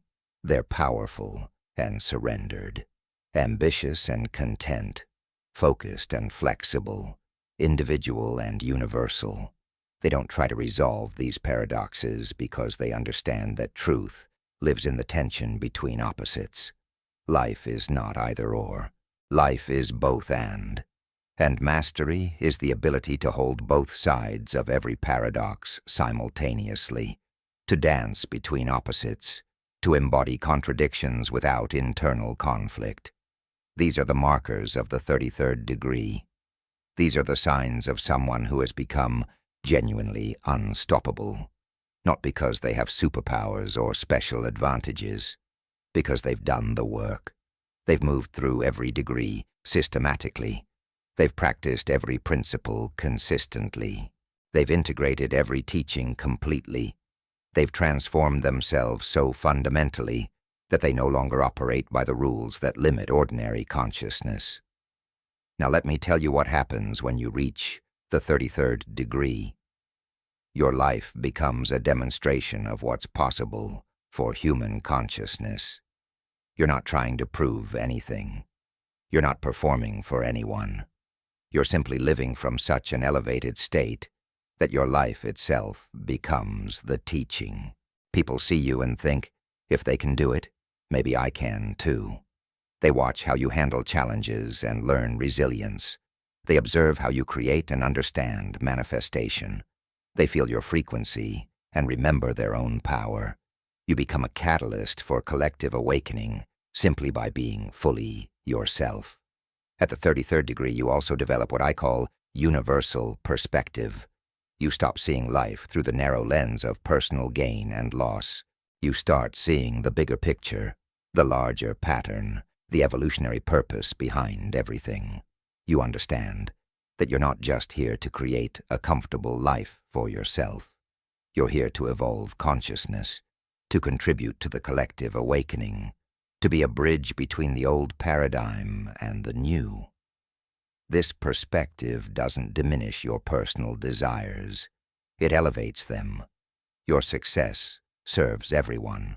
Your joy uplifts everyone.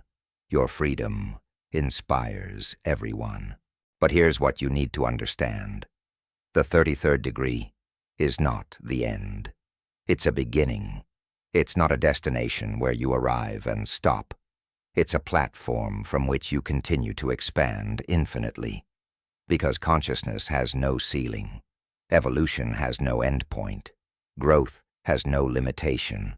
Marcus, Elena, and Sophia have reached the 33rd degree, but they're still evolving, still expanding, still discovering new dimensions of consciousness. The difference is that now they're evolving from choice rather than necessity, from joy rather than struggle, from curiosity rather than desperation. So how do you reach the 33rd degree? You've been doing it throughout this entire journey. Every chapter has been preparing you. Every principle has been elevating you. Every story has been showing you what's possible. You've learned about the degrees of consciousness, the architecture of reality, the code of frequencies, the sacred Trinity, awakening from the trance, the alchemical process, the daily rituals, and advanced mastery. All of this has been building toward this moment, this integration, this embodiment, this becoming. The 33rd degree is reached not by acquiring more knowledge, but by integrating what you already know. Not by learning new techniques, but by practicing existing ones until they become automatic. Not by becoming someone different, but by releasing everything that's not authentically you. It's a process of subtraction, not addition. You're not adding more to yourself. You're removing what's been covering your true nature. You're not becoming powerful. You're remembering the power you've always had. Here's what I want you to do, starting tonight as you drift into sleep and continuing tomorrow when you wake. I want you to make a commitment, not to me, but to yourself. Not to reach the 33rd degree someday in the distant future, but to begin living as if you're already there. Because here's the secret. You become the 33rd degree by acting like the 33rd degree. You don't wait to feel ready. You don't wait to feel worthy. You don't wait to feel powerful. You choose to embody that level of consciousness now, today, in this moment. Wake up tomorrow and ask yourself, how would I show up today if I were operating at the 33rd degree? Would you let that person's comment bother you? Would you stress about that situation? Would you doubt that opportunity? Would you play small? Would you dim your light? Would you settle for less? No, you wouldn't. So don't. Show up as the 33rd degree version of yourself. Maintain that frequency. Hold that perspective. Embody that consciousness. And through consistent practice, through daily embodiment, through repeated choice, what you're practicing becomes what you are. This is how Marcus did it. He started acting as if he were already operating at the highest level before he actually was. He walked with that confidence. He spoke with that certainty. He decided from that wisdom. And slowly, steadily, inevitably, his pretending became his being. His acting as if became his acting as is. His future self became his present self. This is how Elena did it. She started transmuting everything immediately, even when it was difficult, even when she wanted to fall back into old patterns. She kept choosing the alchemical response, the elevated perspective, the transformed meaning. And through repetition, through consistency, through committed practice, alchemy became her automatic response. Mastery became her natural state. This is how Sophia did it. She started following synchronicity even when it scared her, even when it didn't make logical sense, even when others questioned her choices. She kept trusting the flow, surrendering to intelligence beyond her understanding, dancing with the universe. And through this ongoing practice of trust and surrender, she developed such a deep partnership with universal forces that magic became her everyday reality. And this is how you'll do it. Not through one dramatic transformation, but through thousands of small choices.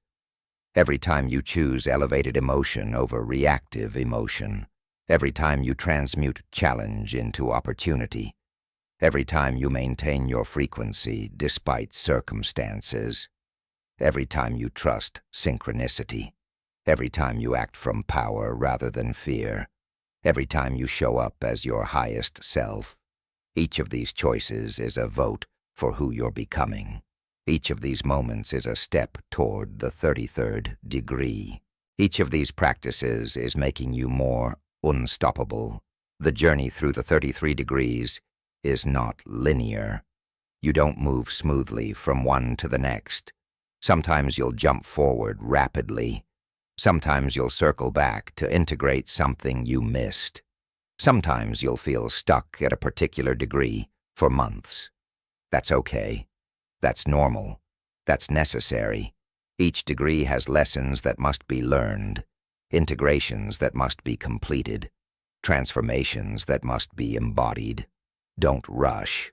Don't judge yourself. Don't compare your progress to anyone else's. This is your journey, your evolution, your path to mastery. But know this, you are moving forward, even when it doesn't feel like it, even when you can't see progress, even when you doubt yourself. The work you're doing, the practices you're engaging, the consciousness you're developing, all of it is moving you steadily, inevitably, toward the 33rd degree. Every chapter you've listened to has shifted something within you. Every principle you've understood has expanded your consciousness. Every story you've heard has shown you what's possible. You are not the same person who started this journey. You're already operating at a higher degree than when you began. And you'll continue ascending as long as you continue practicing. As you prepare for sleep tonight, I want you to feel something.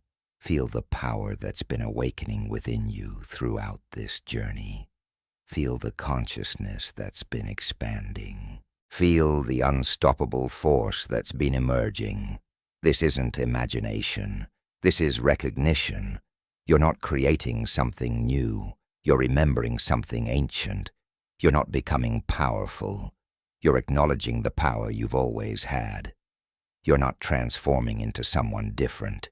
You're returning to who you've always been beneath all the programming, all the conditioning, all the limitations. You are the 33rd degree, not someday. Now. Not when you achieve certain things.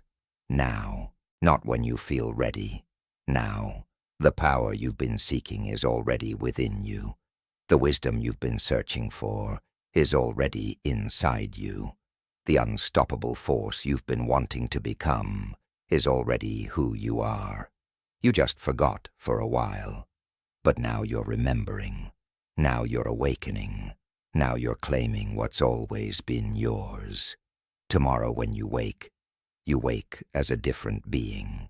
A being who has been initiated into the 33rd degree knowledge. A being who understands the principles that govern manifestation. A being who has the tools to create any reality they choose. A being who is genuinely, completely, absolutely unstoppable. Not because nothing will challenge you, because nothing can stop you from using every challenge as fuel for your continued ascension. Welcome to the 33rd degree. Welcome to the life you were born to live. Welcome to the power you were born to wield. Welcome to the consciousness you were born to embody. Welcome to becoming unstoppable. This is not the end of your journey. This is the beginning of the greatest adventure of your life. An adventure where you're not seeking power, but expressing it. Where you're not chasing dreams, but creating realities. Where you're not hoping for change, but being the change. Where you're not becoming someone else, but fully becoming yourself. The 33rd degree is calling you, not from some distant future, but from this eternal now. Not from some external authority, but from your own infinite nature. Not as a reward you must earn, but as a truth you must remember. You are consciousness itself, temporarily experiencing limitation, finally remembering infinity. You are creative power, pretending to be powerless, now claiming your authority. You are the universe expressing itself through this unique form, and it's time to express it fully, powerfully, magnificently. The knowledge has been given. The principles have been revealed. The practices have been shared. The stories have been told. Now it's time for you to write your own story, to practice your own principles, to reveal your own knowledge, to become your own proof of what's possible. at the 33rd degree. The world needs you unstoppable. Consciousness needs you awakened. The future needs you empowered, and you are ready. You have always been ready. You simply needed to remember. So remember now. Remember your power. Remember your purpose. Remember your potential. Remember who you truly are beneath all the forgetting.